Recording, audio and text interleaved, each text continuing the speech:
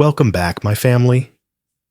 Before we dive into tonight's creepy little journey, make sure to like the video, subscribe to the channel, and share this with someone who loves a good scare before bed. I would love to know where you are watching from and what time it is for you right now. So drop it down in the comments and hype me up a little on YouTube.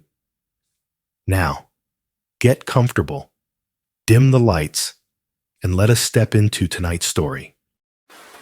They always tell you, don't open the door after midnight. They tell you about weirdos on the highway, drunk truckers, people on something stronger than beer.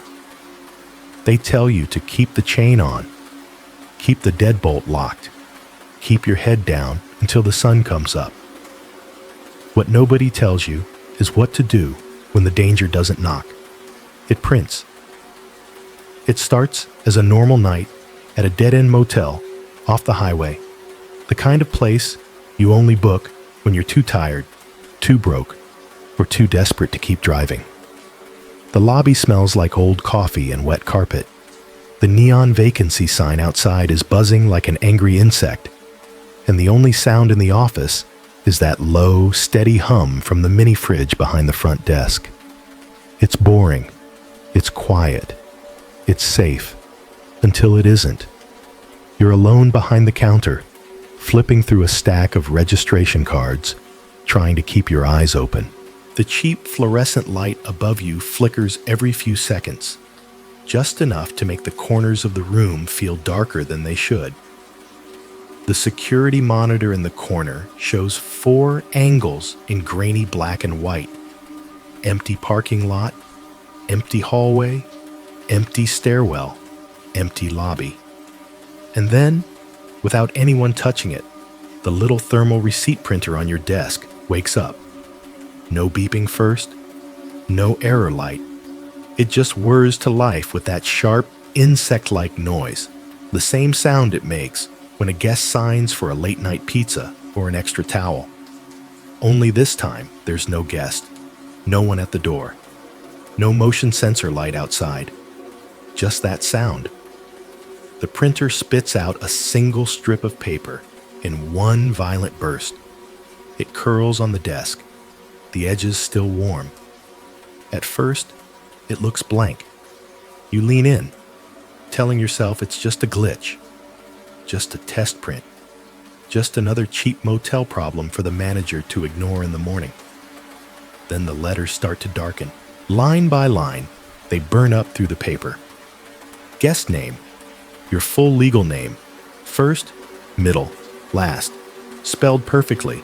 You didn't type it. You didn't swipe a card. You didn't check anyone in. Room, 28. You stare at that number because it shouldn't exist. Your motel doesn't have a room 28. The rooms jump from 27 to 29. You've worked here long enough to know every door, every key, every headache. But the printer doesn't care what you know. It keeps going. Sign here. There's a long, empty line beneath it, waiting. The ink is so dark it looks wet. A pen you don't remember leaving there rolls slowly across the desk until it stops against your hand, like something is gently pushing it from the other side. Outside, the neon vacancy sign flickers and hums louder, like it's straining. The camera feed for the front walkway glitches. One frame, static, then back again. And in the tiny sliver of silence, after the printer stops, after the machine cools, after the paper curls and the pen settles, you hear it. A soft, thin laugh. Not outside the building, not in the parking lot, right behind the office window. You don't open the door. Of course you don't. You're not stupid. You keep the locks engaged. You stay behind the desk. You tell yourself, this is some messed up tech issue. A case of numbers, crossing wires, and names stuck in memory. But deep down, you already know. This isn't a glitch. This is an invitation. Tonight, I'm going to tell you what happens when a room that doesn't exist starts checking you in anyway. And why, if you ever hear a printer come to life at 1:12 a.m. with your name on the paper, you don't sign.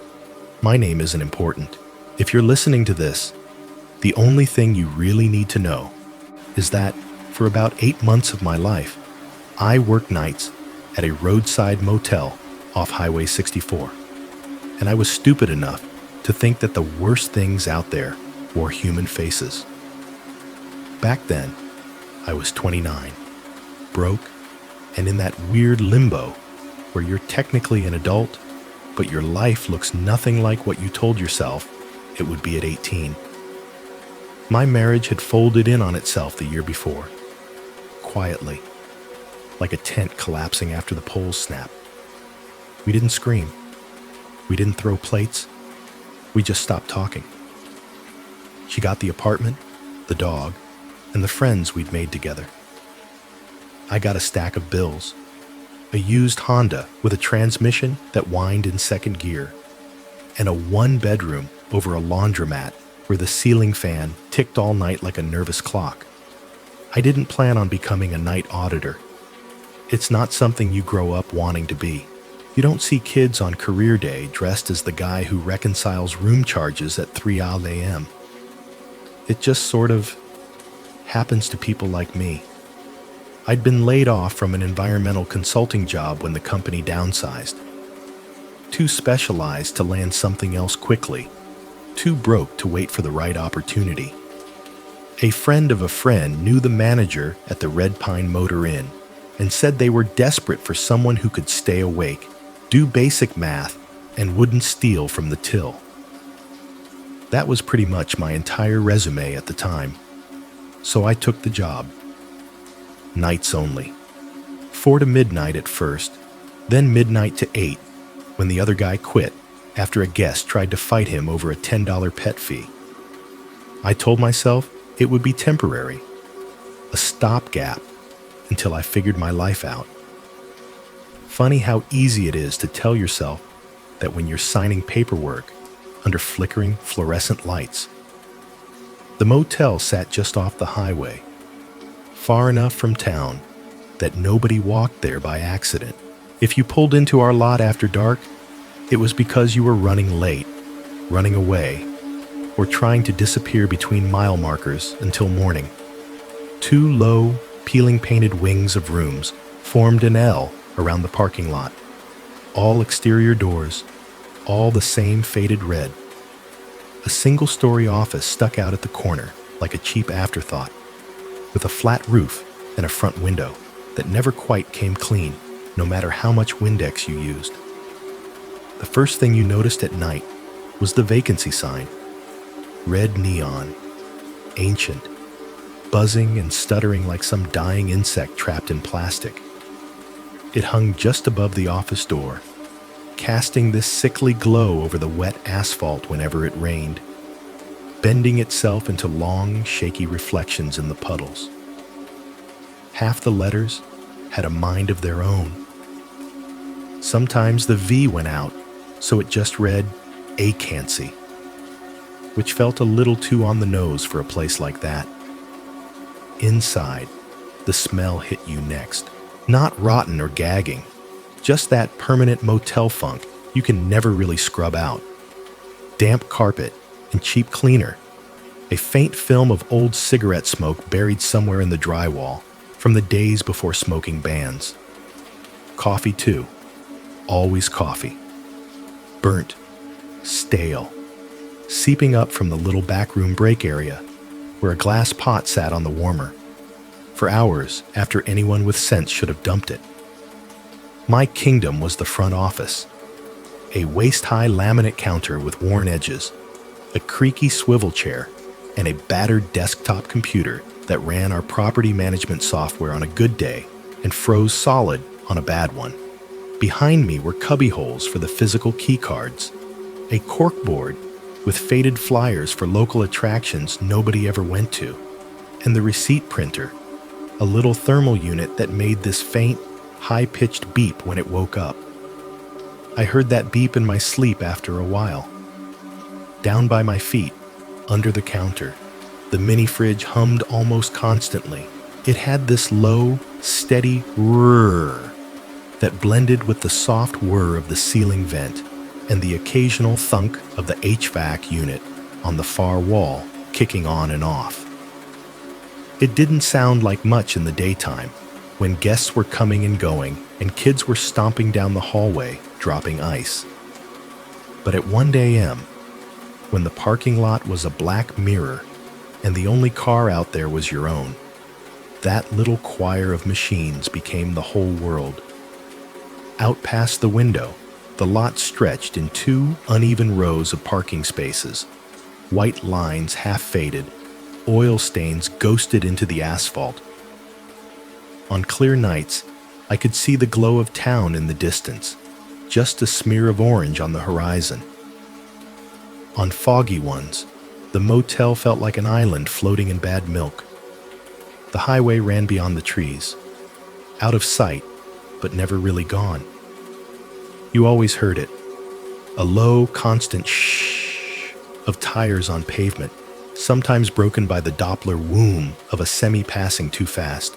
Every so often, a motorcycle screamed by, the sound tearing through the night like a ripped sheet and then vanishing as if it had never been there. I learned everyone's noises. The soda machine outside the office door had a very specific clunk when a can dropped. Drunk guests banged on it when they thought it was cheating them. The ice machine down the hall coughed and sputtered like a lifelong smoker. The automatic doors in the lobby whooshed, hesitated, then closed with a tired sigh that sounded almost human. And above all that, like a lazy heartbeat, the HVAC in the ceiling would kick on, rumble, and then die back out. Those sounds were how I told time. I knew that around midnight, the last of the families with kids would settle in. The hallway outside would go from running and laughter to a couple of doors slamming, then nothing. By 1:30, the late truckers usually checked in. Big guys with tired faces, smelling like diesel and gas station coffee, asking, "Got anything on the ground floor?" in voices that were already half asleep. By 2:30, the place would be dead. No footsteps overhead, no voices through the thin walls.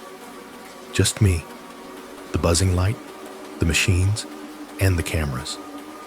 The cameras made it feel safer at first. We had 4. 1 on the front walkway, 1 on the parking lot, 1 on the hallway by the ice machine, and 1 on the back service lane where the dumpsters sat. All 4 feeds showed in black and white on a little monitor to my right, stacked in a grid. I got in the habit of flicking my eyes over there every few minutes, just to see something move. A raccoon sprinting past the dumpster, headlights swinging into the lot, the shadow of a guest having a quick smoke in the cold. Sometimes 10, 15 minutes would pass with absolutely nothing changing on screen. No movement, no new shapes, just grainy, still images humming quietly. Those stretches were the worst. That was when the office felt like a box someone had closed around me. That was when the silence got loud. I told myself I liked the quiet. No boss breathing down my neck. No coworkers. I could listen to podcasts, refill the coffee, do the nightly reconciliation, and pretend the world outside the glass didn't exist. In some ways, the night shift felt like a break from my life. No emails from my ex's lawyer. No reminders that my bank account hovered one bad week away from disaster. Just numbers in a computer, keys in cubbies, and names on paper. Everyone is just passing through, I used to think. Them and me. Just different kinds of highway. The manager, Carl, thought I was overqualified. He said it 3 separate times the first week I worked there, all while showing me how to reset the credit card terminal. "You'll probably be gone in 6 months," he said, in that half compliment, half insult tone. "People like you don't stick around." I smiled and nodded and told him, yeah, probably, even though I had nowhere else to go. He also gave me his 3 rules for the night shift. Don't argue with drunks. Don't open any room door without ID, even if they swear their wife locked them out. And the last one, tossed out with a smirk as he was heading to his car that first night. If you hear something outside the office window after midnight, just ignore it. It'll go away.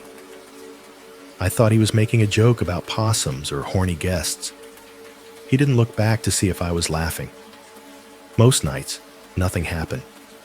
Seriously, people think working at a motel at night is constant drama. Cops, hookers, screaming, whatever.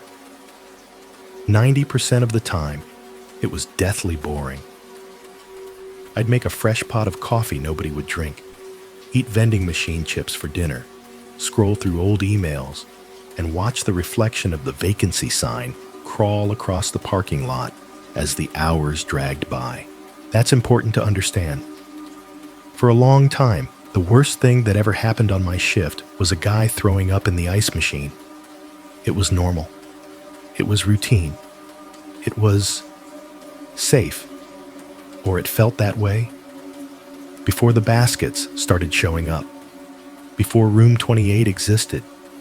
Before the printer printed my name. It was a Tuesday night when I saw the first basket. Tuesdays were usually the slowest. No weekend traffic. No Friday night drunks.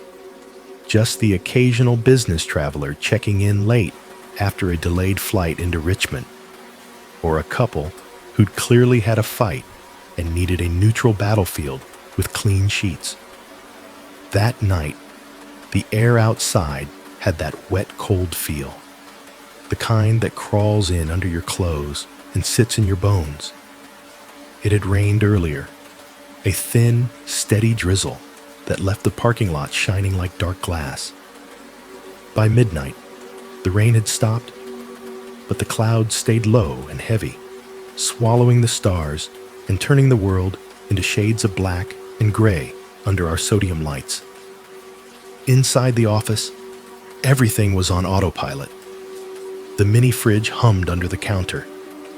The HVAC kicked on with a hollow thump in the ceiling, followed by a steady rush of air through the vent that made the no smoking sign on the wall tremble just enough to catch the eye.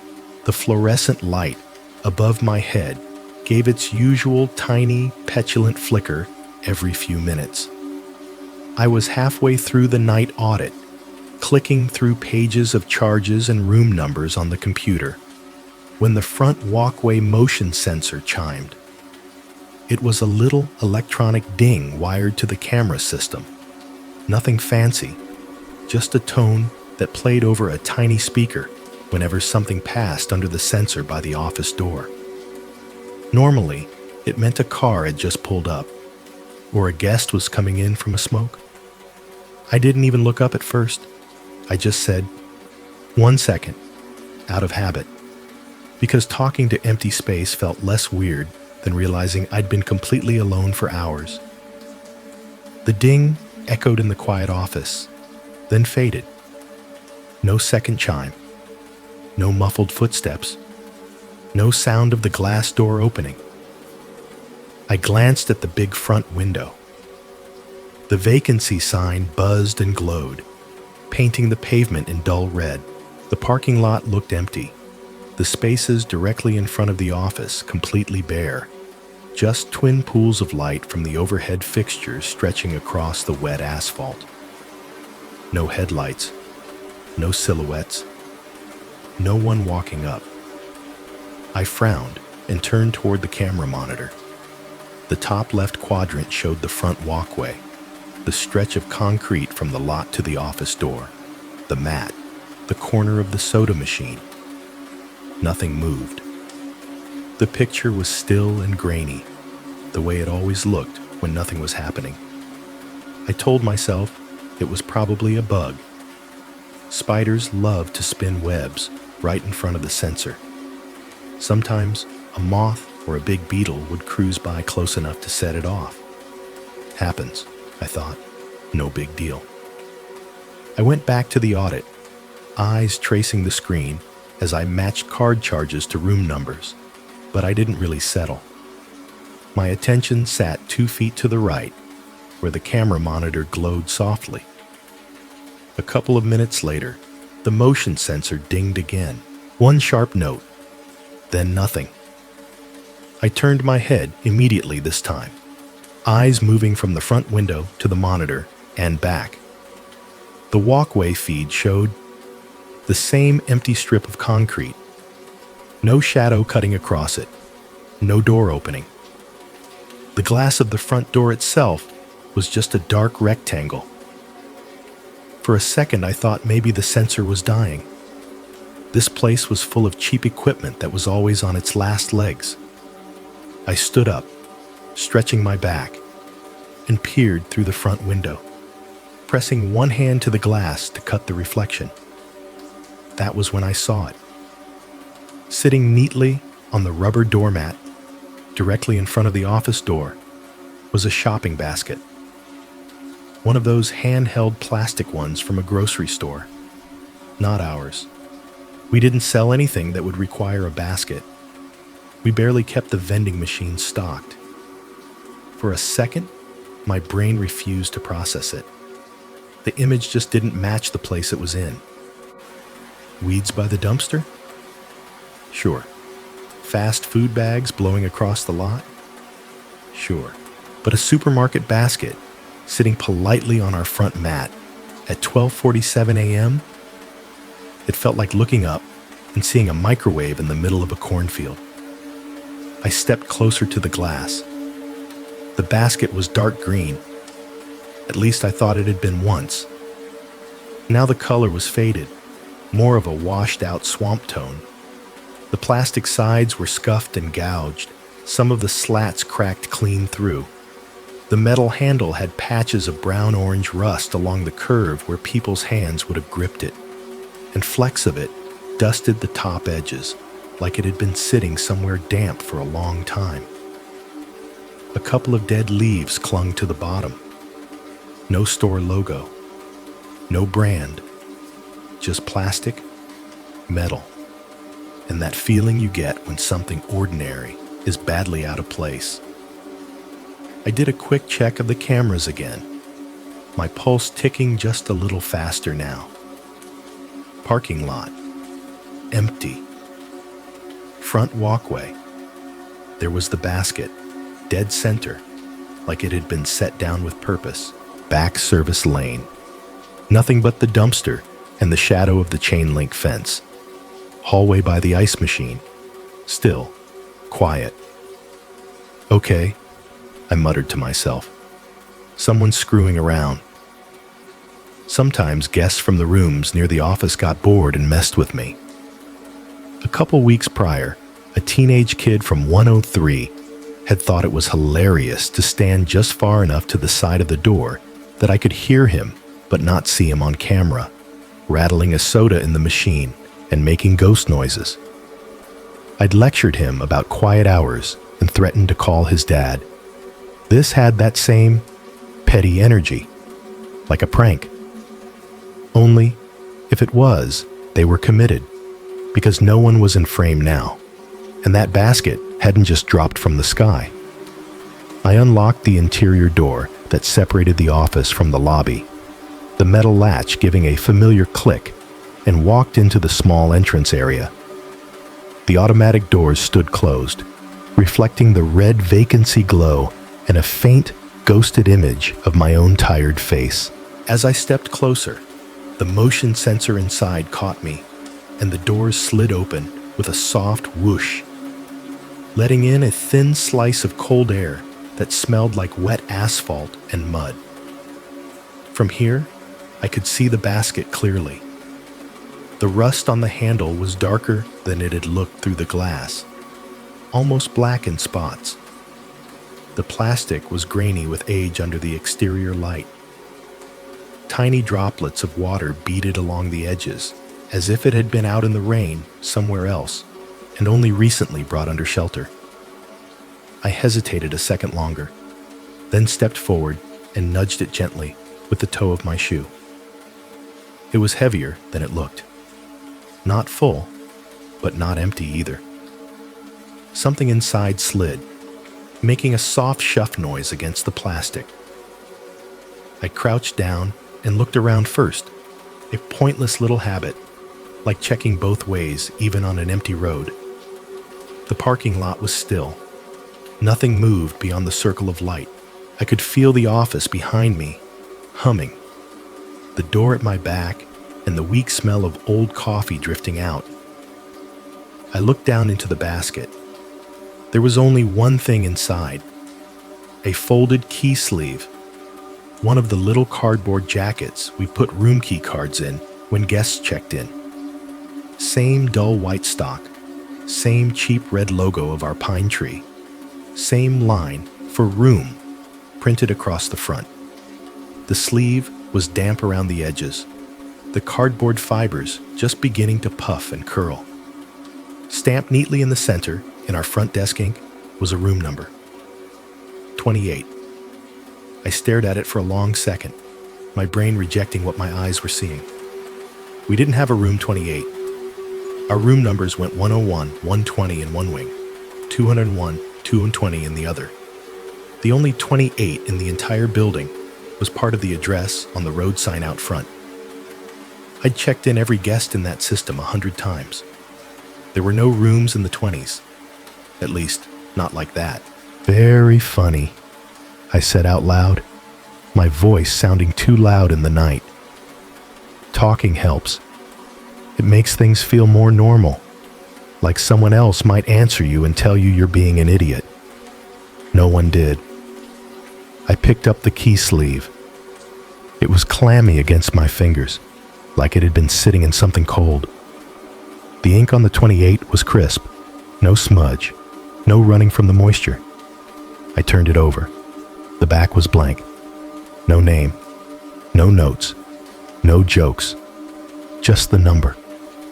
I checked the ground around the basket, half expecting to see footprints or maybe another sleeve tossed aside. The concrete was just damp, reflecting the neon glow and the fuzzy halo of the walkway light. No muddy shoe prints, no tire tracks close enough for someone to have leaned out a window and dropped it. The closest car was parked 3 spaces down, in the dark. I couldn't even see the license plate from here. Something cold crawled up the back of my neck, a slow, prickling sensation that made the small hairs stand up.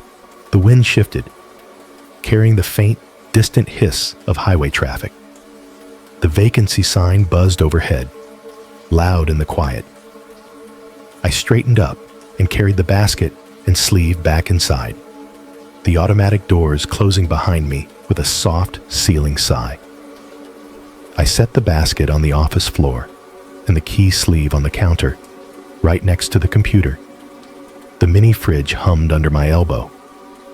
Somewhere in the ceiling, the HVAC cycled off, leaving a brief, heavy silence before the vent fan kicked back in at a lower, almost tentative speed. This is stupid, I told myself. Some housekeeper made a mistake and stamped the wrong room number on a spare sleeve. Some guest brought the basket up as a joke.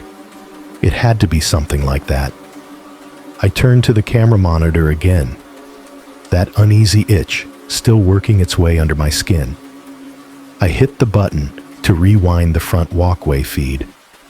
The footage rolled backward, my own figure walking out, doors closing, my face at the glass, me standing at the counter.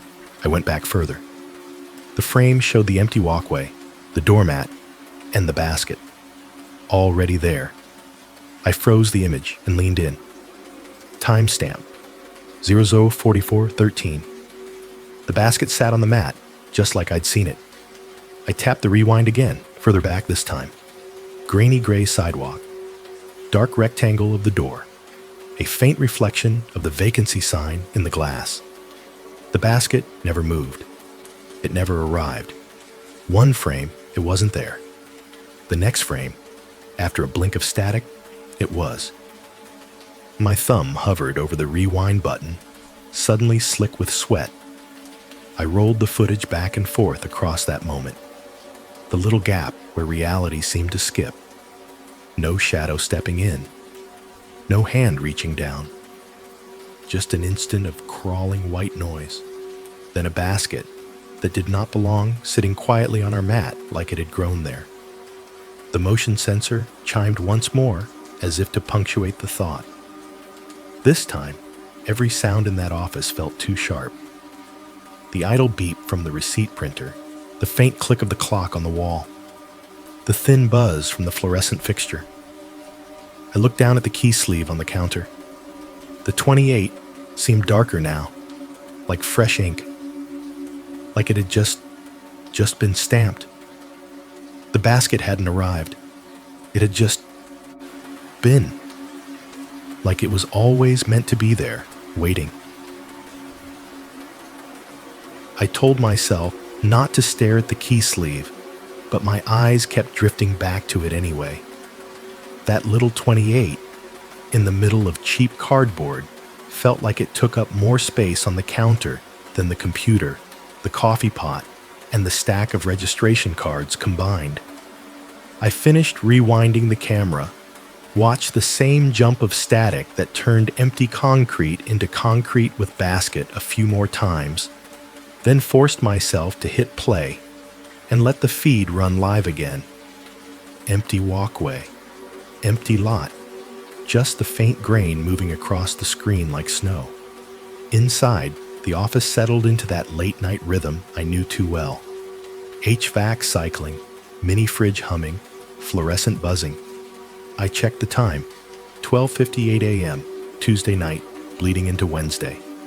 I still had reports to finish, credit cards to batch, a whole checklist of boring tasks that assumed the world was a sane, explainable place. My cell phone, face down on the desk next to the keyboard, buzzed once with a spam notification and then went dark. Normal. Routine. I clung to that word like a life raft. I'd just started typing in a note about a late checkout when the front desk phone rang. The sound cut straight through the quiet, that sharp, old-fashioned brrring that made you feel like you'd been yanked into a different decade. I jumped anyway. Red Pine motor in, front desk, this is... I picked up on the second ring, pressing the receiver to my ear. I didn't get to finish the script. There was no voice on the other end. No, hey, can we get more towels? No slurred complaint about the ice machine. Just breathing. Slow. A little uneven. Definitely human. Not the rustle and drone of a butt dial. Not the clipped sound of a robocall. Someone was there, listening. I frowned and swiveled automatically toward the camera monitor, scanning the 4 feeds. Parking lot, still empty. Walkway, empty. Hallway, dark. The exit sign glowing dull white. Back lane, dumpster, fence, nothing else. Hello? I said. My own voice sounded thin in my ear. The breathing continued, a little closer to the mic now. I could hear the faint wet sound at the end of each inhale, like whoever it was had just come in from the cold and their nose was running. Red Pine front desk. I tried again, a little sharper. If you need help, you're going to have to talk to me. There was a pause. Just long enough for my mind to fill in all the things that could be on the other end of that line. An emergency, a prank, some drunk winding up to yell. Instead, I got 3 soft exhalations, evenly spaced. 1, 2, 3. Then the line clicked and went dead. I pulled the receiver away and stared at it for a second, like it might explain itself. No caller ID on the display, of course. Just line 1 and the time. 1:02 a.m. I hung up slowly, listening for footsteps in the hallway outside, for a room door opening, for anything. Nothing. The office suddenly felt colder, as if someone had opened a window I couldn't see. I shook it off. Wrong number, I thought, or some weirdo from the highway, just bored enough to harass the nearest motel. It happens.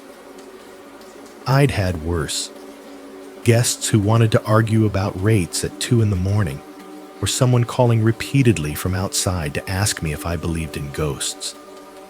This was just a creepy version of the same thing. As if to prove me right, the HVAC kicked back on with a familiar whump, and the vent started blowing lukewarm air again. The fluorescent overhead flickered once, then steadied. I took a sip of coffee, winced at how bitter it had gotten, and went back to the computer.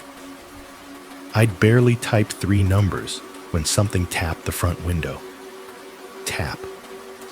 A single, clear knock on the glass just beyond the vacancy sign's glow. It was exactly the sound a knuckle makes against a pane. Sharp, distinct, with that tiny, hollow aftertaste. I froze with my fingers hovering over the keyboard. Another drunk, I thought, or somebody locked out of their room. I forced myself to move slowly, not wanting to look as jumpy as I felt. I swiveled toward the front window. The parking lot stared back. Dozen empty spaces, wet asphalt reflecting the red of the sign, the orange of the parking lot lamps. No one at the door. No shadow breaking the light. No shape pressed close to the glass. The basket still sat on the floor where I'd left it, just inside the office now, a dark presence at the edge of my vision. I told myself I was hearing things. The building creaked at night. The ice machine coughed. Cars on the highway hit potholes and made weird echoing bangs that bounced off the tree line. It was easy to misplace sounds at 1 a.m. in a half-empty building. Then it came again. Tap, tap. 2 knocks this time, closer together, like someone had adjusted their grip. The sound came from exactly the same spot, right where a person's hand would be if they were standing just outside, leaning down to peer through the glass. My skin went cold. I looked from the window to the camera monitor. Walkway feed, empty. Lot feed, empty. No one in range of the sensor. No heat signature. No movement. Just the dumb, unchanging view of our front door, and the faint reflection of that red neon buzzing above it. "If that's you, Carl, it's not funny," I said, even though I knew my manager never came by this late, even though I'd watched his taillights disappear 4 hours ago. The building replied with silence. Then from somewhere between the window and the counter, I heard it. The first time I heard it, the sound that still makes my stomach knot up when I remember it. A laugh. Thin, high, and completely wrong for the hour and the place. It wasn't a big, booming bar laugh or the mean snicker of someone making fun of you. It sounded delighted, like a kid playing hide and seek who thinks they've picked the perfect hiding spot and just watched the seeker walk past. It lasted maybe a second and a half, enough for my brain to register that it came from very close, either just outside the glass or on the other side of the thin office wall. Enough for my heart to slam hard against my ribs. I spun in my chair, eyes sweeping the office, the lobby, the front window, the shadowed corners. No one. The laugh didn't repeat. The only sounds were the fridge hum, the faint hiss of the vent, and my own breathing, suddenly too loud in my ears. "Okay," I whispered. "Okay. Nope." My hand had just started to move toward the phone. No idea if I was going to call the non-emergency line, or Carl, or just hold it like a talisman, when the receipt printer at my elbow woke up. No warning beep, no button pressed. It jerked alive with a sharp whir, as if someone had slapped a print command into the system from a keyboard I didn't have. The sound made me jump harder than the laugh. I watched, helpless, as the little machine spat out a strip of thermal paper in one quick stuttering burst. The paper curled over itself as it slid out, edges faintly warm, and dropped into the output tray. The printer clicked, hummed once, and went still. The office felt like it was holding its breath. I reached out and picked up the strip with 2 fingers. At first, all I saw was the faint gray of unprinted thermal stock. Then the letters started to darken, blooming slowly up from the white, like bruises coming to the surface. A header line in our usual cheap font, guest registration. Beneath that, text I'd never seen the system generate on its own. Sign here. The words were centered on the paper, bold like an order. Underneath, a long solid line of ink, and right above that line, exactly where a guest's name would go on a normal registration slip, was mine. First name, middle initial, last name, spelled correctly. No one ever spelled it correctly. No room number, no date, no rate. Just my name and that empty line, waiting. My mouth went dry. The weird thing is, my first instinct wasn't ghost. It was someone's messing with me. A prank, a hack, some hidden feature of the software I didn't know about that auto-filled the last logged-in user's name. Some glitch pulling from the employee file. Anything but what it looked like. I glanced at the computer screen. The PMS window was still on the same report I'd been running. Cursor blinking patiently in a field that had nothing to do with front desk registration forms. No background windows. No print job notification. The mouse sat untouched. My hands were right here. One on the paper, one hovering stupidly in the air. Slowly, like I was defusing a bomb, I laid the strip of paper down on the counter. The key sleeve with the 28 stamped on it sat a few inches away.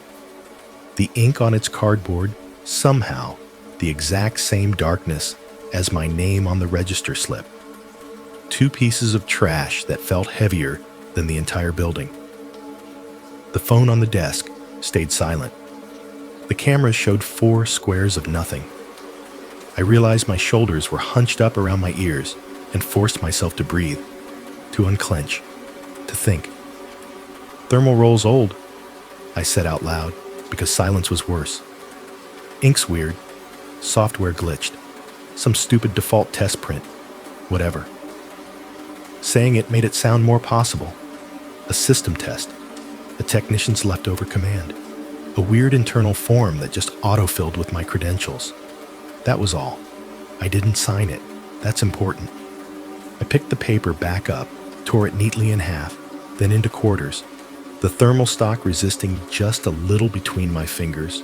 I tossed the pieces into the trash can under the desk and watched them land on top of a crumpled chip bag and yesterday's coffee filters. For a second, I had the insane urge to reach in and fish them back out, just to make sure my name hadn't crawled onto something else. Instead, I wiped my palms on my jeans and made myself sit back down. Prank or glitch, I told myself. Has to be. I clicked back into the night audit, forcing my eyes to focus on room numbers, tax fields, totals.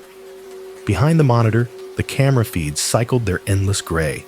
Front walkway, lot, hall, back lane, empty, empty, empty, empty.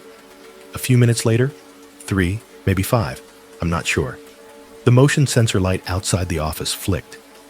Not the soft, warming up flicker of an old bulb, but a sharp, stuttering blink, as if someone had waved a hand directly under it. Only the camera didn't chime this time. The little speaker stayed quiet. On the monitor, the walkway went from washed in white to nearly black as the light over the door died completely, leaving only the distant spill from the parking lot lamps and the broken red slice of the vacancy sign crawling along the concrete. The front of the building looked suddenly blind. As I stared at that darker patch of screen, a cold, crawling certainty settled in the pit of my stomach. A feeling I hadn't had since I was a kid, waking up from nightmares and realizing the closet door was open a little wider than it had been. I couldn't see anything there. But whatever had called, whatever had tapped on the glass and laughed and printed my name, now it knew I was here. The thing about working nights is that your sense of time gets weird. Minutes stretch, then collapse. You look at the clock, and it's 1:07 a.m. Swear you only blinked, and suddenly it's 1:23. After the printer incident, I kept expecting something else to happen right away. A second call, another tap on the glass, another strip of paper spitting my name at me. Instead, nothing happened.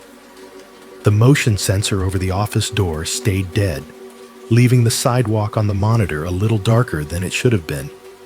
The cameras hummed along, throwing their gray light in the corner. The HVAC sighed and rattled. The mini fridge hummed. My laptop clock crawled forward in 1-minute jumps. For a while, the only sound from outside was the far-off white noise of the highway. I tried, very consciously, to act normal. I dumped the cold coffee, rinsed the pot in the back sink, and started a fresh batch. The fluorescent light in the brake nook buzzed, reflecting off the stainless steel faucet, making the tap water look almost metallic. The smell of new coffee, burnt, cheap, but familiar, rolled into the office and mingled with the motel's tired damp carpet odor. A normal night, I told myself. Just a weird glitch, a faulty motion sensor, some stupid thermal printer error. If I let my brain spin every time something went wrong in this building, I'd never last a week. By the time I sat back down at the desk, a light patter of rain had started up again. I could hear it on the office roof first, a soft ticking, irregular at first, then settling into a steady rhythm. A beat later, the parking lot mics picked up the sound of it on metal, tiny impacts ringing off the hoods and roofs of the cars out there, each ping softened by distance and asphalt. On the camera feed, the lot turned into a black sheet, stippled with faint ripples where the raindrops hit. I checked the time. 1:19 a.m. Just get through the shift, I muttered, more to the soft glow of the monitor than to myself. Finish the audit, lock up, go home, pretend this never happened. I was halfway through reconciling the last of the credit card charges when I heard it. Tires on wet pavement, somewhere just beyond the tree line. Not the constant highway hiss, but a closer, more deliberate sound. A vehicle slowing down. You get good at recognizing that sound out here. You hear when someone's just passing by, and you hear when someone's easing off the gas and looking for an exit. This was the second kind. The low shh of rubber on water grew louder, then dropped in pitch as the engine noise pulled off the main road. I glanced automatically at the parking lot camera. Nothing yet, just the same spread of wet black and yellow lines, the same few parked cars. The engine sound deepened as whoever it was took the access road. Still no headlights sweeping across the lot. That was the part that put a knot in my stomach, though it took a second for me to realize why. Nobody comes down that little road with their lights off. It's pitch black out there. If you miss the turn, you end up in the drainage ditch that separates us from the trees. The volume built, filling the quiet office with a low, vibrating drone. The mini fridge hum, vanished under it. Even the vent noise seemed to flatten out, as if everything in the building were listening. The lot camera showed a faint, shifting patch of gray in the far corner now. Something big and moving, but still no light. For a few seconds, whoever was driving was piloting a dark mass through a dark space, completely invisible except for its effect on the soundscape. Wet gravel crunched. A deep, heavy chassis thumped over the little speed bump we had near the entrance. Then, at the last possible second, the headlights came on. Twin cones of harsh white light exploded across the parking lot, blowing out the camera feed in a burst of overexposed gray. Inside the office, the beams speared through the front window, washing the lobby in sudden brightness and painting my own shadow across the back wall. I flinched like an idiot, heart kicking hard against my ribs. The basket on the floor threw a jagged silhouette across the linoleum near my feet, the rusted handle cutting a sharp line through the light before the SUV rolled fully into view and the angle shifted. Dark SUV, black or navy, hard to tell under the sodium lights. Older model, maybe early 2000s. Boxy, high off the ground. It glided into one of the spots directly in front of the office with this weird, almost mechanical smoothness. No little corrections, no stop-start. Just a slow, straight slide, like someone had dragged and dropped it into place. The engine idled, a low, steady rumble. Rain tapped steadily at the metal skin, drumming on the roof and hood in a pattern just slightly out of sync with the drops hitting the office roof. On the monitor, the glare from the headlights washed everything out for a long moment. When the driver finally killed them, the image snapped back into its usual muddy contrast, but for a second or two, the software struggled. The picture ghosted, a faint double image of the SUV lagging behind itself, edges flickering, like the system couldn't decide exactly where the vehicle was in the frame. Then it settled. Dark rectangle of SUV, darker shadows under it, empty lot beyond. Nobody got out. I watched, waiting for the driver's door to open. Any second, I thought. Any second now, they'll pop it open, spill curses about the rain, and hustle inside, asking about a room with 2 beds. The wipers ticked across the windshield once, twice, then stopped mid-sweep. The engine continued its low rumble. 1:15 walk-in, I said under my breath, finger already hovering near the keyboard shortcut to open a new reservation. Come on, man, let's go.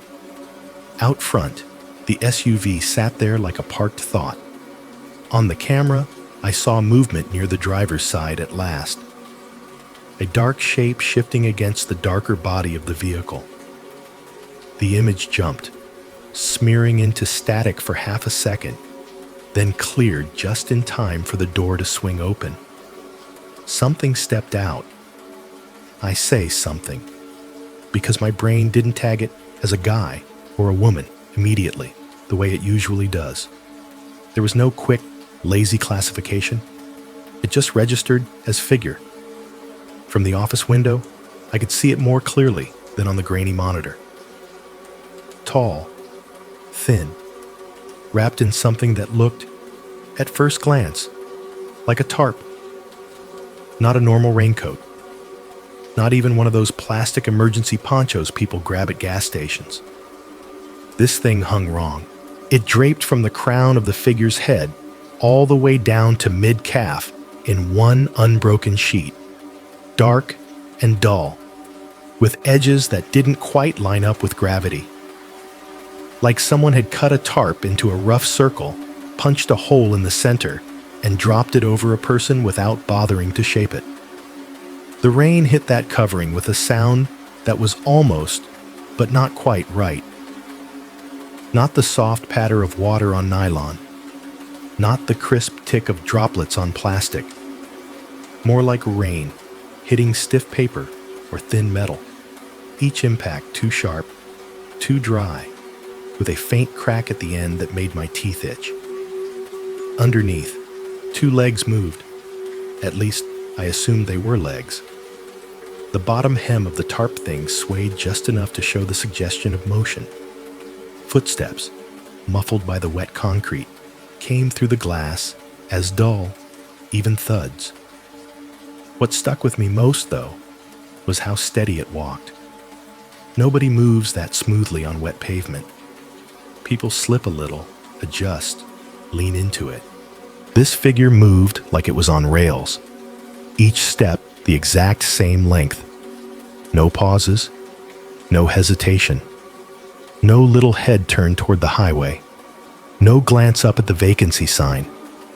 Just a straight, unbroken line from the driver's door to the front office. I stood up before I realized I was doing it. Years of training kicked in, and my mouth went on autopilot. "Good evening," I called, voice sounding too bright in the small office. "Welcome to Red Pine." The automatic doors whooshed open as the figure reached them, the sensor inside picking up the movement even though the one outside above the walkway was still dead. Cold air and damp drifted in, carrying the smells of wet asphalt and exhaust. The figure did not step in. It stopped just shy of the threshold, standing in the frame of the open doors, like it was testing the line between outside and in. Up close, the tarp-like covering looked even stranger. The material wasn't smooth. It had a subtle, uneven texture, ridged and pitted like old vinyl that had spent too long out in the sun. No logo, no seams, no zipper or buttons or snaps. No face, either, where there should have been a gap, an opening, a shadow of a nose or chin under a hood. There was just more of the same dark, featureless material. The top sagged slightly where a head would be, but I couldn't see anything underneath. No glint of eyes, no stubble on a jaw. Just a smooth, drooping suggestion of a human shape. Rough night to be driving, I tried, forcing a chuckle. "You looking for a room?" The figure's head, or the area where a head should have been, tilted a few degrees to the side. The movement was slow, deliberate, like someone considering a question in a language they hadn't spoken in years. The tarp rustled. It was the same wrong sound. Too dry for the amount of water dripping off it. Too crisp. Each tiny shift of the material sending out little staccato whispers that made my skin crawl. From the corner of my eye, I saw the front walkway camera feed stutter. For a single frame, instead of the usual grayscale image, there was a smear of white static across the quarter of the screen that should have shown the open doors. When the picture snapped back, the threshold was empty. I blinked and looked up from the monitor to the actual doorway. The figure was still there, standing perfectly still, just at the line where the tile met the concrete. Somewhere between the office and the SUV, the sound of the rain on metal had changed. It didn't seem to be hitting the vehicle anymore. The hood looked dry, the windshield clear. But the tarp still crackled with each tiny movement, as if it carried its own private storm inside the folds. I swallowed, the back of my throat suddenly tight. "Sir?" I said, defaulting hard to that generic, polite front desk tone. "Ma'am, if you're checking in, I'm going to need a name, a card, and an ID." The laugh I'd heard earlier, a high, thin giggle like a child hiding, flickered at the edge of my memory. The figure did not reach for a pocket. It did not speak. It just stood there, the soft, muffled thuds of its passage already fading from the tile. The air around it somehow heavier than the draft rolling through the doors. On the monitor, The front walkway remained empty. I should have told it to leave. I should have closed the doors, locked them, called the cops, called Carl, called somebody. Instead, with the rain ticking on the roof and that not quite plastic rustle filling the doorway, I heard myself say, "Have you stayed with us before?" The figure tilted its head a little further, as if listening for something only it could hear. Behind me, somewhere near my elbow, the receipt printer gave a tiny, anticipatory beep. The tiny beep from the receipt printer sounded almost apologetic, like it was clearing its throat. I tore my eyes away from the figure in the doorway and glanced down. The printer's little green light had come on by itself. No error message, no blinking, out of paper. Just that steady glow, waiting. I'll be right with you," I said toward the doors, because that's what you say to normal people checking in at 1 a.m. My voice bounced off the glass and tile and sounded thin even to me. The thing in the tarp didn't answer. I could hear rain ticking on the metal frame of the automatic doors, feel the cold seeping in around the edges. The tarp rustled once, too dry, too sharp, and then went still again. I turned to the monitor. The PMS window I'd been working in a minute ago, the night audit report, was no longer on screen. In its place, front and center, was the check-in screen. I hadn't touched the keyboard. I hadn't clicked anything, but the program had jumped on its own, flipping to the exact module I used when a walk-in arrived. For a second, I thought maybe I'd fat-fingered some hotkey without realizing it. Then I saw the room grid. Our house list was simple. Columns of room numbers on the left, statuses and rates on the right.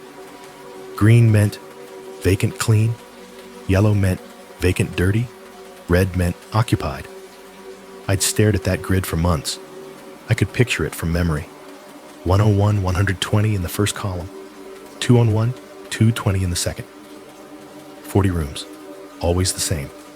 Only now, halfway down the first column, between 127 and 129, a gap where nothing should have been, there it was. 28, status, vacant clean. The number sat there like it had always been part of the system. Same font, same spacing. As if someone had gone into the room setup and inserted it between regular rooms. My scalp prickled. We didn't have a 127. My brain supplied automatically. Our rooms jumped from 120 to 201. There was no physical space in the building where a 28 could exist. No door, no key lock, no nothing. I scrolled up and down the grid with my mouse wheel, just to make sure my eyes weren't playing tricks. The list rolled past 101, 102, 103, 201, 202. The cursor flicked along as I moved, stubbornly ignoring the part of my brain that wanted to scream that this was wrong.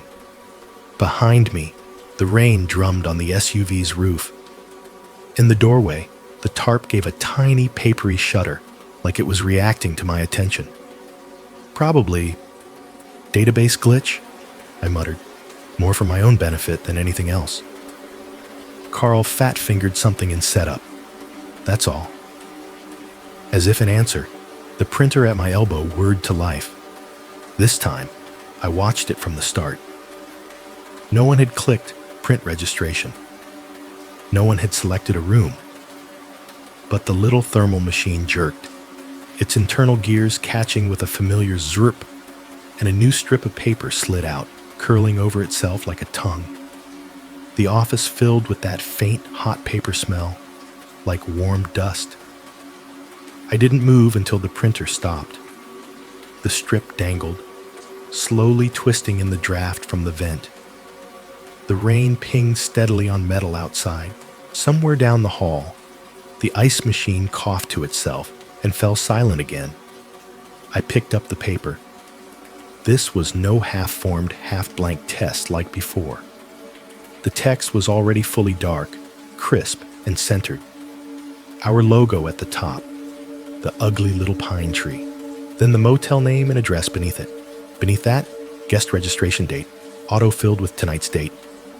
Arrival, 11:17 departure, 11:18 room, 28 rate, 0.00, and under guest name, my name. First, middle initial, last, perfectly spelled. Again. On the next line, under address, was my apartment, street, city, zip. The software pulled that only from employee files and emergency contact forms. I'd never once seen it appear on a guest slip. Under vehicle info, the system had listed my car's make, model, and full license plate number. I hadn't typed any of this. I hadn't touched the keys. Right above the signature line, in bold, sign to accept charges and room assignment. My hand tightened on the paper until the thermal stock crinkled. Beside the printer, on the counter, lay a pen. I knew that counter. Every scratch, every coffee ring. I knew the cheap, retractable ballpoint I kept clipped to my shirt pocket, and the spare one I stored in the drawer. This pen was neither of those. It was one of the old promo pens we'd had when I first started. White plastic barrel, green cap, our motel's previous logo printed along the side, and an old 1-800 number we hadn't used in years. We'd thrown the last of them out after a rebrand. I'd watched the housekeepers dump a whole shoebox full into a trash bag. Now one sat parallel to the printer, perfectly aligned with the edge, its point angled toward the signature line on the slip in my hand. Like somebody had set up a little signing station in the time it took me to blink. My own pen still rested against my chest, cool under my fingers when I reflexively checked.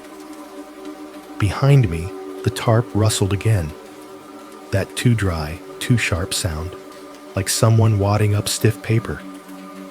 I turned my head, every muscle in my neck fighting me. The doorway was empty. The automatic doors stood open, letting in a strip of wet night and the distant hiss of the highway. Rain spattered on the mat just outside where the basket had been earlier. Beyond that, the dark bulk of the SUV sat in its space. No tarp-wrapped figure, no footsteps retreating. On the camera monitor, the front walkway feed showed the same thing from a different angle. Doors open, empty threshold, parked SUV. No one in frame. No motion box around anything. The little green sensor indicator in the corner stayed stubbornly off. It was like my guest had never been there at all, except a room that didn't exist was waiting politely on my screen, and in my hand, my own registration card asked me to sign for it.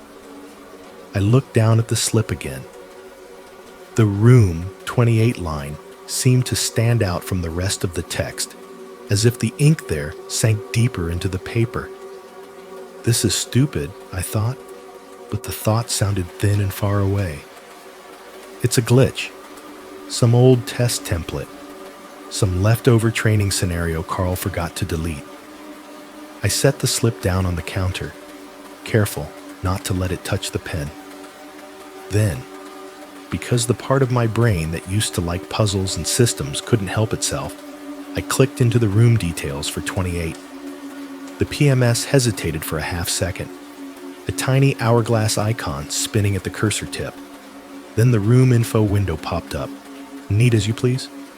Room, 28 floor, 2, type, standard queen. Status, in-house guest. My full name. Check-in time, 0:44. I blinked. 0:44. I knew that time. It was on the camera footage, the timestamp from when the basket had appeared on the mat, 20 minutes before I ever saw the key sleeve. Before the phone call. Before the taps on the glass. The system was telling me I had checked into room 28 almost an hour ago. I scrolled down, my finger suddenly clumsy on the mouse wheel.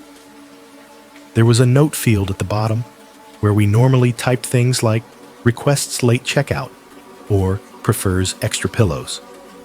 There, in all caps, someone had entered, "Do not move." The user ID next to the note wasn't mine. It wasn't Carl's. It wasn't any of the front desk profiles I knew. The field just said, "House." I clicked over to the key encoder log, half sure I'd find nothing. The system spat out a list of recent keycard encodings, each with a room number, time, and user. Room 116, 10:07 p.m. Carl room, 210, 11:32 p.m. Me, room 28, Subway 44 a.m. House. 2 keys made, no error code. We had never encoded a key for 28. We didn't even have that room set up on the key machine, but there it was, nestled between normal entries like it belonged. The motel, the dumb, aging computer system that ran our whole little world, had not just created a phantom room. It had accepted it. It had filed it into the logs, backdated a check-in, and tagged me as the occupant. My eyes burned. I realized I'd been staring at the screen without blinking. I tried to unassign the room to see what would happen. I clicked check out as if I were processing an early departure. The system beeped, not the soft beep of the printer, but the harsh error tone from the computer speakers. A red dialog box popped. Cannot check out. Room 28 in use. There was no override button, no force, just an OK. My heart hammered loud enough that I could feel it in my throat. I clicked cancel and backed out. Tried a different approach. I opened the room status grid and attempted to mark 28 as out of order, the code we used when something was wrong with the plumbing or a lock. Another error. Room 28 locked by house account. The rain's rhythm shifted above me, one of those subtle changes you don't notice unless everything else is painfully quiet.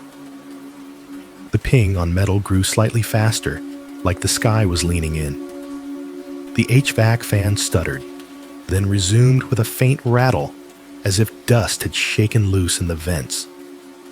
On the counter, the old promo pen rolled a quarter-inch toward the registration slip on its own, then stopped as if it had hit an invisible edge. I stared at it, at the slip, at my name, printed in thermal black above the line. All I had to do was pick up the pen and sign. Check myself into a room we didn't have. A room the cameras didn't show. A room the system had quietly decided was real, whether I agreed or not. My hand twitched. "No," I said out loud, the word harsh in the humming office. "Nope, not playing." I grabbed the pen, not gently, and dropped it into the bottom drawer, slamming it shut a little harder than I meant to. Then, keeping my eyes on the monitor, I slid the registration slip under the keyboard, out of sight. The room grid still showed 28 in green. The key log still listed house at 00:44 a.m. The occupancy count at the top of the screen had ticked up, 1741. 40 rooms had become 41 without anyone building a new door. Outside, down the long, dim hallway, where our second-floor rooms lined up in their neat physical sequence, a single, muffled thump echoed through the building. Not from above, not from the lobby. Somewhere back toward the guest wings, a door closing. Only we didn't have a room 28. At least we weren't supposed to.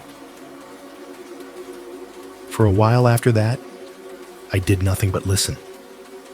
The office hummed its little chorus. HVAC pushing tired air through dusty vents. Mini fridge compressor kicking on and off. The faint buzz from the fluorescent over the desk.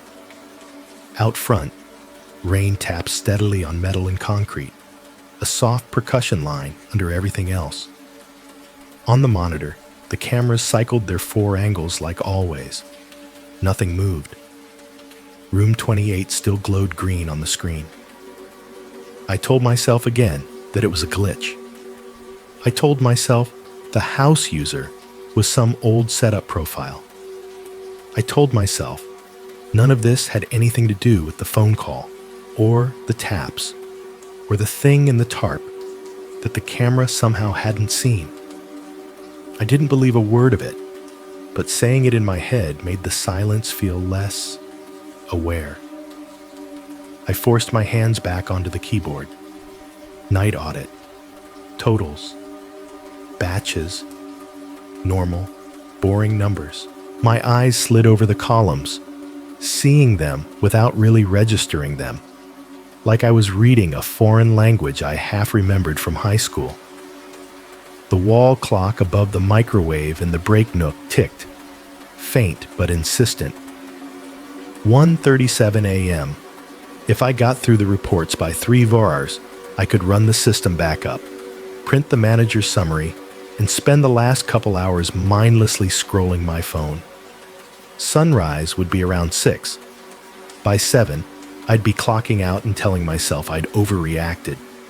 That was the plan. About 10 minutes into Operation Pretend This Is Fine, a sound rolled down the hallway like a cue. It started as a low electric hum, just on the edge of my awareness.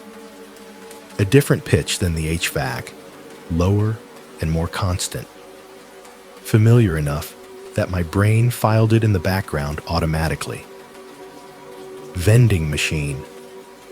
We had one on the first floor, tucked into a little alcove around the corner from the lobby, near the ice machine and the stairwell. On nights when the high school travel team stayed here, I heard that machine constantly.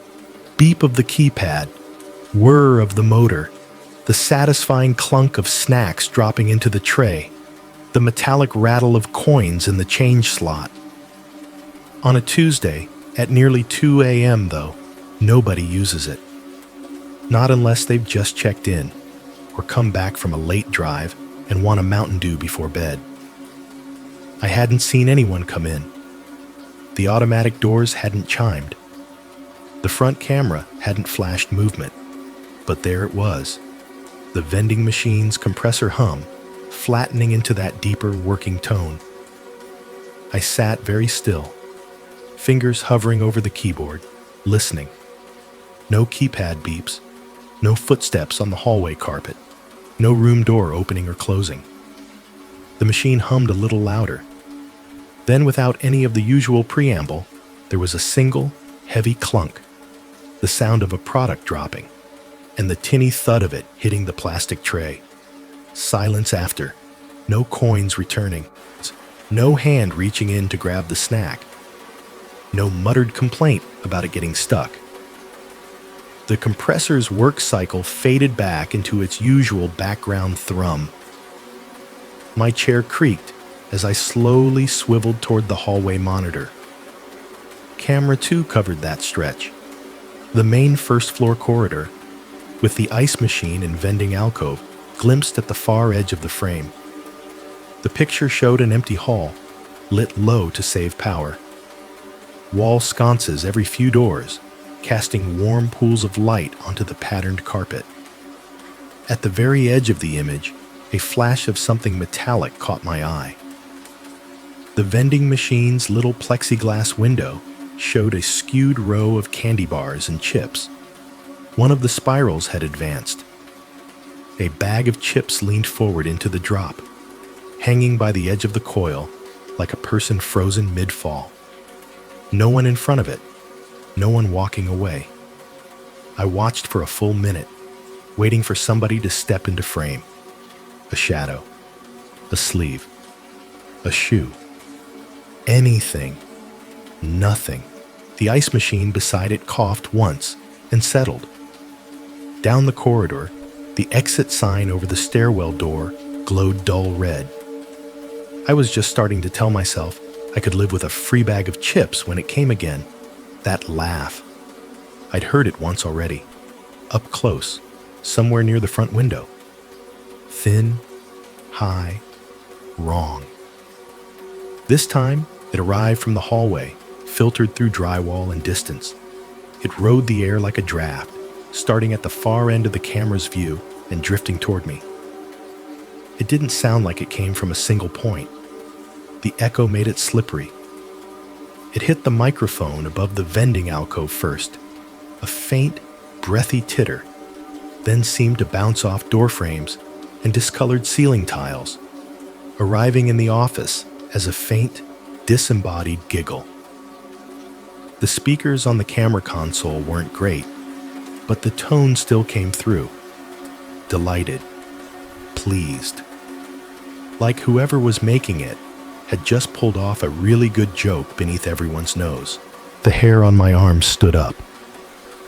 I stared at the monitor, half expecting to see a figure step out from behind the ice machine.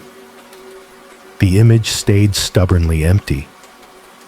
The only movement was the slow, doomed slip of that bag of chips finally losing its grip and tumbling the rest of the way down to the tray. Clunk. The laugh faded. For a few seconds, all I could hear was my own breathing and the buzzing of the neon vacancy sign outside. Then something grabbed the office door handle. It wasn't gentle. There was no polite little test twist. The brushed metal lever to my right jerked downward in one hard motion, rattling against the latch. The sound was close and clean and physical in a way the taps on the glass hadn't been. Metal on metal. The cheap internal lock thunked against the strike plate with a hollow, protesting knock. My heart slammed into high gear. The office door separates the front desk from the lobby. A solid core, no window. Just this ugly beige slab with a peephole nobody uses.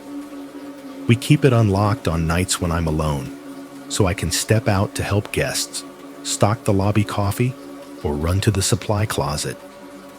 I had left it unlocked tonight. That hard downward yank on the handle carried weight behind it, enough to make the door flex slightly in its frame, enough to make me see the deadbolt above it in my peripheral vision and realize I hadn't turned it since coming on shift.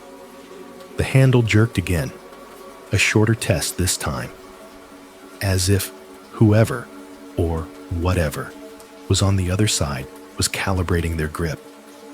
I slid out of my chair so fast it nearly tipped.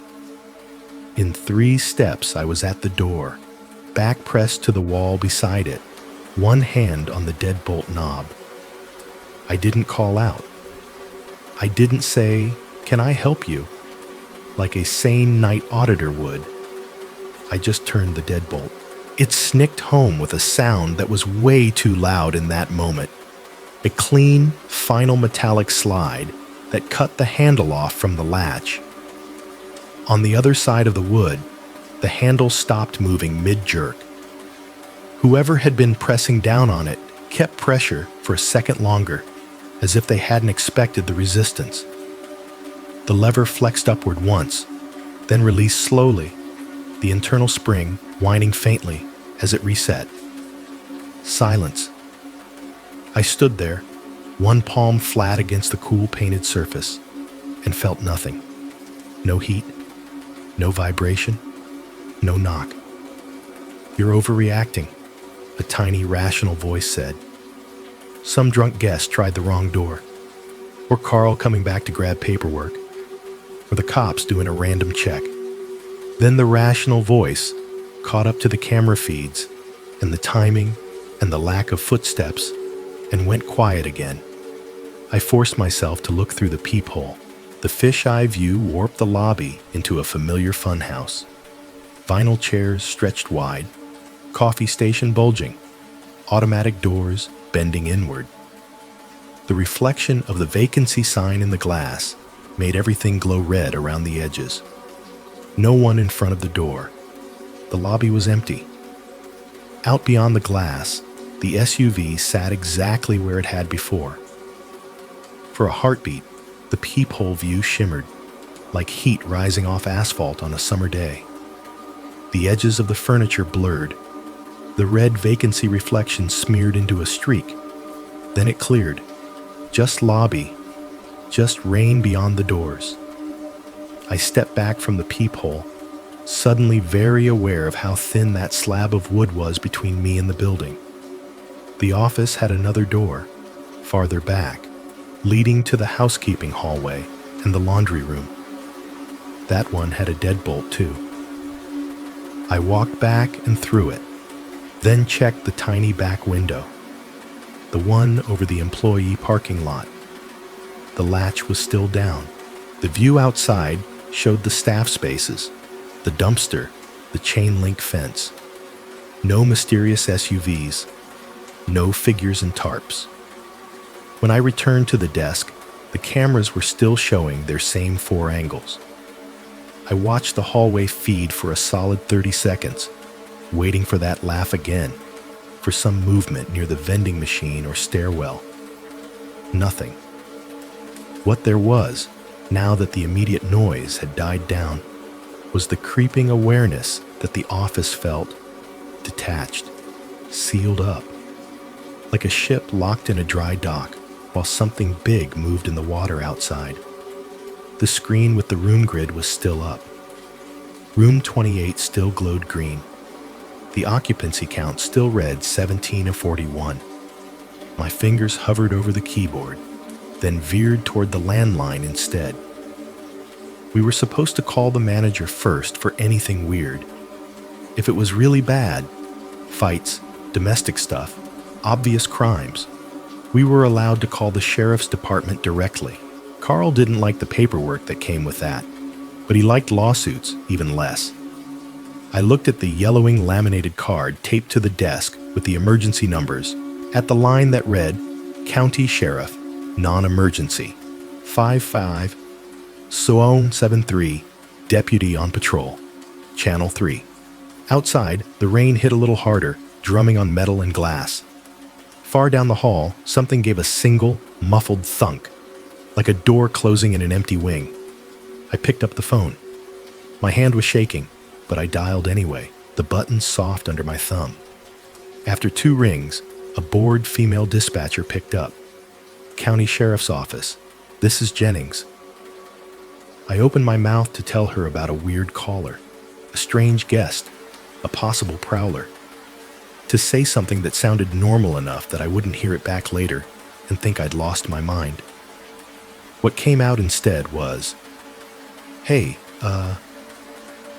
this is the night clerk at the Red Pine Motor Inn out on 220.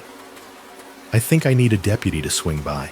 There's someone out here that shouldn't be.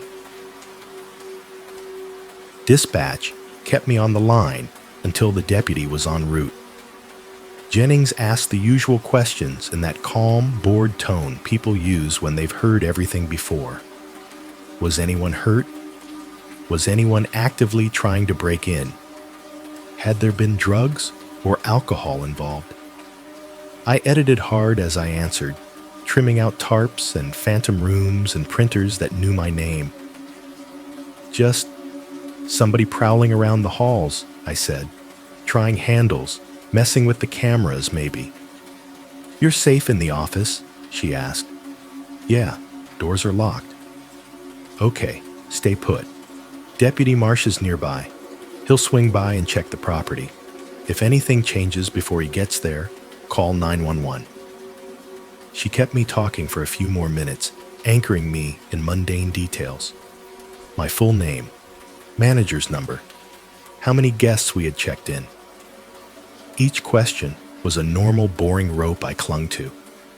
When she finally told me Marsh was pulling into the lot, I realized my handprint was damp on the receiver. Headlights swept across the monitors a few seconds later, washing the parking lot feed in white. The motion sensor above the front walkway finally flicked on, its tiny red indicator glowing like an eye opening. The vacancy sign outside buzzed and flickered, fighting with the cruiser's light bar. Marsh was one of the regulars, late 30s maybe, compact build, hair shaved close on the sides. He had that ex-military stillness about him, like the world moved and he decided when to react. I'd seen him break up a drunk fight in the lot once without raising his voice. Tonight he stepped out of his cruiser slower than usual, scanning the lot in a methodical sweep. The rain had eased back to a mist, beating on his jacket as he crossed toward the office. The automatic doors whispered open as he approached. For half a second, the air pressure change made the printer paper under my keyboard stir. Like something exhaling, Marsh stepped inside, stamping a little water off his boots on the mat. His radio murmured quietly on his shoulder. Someone's voice from another part of the county, talking about a traffic stop. "Evening," he said, pushing his cap back an inch. His eyes went to the locked office door, then to my face in the small service window. "You the one called in?" "Yeah." I fumbled the deadbolt, suddenly very aware of how many locks I'd thrown. "Sorry, thanks for coming out." The office felt smaller with him in it, his presence pushing the humming equipment into the corners. He smelled faintly of cold air and damp wool, undercutting the motel's perpetual sour carpet odor. "Jennings said you had someone trying your doors." He let his gaze travel the room, landing briefly on the bank of monitors, the printer, the neatly coiled phone cord. "Why don't you tell me what happened? Start from when things got weird." I hesitated. There's a line you don't want to cross with cops in a rural county. Sound too calm, and they think you're wasting their time. Sound too crazy, and you become a welfare check instead of a complainant. So I split the difference. "I've had some prank calls earlier," I said, breathing, tapping on the glass, motion sensor tripping with nobody there. And just now, somebody tried the office handle. Hard. When I checked the lobby camera, there was no one there. His eyes flicked to the monitors again, then back to me. "You sure it wasn't a guest? Somebody mistook your door for their room? At 1:30 in the morning and then vanished into thin air?" I heard the edge in my voice and forced it down. I checked the cameras. Nobody in the lobby. And the vending machine out there. I pointed toward the hallway feed. It dispensed something with nobody using it. Then I heard laughing. "Laughing," Marsh repeated. Not quite a question, not quite disbelief. "Yeah, like a giggle. Up and down the hall, but the cameras..." I trailed off and gestured towards the console. "It's easier if I just show you." He nodded slowly. "All right, let's take a look." I slid back into my chair, acutely aware of him standing just behind my shoulder, the heat of his presence at my back. On the screen, I pulled up recorded footage from the last hour and scrubbed backward to around 1:10 a.m. "Here," I said. "This is when the parking lot motion sensor tripped with nobody there." We watched the grainy black and white feed of the front walkway. Time code in the corner, empty concrete, vacancy sign buzzing at the edge of frame. The little motion box outlined a rectangle near the office doors, then blinked off again. "Happens a lot?" he asked. "Sometimes with wind or bugs," I admitted. "But tonight the outside sensor never came back on, until you pulled up." He made a thoughtful noise but didn't comment. "And your prowler?" I moved forward to the part where the vending machine had gone active. The hum on the audio track came through the little speakers, thin and flat, but audible. Then the heavy clunk of a snack dropping, the faint rattle, the sound of something cheap and salty hitting plastic. No footsteps, no guest. On screen, the vending machine showed its crooked row of snacks. That same bag of chips hung half-fallen in the coil, then slipped free and dropped. A few seconds later, we heard the laugh. Even through the crappy speakers, it made the back of my neck crawl. high and thin and delighted, bouncing weirdly in the hallway acoustics. Marsh didn't flinch. His jaw tightened once, a small movement at the corner of his mouth, but his eyes stayed on the screen. "Interesting," he said softly. I skipped ahead to the moment the office door handle shook, but of course there was no camera on the door itself, just the peephole view I'd gotten afterward, the empty lobby, the SUV in the lot. Marsh watched, silent. When I finished my rough tour of the weird, he let the room sit in the hum of electronics for a few seconds. "Okay," he said finally. "Couple things. One, your cameras are not great. These are analog? Yeah. Old DVR box, too. Corporate doesn't like to spend money." "That tracks." He nodded to himself, then pointed at the front walkway feed. "Back it up 10 seconds from where your motion sensor hits. Slow playback." I did. Time code rolled back. Empty sidewalk. Faint rain. The red vacancy glow bleeding into the frame. Marsh leaned in, one hand braced on the desk beside my keyboard. "Now watch the left side, near the mat." I watched. The motion box flickered on, framing nothing. Just wet concrete in the corner of the front doormat, and the basket sitting there like it had always been there. Except I knew it hadn't. Earlier, when I'd reviewed this, I hadn't been able to catch the exact frame where it arrived. This time, stepping through frame by frame at Marsh's insistence, I saw it. One frame, bare concrete, water dropped, a faint reflection of the neon sign. Next frame, concrete, water, reflection, and the shopping basket occupying the space like it had grown out of the ground between blinks. There was no blur, no hand, no edge of movement. It was just there. "Huh," Marsh said quietly. My mouth felt dry. "You see that, right? That's not me." "Oh, I see it." He squinted a little, then tapped the screen.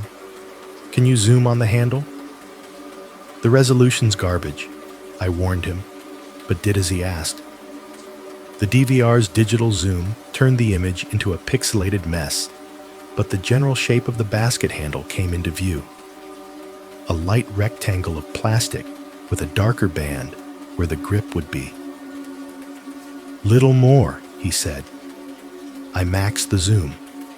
Now we were deep into the land of chunky gray squares. But across the band, where the grip thickened, there was a darker mark. Not a word. Too short, too angular. Not random dirt either. Two triangles, one inverted over the other. A crude mountain shape, doubled. Even smeared into pixels, the shape was unmistakable. I felt my skin go cold. That's just a logo, right? Some store brand?" Marsh didn't answer right away. He straightened, rolling his shoulders like someone shaking off a memory. "You still have that basket?" he asked. My eyes slid toward the counter. In all the printer chaos, I'd almost forgotten it. The thing sat where I'd left it, near my feet, its plastic sides dull under the office light. "Yeah," I said, throat tight. "It's right there." He walked over and crouched, flipping it so the handle faced up. In the bright, flat fluorescence, the mark was clearer than on the screen. Two triangles, about the size of a thumbnail, etched into the plastic grip rather than printed. One pointing up, one down, their tips touching. It wasn't any logo I recognized. It looked older than the rest of the basket, the edges of the carving worn smooth by years of hands. Marsh stared at it for a long second. His jaw worked once, as if he were chewing on words. "Something?" I asked. He looked up at me then, and for the first time since he'd walked in, I saw something like real concern in his eyes. Not for his safety, for mine. "You said this just appeared?" he asked. No one dropped it off? No delivery truck? Nothing? Motion sensor tripped, and then it was just there, I said. Like on the footage. And you found what in it? I hesitated. A key sleeve. Room 28, which we don't have. The system says we do now, but that's... He cut me off with a small shake of his head, like we'd circle back to that insanity later. He focused on the basket again, thumb brushing lightly over the triangles. You ever seen this mark before? He asked. No, I said. Should I have? He straightened up slowly, setting the basket back upright with the handle facing away from us, as if he didn't like looking at it. In training, he said, voice going a little flatter. They tell you about all kinds of things that can go wrong at these roadside places. Fights, meth labs, people leaving kids in rooms, that sort of thing. What they don't put in the manual is the other stuff. The other stuff, I echoed. Abandoned camps. Cars left at trailheads for weeks with no missing persons report. Houses out on County 12 that neighbors swear are occupied, even though nobody's paid taxes in 20 years. His gaze flicked to the monitor, then back. And these. He nodded at the basket. I've seen that mark before, he said. On a crate pulled out of the river. On a cooler left in a burned-out campsite. Once on a door, out in the woods, where there was no building left standing. A chill threaded up my spine. And every time, he said, there was no good explanation for how those things got there, or where the people attached to them went. We stood in the low hum for a moment, the words settling. You think this is connected? I asked. To whatever that is? He didn't answer directly. Instead, he stepped closer to the desk, eyes catching on the edge of white sticking out from under my keyboard. What's that? He asked. I'd forgotten the registration slip was there until that moment. For a heartbeat, I considered saying nothing and leaving it hidden, like the paper itself might be listening. Then I sighed, pulled it out, and handed it to him. He read it in silence. Motel header. Today's date. My name, my address, my car. Room 28. Signature line blank. His fingers tightened just slightly on the thermal stock. Did you fill this out? He asked. No. Any chance your manager did? Some kind of gotcha test? Corporate secret shopper? Carl can barely use email, I said. He's not hacking the PMS to do this. Marcia's gaze lingered on the line that said, Room 28, then dropped to the empty space above sign here. When he looked up, the concern in his expression had hardened into something like resolve. All right, he said quietly. Listen to me very carefully. I nodded, the sound of the rain fading until all I could hear was his voice and the distant hum of the vacancy sign. I can't tell you what's going on yet, he said. I don't know enough, but I do know this. He held the slip up between two fingers, then set it carefully back on the counter. Whatever else you do tonight, don't sign anything you didn't generate yourself. Not this. Not anything that prints with your name already filled in. Not a note. Not a receipt. Nothing. A nervous laugh bubbled in my chest and died there. You think a piece of paper's the problem? That's what you're worried about? I've seen a lot of bad deals in this county, he said. Most of them involve ink on paper. This one... He tapped the slip. Once. Hard enough to make the printer twitch. This feels worse, so humor me. The room seemed to tilt slightly. The office lights hummed. Okay, I said. I won't sign. Good. He took a step back, eyes sweeping the monitors one more time. On the grid, Room 28 still glowed green. Outside, the SUV sat motionless, no plate visible in the camera's angle. The basket handle's triangles were turned away from us now, but I could feel them like an itch between my shoulder blades. Marsh touched his radio. "I'm going to go take a walk around your exterior," he said. "Check the hallways, the lot. See if your guest is still on the property." "And if you find him?" I asked. He opened the office door, the deadbolt clicking softly. "Then we'll have a different conversation," he said. "Until then..." He paused, looked back at the printer, at the slip, at me. "Just keep the doors locked. Don't let anybody talk you into opening up. And remember what I said. Don't sign anything," I repeated. He nodded once. The door closed behind him with a solid final thunk that seemed to echo down the empty lobby. On the hall camera, the vending machine sat quietly, its dropped bag of chips still resting in the tray. On the lot feed, Marsh's figure moved into view, a dark shape in a reflective jacket, shrinking as he walked out of frame toward the side of the building. In the office, the printer's green light stayed on, waiting. Marsh was gone maybe 10 minutes. On the monitors, I watched his shape move through the warped fisheye worlds of each camera. A dark bulk in a reflective jacket crossing the lot, vanishing under the awning, reappearing down the first-floor hallway as a stretched, ghostly figure. He checked the vending alcove, the stairwell, the back exit. Once, he tilted his head like he was listening to something the camera couldn't catch. Room 28 stayed green. The basket sat where he'd left it, handle turned away, triangles hidden.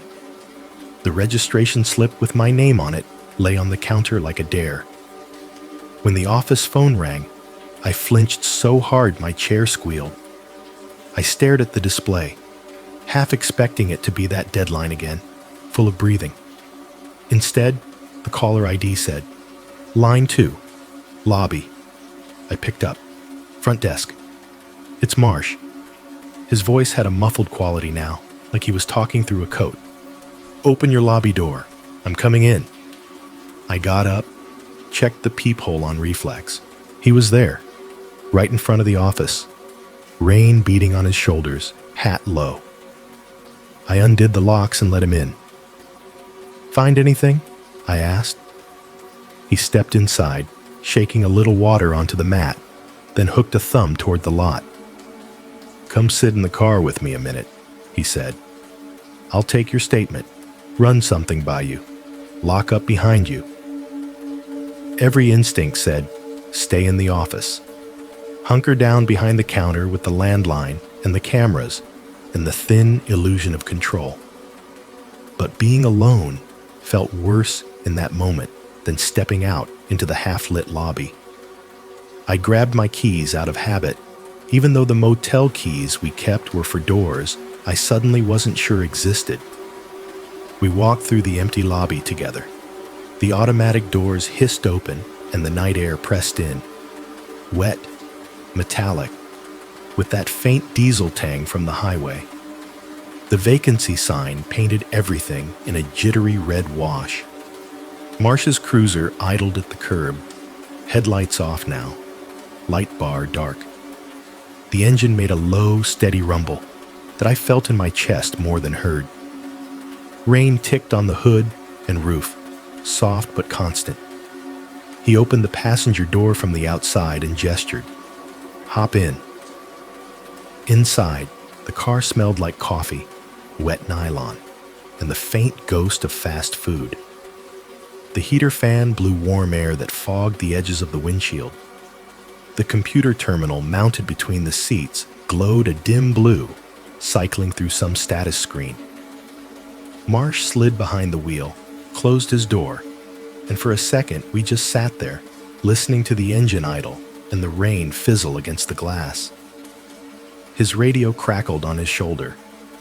A burst of static, then a distant male voice. Unit 12, status check. Marsh thumbed the mic. 12's 10-6, out at Red Pine on a suspicious activity.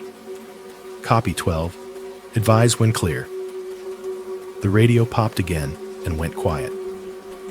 You want the official version or the off-the-record one first? He asked, eyes on the foggy windshield. What's the difference? I said.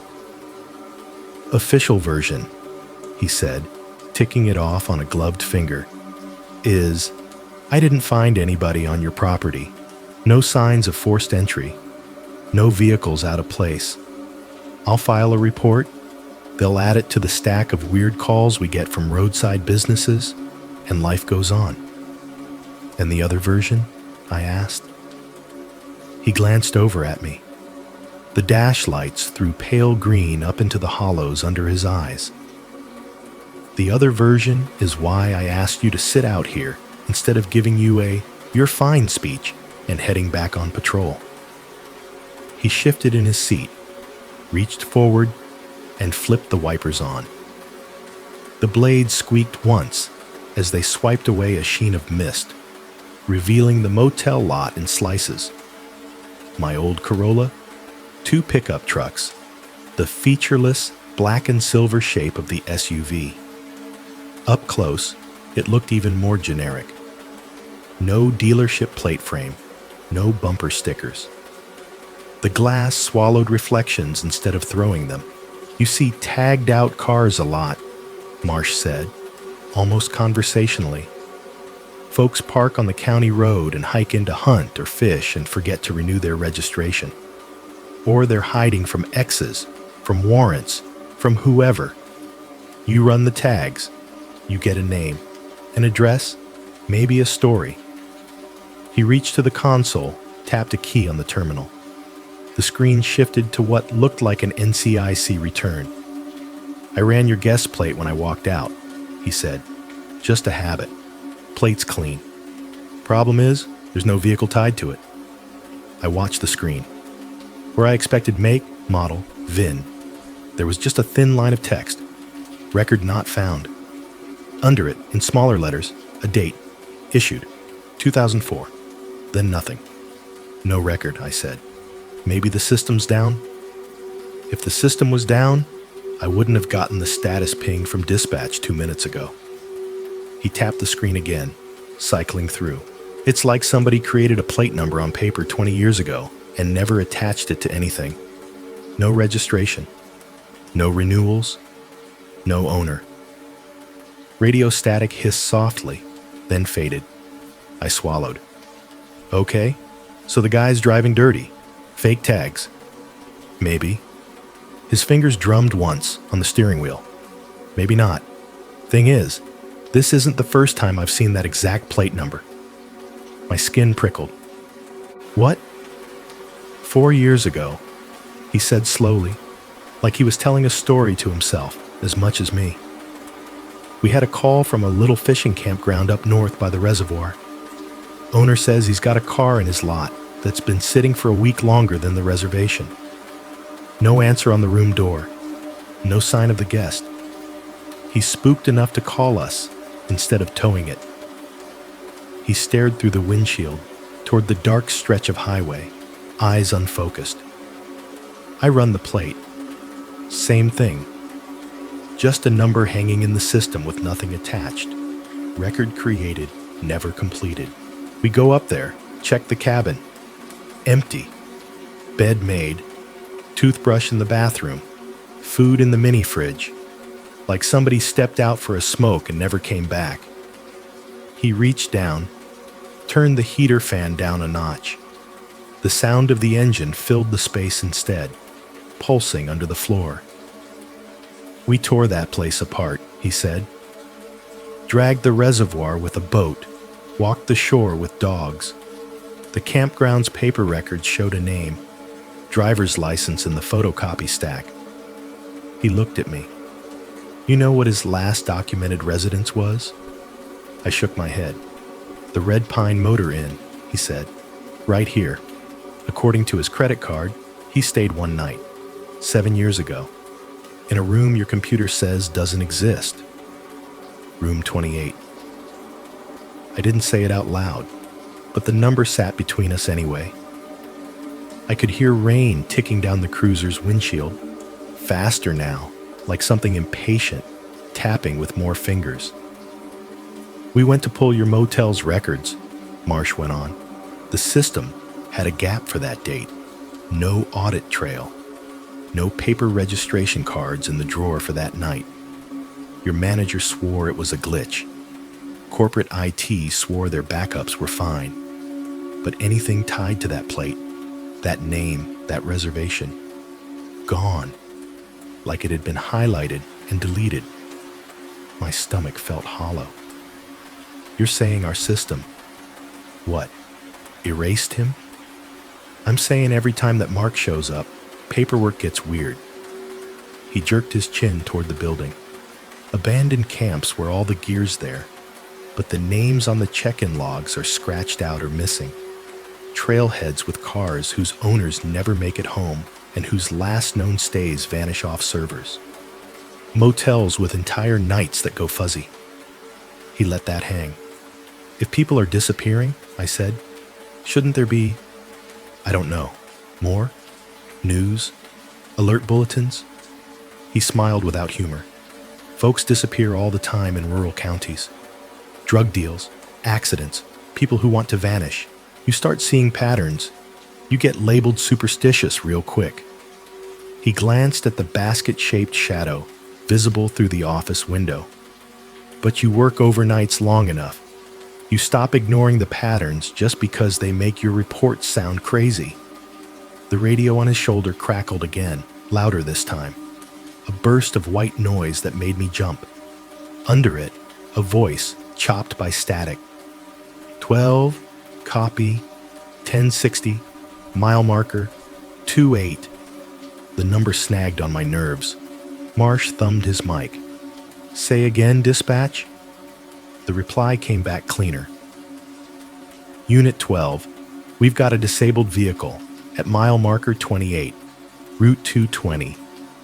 Caller says they're fine to wait, but DOT wants a unit to check it out once you're clear.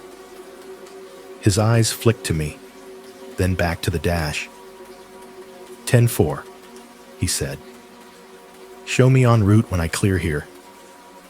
The radio clicked. The cruiser's engine hummed steadily. Rain hit the windshield in a steady, insistent patter.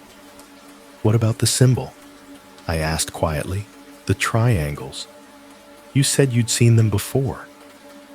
He considered for a beat, then nodded once, like he'd crossed some internal threshold.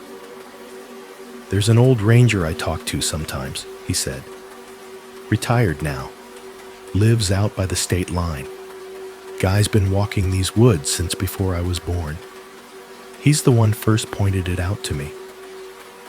Every time they found camps that looked wrong, like the people had just stepped away mid-breath, he'd find that mark, carved into a tree, burned onto plastic, scratched into metal. 2 peaks, one upside down. He traced them on the steering wheel with a fingertip. Up, down, crossing. I asked him what he thought it meant, Marsh said. He told me something an old game warden told him. Probably something somebody else told that warden. Comes down like a story more than a report. He turned his head, really looking at me now. He said, whatever leaves that sign, they don't kill. They register. A chill went through me deeper than anything the AC could manage. Register what? People, he said. Places, routes, things that belong to them now, even if we can't see the ledger. The heater fan kicked on a little stronger, clicking as it adjusted. Outside, the vacancy sign buzzed and flickered. Through the office window, I could see the printer's green light, steady as a heartbeat. You're telling me there's something keeping track of us? I said. Like we're inventory? I'm telling you, he said carefully, that when that mark shows up, It's like something has decided you're in its system, and our systems stop being the ones that matter. For a while, we just sat there, listening to the cruiser idle, the occasional burst of radio static, the rain softening and then picking up again in waves. Somewhere, a semi rolled by on 220, its engine brake growling under the night. Finally, Marsh reached for the door handle. "I've got to answer that disabled vehicle call," he said. "I'll do another loop, then I'm gone. After that, you're on your own till dawn." "Great," I muttered. He paused, halfway out, and looked back at me. "Lock your doors," he said again. "Don't open them just because you hear someone say they're me. And if that system prints anything else with your name on it..." His eyes flicked to the office window, to the faint white edge of the registration slip. "Don't sign," I finished for him. He gave a short nod. "You'd be surprised how much trouble not signing something can save you." He stepped out into the rain, closing the door with a solid, insulated thunk. Through the glass, I heard the radio squawk, his voice answering, the engine revving as he put the cruiser in gear. As he pulled away, the red and blue reflection from his light bar slid over the motel facade like a warning flare, then vanished down the highway. The lot settled back into its previous state. Damp asphalt, 3 sleepy cars, 1 SUV that didn't belong to anything on record. Inside, the office looked smaller than ever. The basket waited by the counter. The printer's green light blinked once, then steadied. Somewhere in the building, faint and far down the hall, I thought I heard paper shifting. When Marsh's taillights finally disappeared down 220, the quiet came back in layers. First, the obvious stuff. No more radio crackle bleeding through the glass from his cruiser. No more low idle rumble vibrating the office floor. Then the subtler things. The vacancy sign's buzz seemed louder again.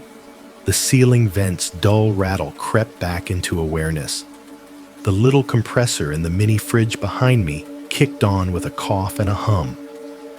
I did a pointless lap around the office just to move, checking locks I'd already checked, straightening pamphlets no one ever took. From the lobby, the motel looked perfectly normal. 2 fake plants, a coffee station with its burnt end-of-pot smell, local attraction brochures yellowed at the edges. On the monitors, everything held its pose. Parking lot, 3 cars, the SUV. Hallway, vending machine, ice alcove, patterned carpet stretching away into empty perspective. Stairwell, still and gray. The only thing that didn't fit was the basket by my feet and the slip of paper on the counter with my name staring up at me. "Don't sign anything," I muttered, more to hear a human voice than anything. The phone stayed quiet. My cell had no new notifications, just the same dead bar of "no service" in the corner. Outside, rain shifted from steady to a fine, whispering mist.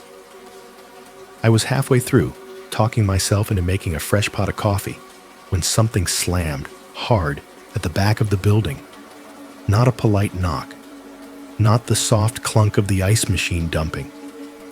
This was a metallic, hollow impact that I felt in my teeth. The monitors barely flickered, but I still snapped my head toward them, heart thudding.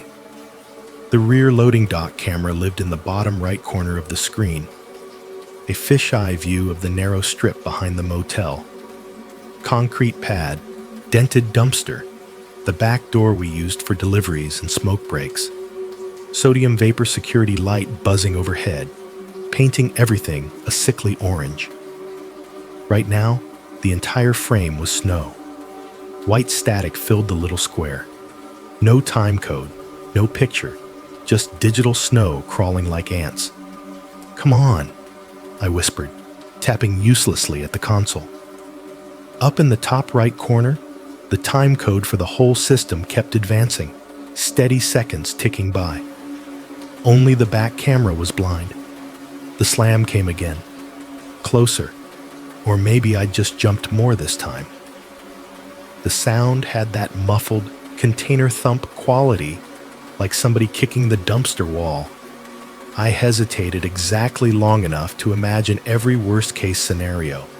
Drunk guest, raccoon, actual intruder, Marsh messing with me for some reason, and then grabbed the big metal flashlight from under the counter, habit more than bravery. For a second, I considered calling dispatch again. Then I imagined explaining, the dumpster made a noise, after the story I'd just told, and pictured the look on Jennings's face. Screw it. I checked the front door locks one more time, then went down the little staff corridor, my sneakers whispering against the rubber mat.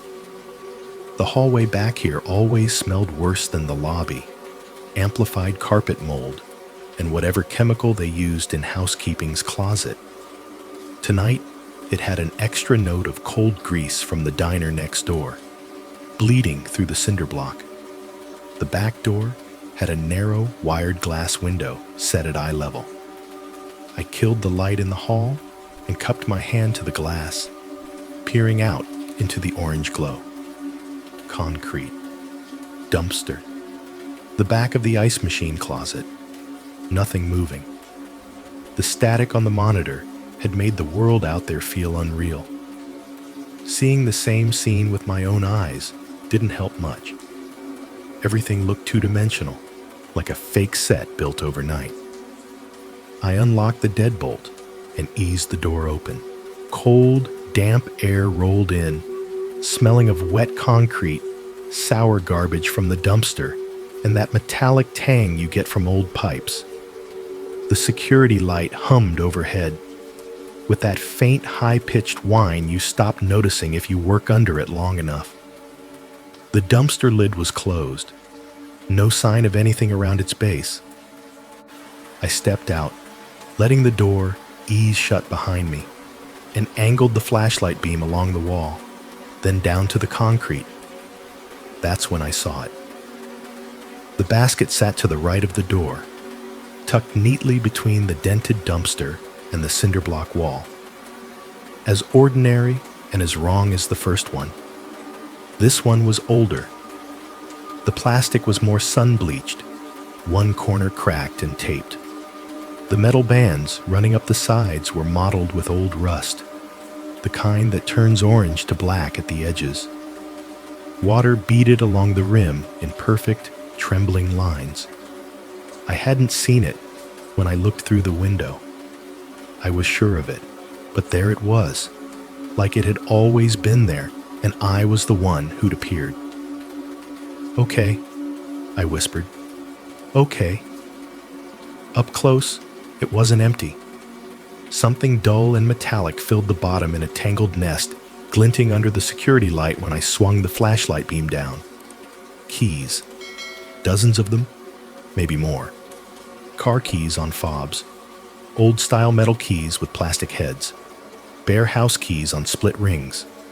Some with little tags attached, some without. One heavy keyring had 3 different fobs clumped together. A truck, maybe a Subaru, something European. The metal caught the light in a way that made it hard to tell. I knelt without realizing I'd moved, the flashlight's beam narrowing onto the pile.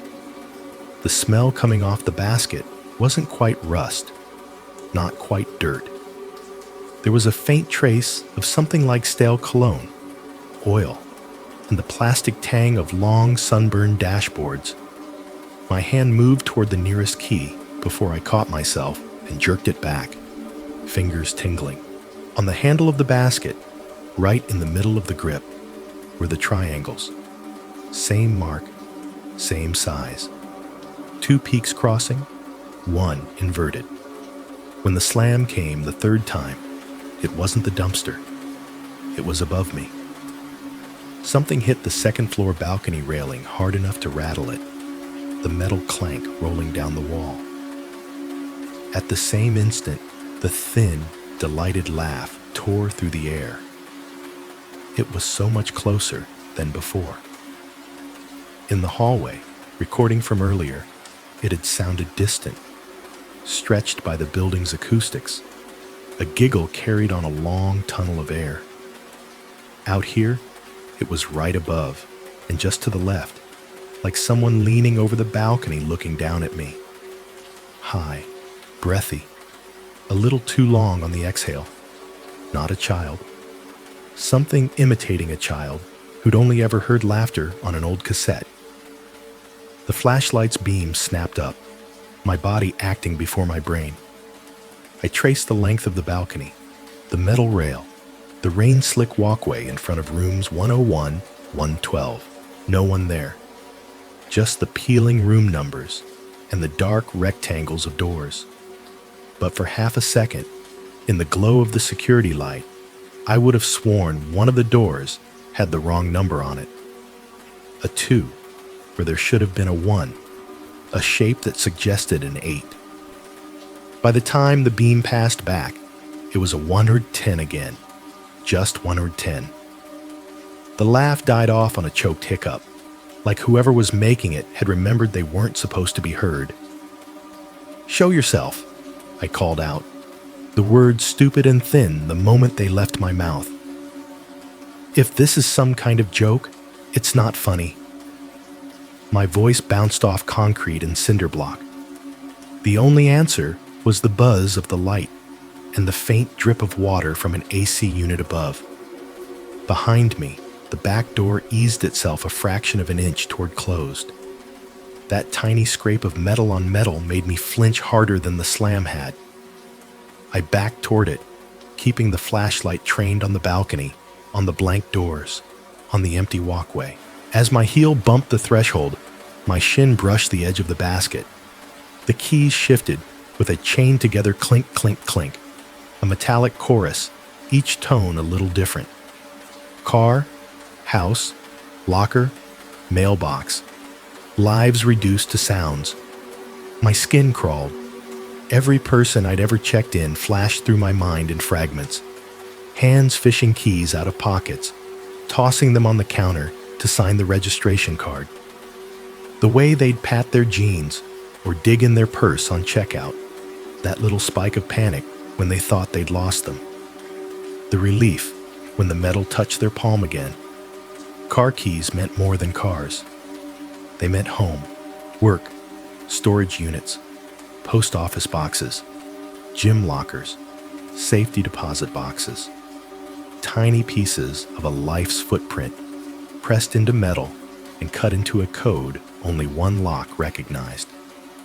And in this basket, they were all jumbled together, as if someone had scooped up the hard evidence that these people existed somewhere and dumped it on the concrete behind my motel. Marcia's words from the cruiser surfaced, clear as glass. They don't kill, they register. What if that wasn't a metaphor? What if whatever left these baskets didn't care where the meat ended up? Bodies could rot in culverts, at the bottom of ravines, in shallow graves. Animals, time, and weather would take care of those.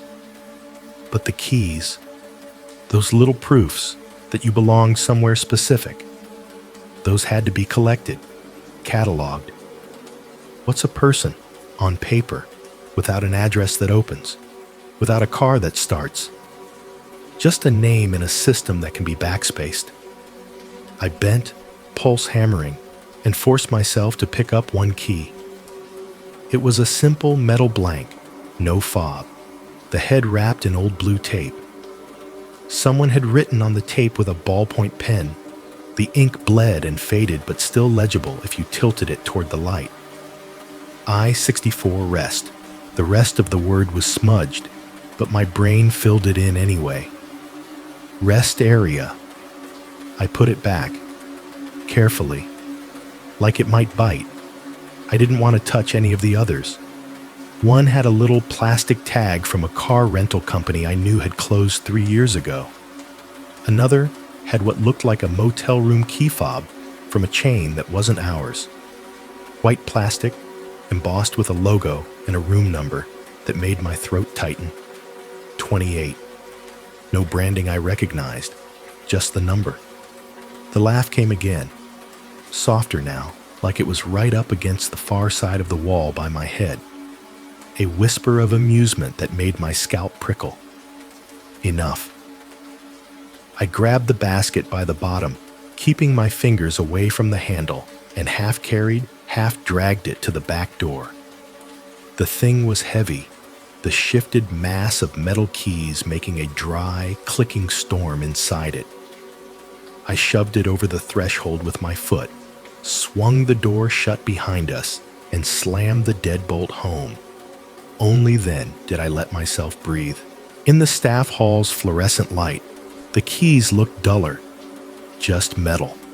Just things. It didn't help. I kicked the basket under the counter, far back where I couldn't see it unless I crouched. Out of sight, not out of mind. Back at the monitors, the rear camera had popped back to life, as if it had just remembered how to be a camera again. The concrete pad looked the same. Dumpster, light, wall, no basket, of course. On the parking lot feed, the SUV sat motionless, droplets on its windshield diffuser by the low-res lens. I watched it easier than I could watch the space under my own counter. The printer chose that moment to chirp awake. A little motorized whir, and a single pointless beep. My heart jumped into my throat, but the paper stayed still. I needed something normal to do. Something with rules. I pulled my personal laptop from my backpack, flipped it open on the far end of the counter, and tethered it to the motel's janky Wi-Fi. The browser opened to the booking portal I'd been using earlier. For a moment, I hovered over it, tempted to pretend the night was still about no-shows and discount codes. Then I opened a new tab and typed one word. Phi symbol triangles old stories. Fingers shaking just enough to hit the wrong keys twice. The connection wheezed, thought about it, then began to load a page. Outside, rain started up again, harder this time, rat-tat-tatting against the office window like impatient fingers. Behind me, under the counter, something metal shifted against plastic with a soft, deliberate clink, like keys settling into place on their own. I didn't touch the basket while the Wi-Fi struggled to think. I shoved my chair so it physically blocked that little gap under the counter, as if my spine and a few inches of pressed wood were going to matter if whatever owned those keys decided it wanted them back. The office lights hummed overhead. The fridge compressor cycled off with a soft clack, leaving the HVAC's dull, offbeat thump as the new baseline. On the screen, the search results finally loaded in jittery chunks. My heart sank a little. If I'd gotten the usual corporate SEO slurry, branding logos and Pinterest boards, I could have laughed it off. Instead, the top of the page was a mess of old forum links, cached blog posts, and an image search thumbnail that looked like a scanned page from a book. Nothing official. Nothing clean. Just the internet's junk drawer. I clicked the Images tab first. The triangles were everywhere. Stone carvings on old trail markers. A blurred photo of what looked like a tree trunk with the mark burned into the bark. A grainy campground bathroom stall, shot where somebody had scratched it next to a phone number and the words, "Don't follow." A close-up of a rusted metal handle on what might have been a milk crate. Triangles etched almost exactly like the one on my basket. The captions were worse than the pictures. Anyone seen this symbol before? Found it near an abandoned tent off Skyline Drive. This mark was on a shopping cart way out behind a closed Kmart, miles from anything. Friend says it's just graffiti, but local ranger told me to turn around when I showed him this. Said, "You don't want to know about that crowd." I clicked one at random. It was a 10-year-old thread on a backpacking forum, the kind of site that still had a gray background and usernames like Trail Junkie 47. The original post was short, a blurry phone pic of the triangles carved into a wooden post, with the caption, "Anyone know what this trail marker means? Blue Ridge Parkway near mile 72. My girlfriend refuses to hike past it." Most of the replies were jokes. Illuminati, frat prank. Bro, that's just a bored teenager with a knife.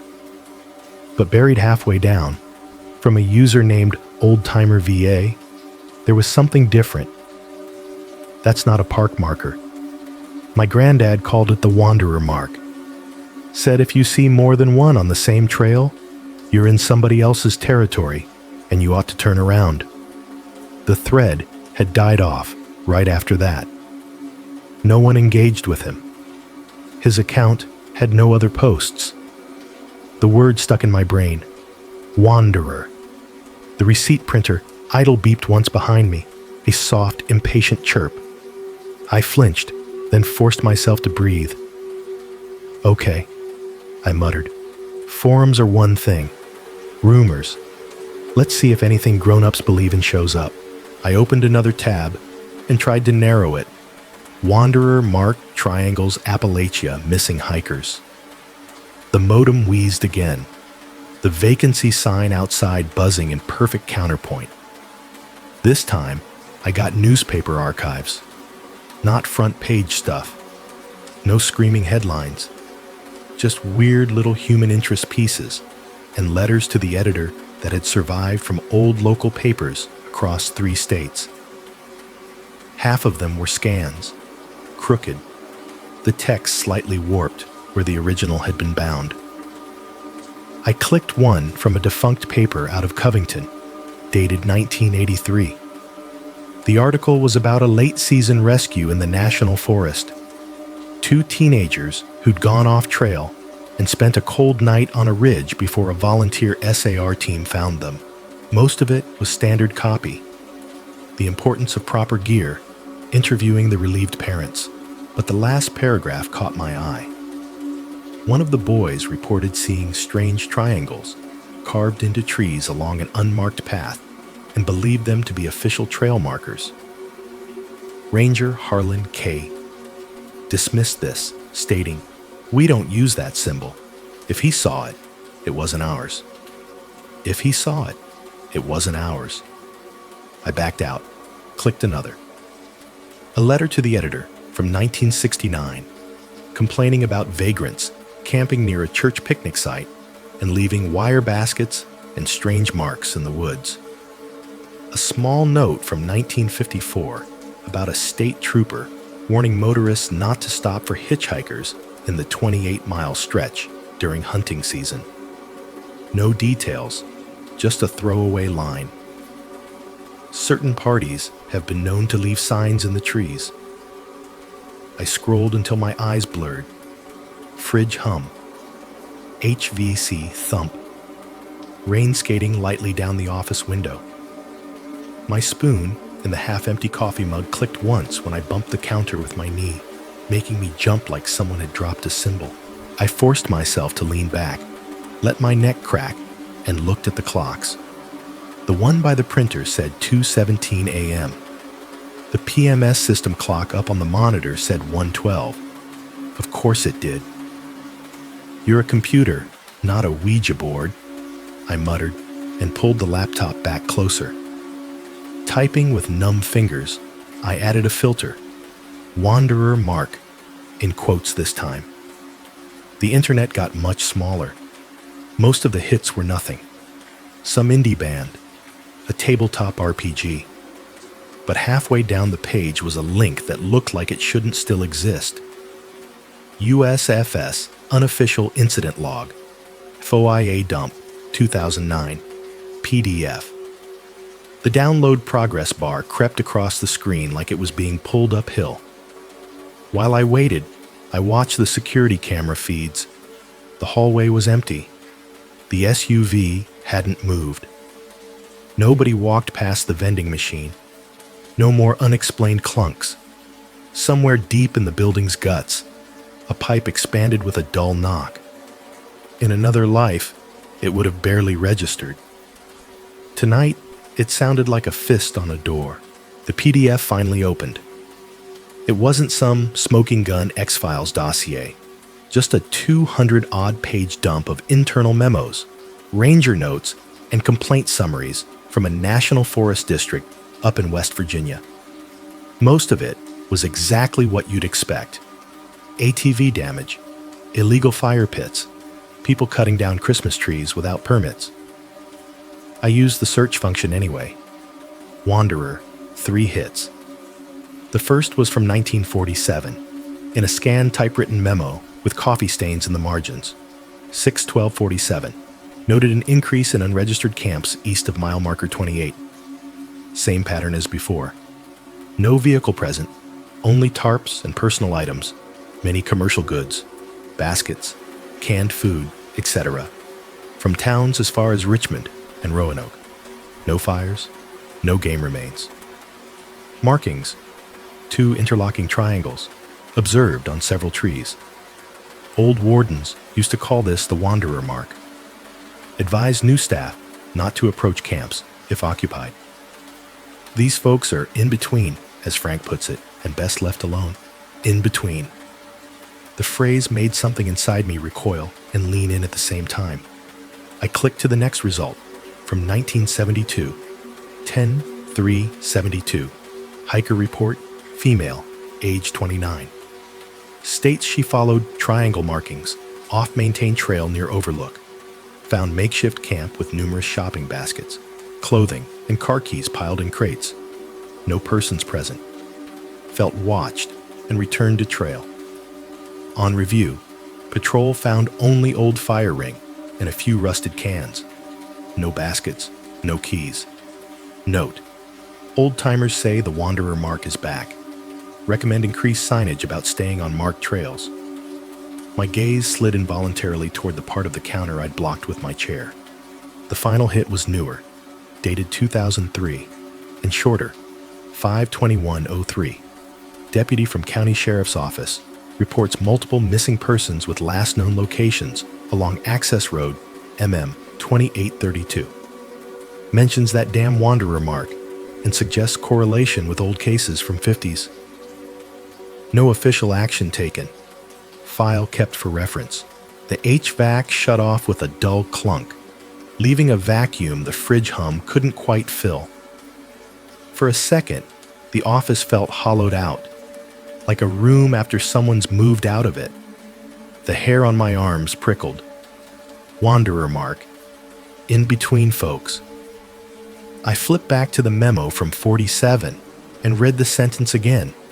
These folks are in between, as Frank puts it. Between what? Between the trail and the places off the map. Between showing up in the system and dropping out of it. Between staying a person with a life and being reduced to a plate number, a key ring, a name on a registration card the printer wanted you to sign. My stomach clenched. I opened a new tab and typed "in between folk mountains" and hit enter before I could talk myself out of it. This time the results skewed even older. Folklore blogs, scanned pages from ethnography books, someone's grad thesis on Appalachian ghost stories. One excerpt from an 1890s travel journal snagged my eye. The original had long S's that made everything look like it was hissing, but the transcription under it was clear enough. The mountaineers speak in hushed tones of certain wanderers who have left their former lives and taken to the deep woods. They are not wholly wild, nor yet wholly of the towns. One is warned not to accept gifts from them, nor sign one's name in their presence, for so they reckon a soul as accounted in their company. not wholly wild, not wholly of the towns, not animals, not us. A hollow, digitized beep, like a microwave on its last breath, yanked me back to the present. The receipt printer had just powered its display on and off again. A little self-test it did sometimes. The screen flashed 1:12 a.m. Sequence error before clearing. Yeah, I said under my breath, throat dry. Sequence error, no kidding. I scrolled further down the folklore page. Someone had posted a hand-drawn version of the triangle symbol with a note underneath. Called this the Wanderer's Tally. Old family story says if you see your name inside it, you're not really living in the same world as everyone else anymore. You're registered with them. The word registered jumped out like it was bolded. They don't kill. They register. They collected keys, licenses, room numbers, tagging people in places like inventory, moving through the cracks, state lines, county records, booking systems, without leaving more than a glitch. My eyes burned from the screen. I realized I'd been holding my breath and let it out slowly, listening as it mixed with the steady sizzle of rain on the front window. Outside, a semi rolled by, headlights throwing a brief white wash over the lobby before disappearing. For a heartbeat, the glare turned the glass into a mirror. Over my shoulder, in the reflection, I saw the edge of the counter and my own hunched shape. And, down at my feet, where the basket sat hidden, the faint suggestion of something else. Not a form, not even a shadow. Just the impression of absence, like a piece of reality missing. I blinked, and it was gone. The glass became just glass again, black outside, my tired eyes inside. Intellectual dread, I thought wildly. That's what college professors called it, right? When it's not claws under the bed, but the realization that the world's rules are rooted in sand.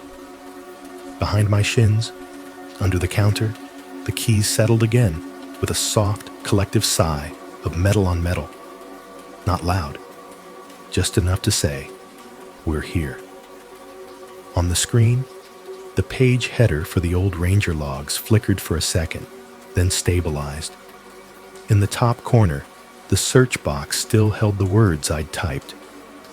Wanderer Mark. I deleted it, one letter at a time, watching each keystroke erase the term like it was dangerous just to leave sitting there. Then I opened a fresh, empty document and started typing everything I'd just read, everything I'd seen. Not for a report, not for Marsh, not for my manager. For myself. For some record that might stay mine, even if the system decided otherwise. Because if the in-between folk were tallying people, if those baskets were how they kept score, then maybe my only chance of staying on this side of things was to keep my own ledger, to keep writing before somebody else decided where I belonged. The more I dug, the older the pattern got. At some point, the modern internet ran out, and I found myself wading through bad scans of worse books. County histories, remembrances, things that looked like they'd been typed on a manual typewriter and then fed to a flatbed scanner in 1997. The motel's Wi-Fi wheezed with every PDF I opened, like it resented being asked to pull up anything older than a TikTok. The office felt smaller by the minute. Same hums, same buzzes, fridge, HVAC, neon vacancy signs stuttering outside like a bad heartbeat. But now, they sounded like a soundtrack to something being explained in terms I didn't like. One of the hits was a digitized Pioneer Chronicles of Augusta County, originally published 1893. The UI gave it a nice clean header. The actual pages underneath were yellowed and warped, the text crooked. I searched within the book for Wanderer. 4 hits. The first was just some pastor waxing poetic about the wanderer soul. The second, though, was different. Among the earliest settlements in the mountain valleys, there were some men and women who, after a time, could not abide the life of town nor farm.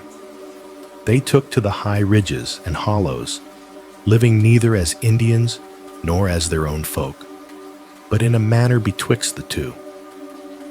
The frontier folk called them the in-between people, or sometimes the wanderers, for they would not stay in one place nor confess themselves members of any settlement. I read it 3 times, lips moving silently. In-between people. The paragraph kept going. It was said that those who took to the wilds in this fashion grew strange of aspect. Their ways were not wholly savage, for they had trade with the towns, bringing off sundry goods in baskets and sacks, yet they did not come by the roads. They were wont to leave signs for one another cut upon the trees, a double mountain mark, thus, Rs over V, and to take account of such as might be ready to leave their old lives behind. Wise folk were warned not to tarry where the mark was cut fresh, nor to accept food, drink, or token from such company, lest they be reckoned among them thereafter. The idle beep of the receipt printer chirped into the stillness, like a little machine laugh at the worst possible place in the text.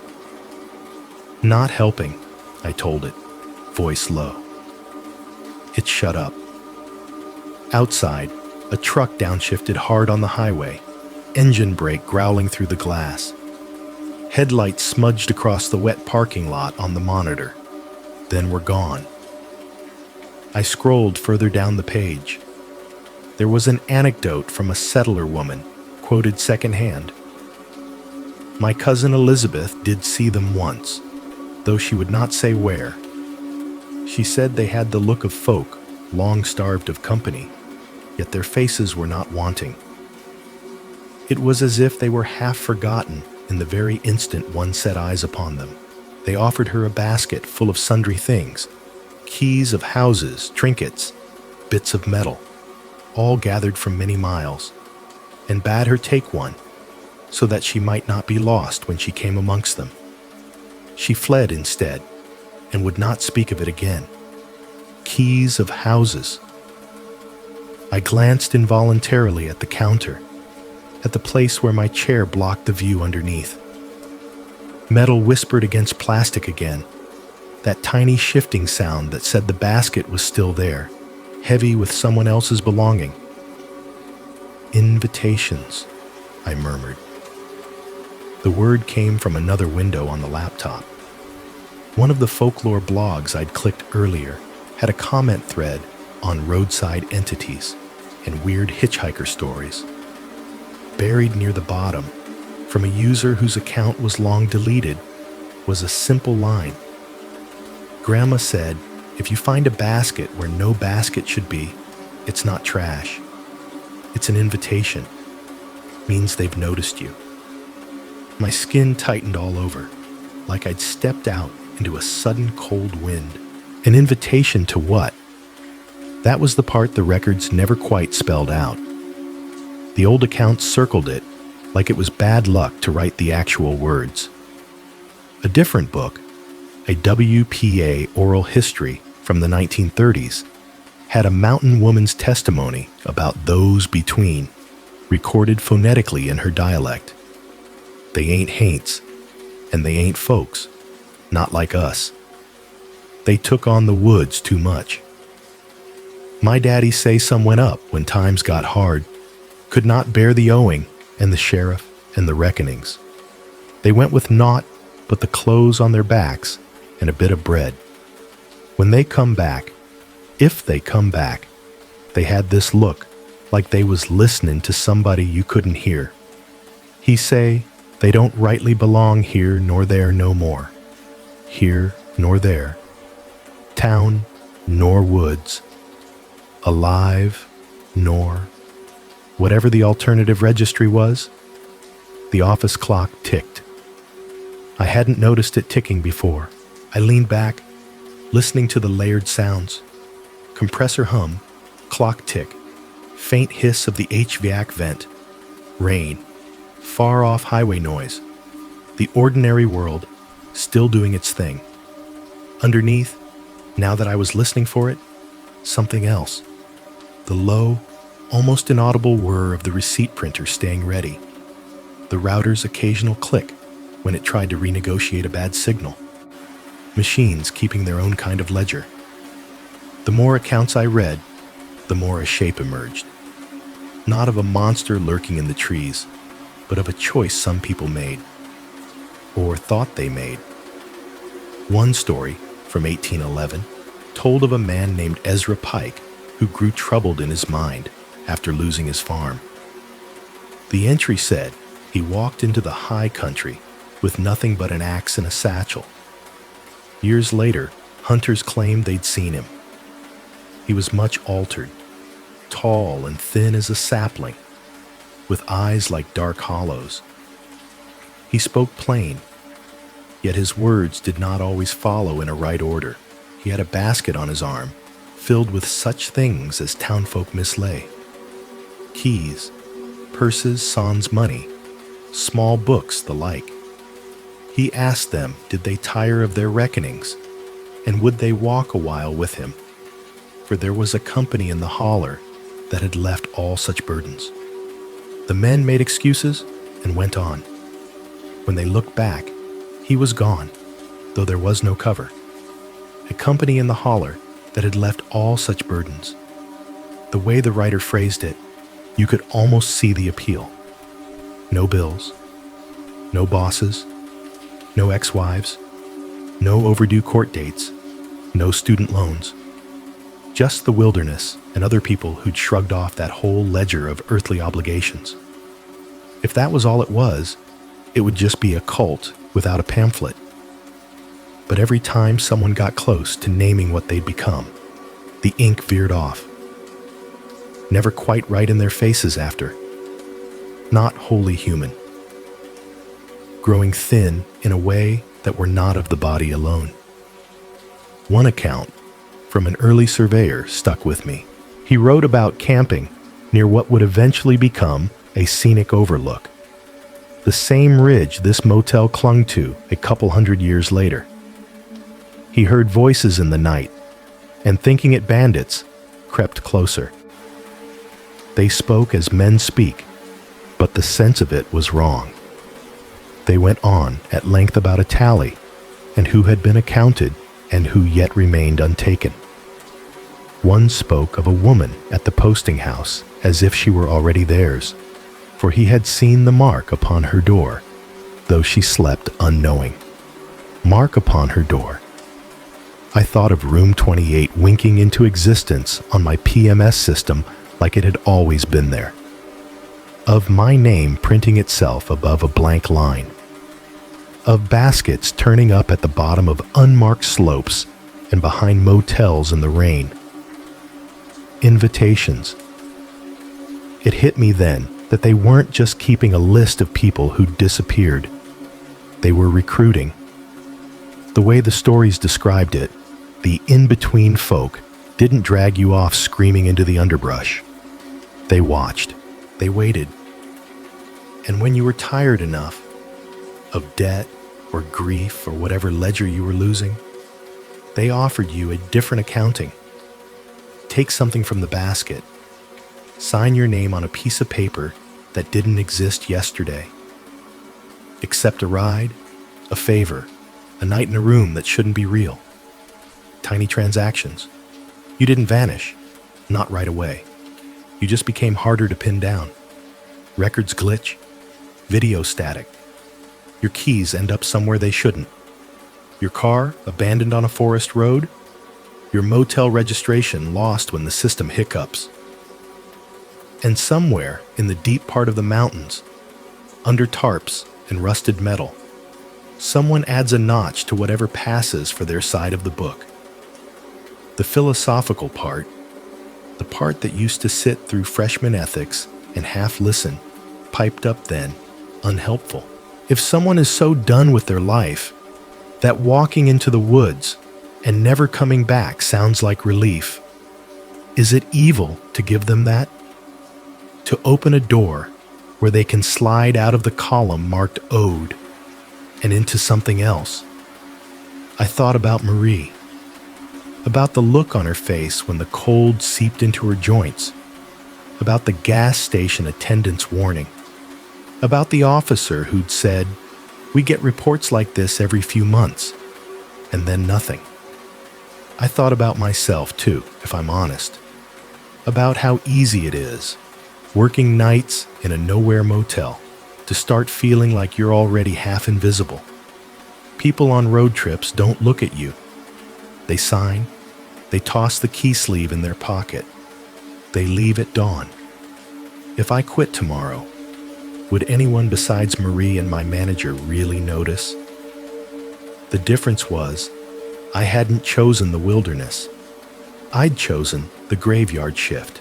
The in-between folk, if these stories were right, had taken that feeling of being overlooked and made a whole existence out of it. Chosen the cracks between towns as their address. Chosen to be the ones on the other end of the invitation. Grandma said, if you find a basket where no basket should be, it's not trash. It's an invitation. So what does it mean when you get two? I whispered. The room felt colder, answering that out loud. On the screen, my cursor blinked in an empty note labeled "For Marsh." I'd meant to start summarizing, send him something later.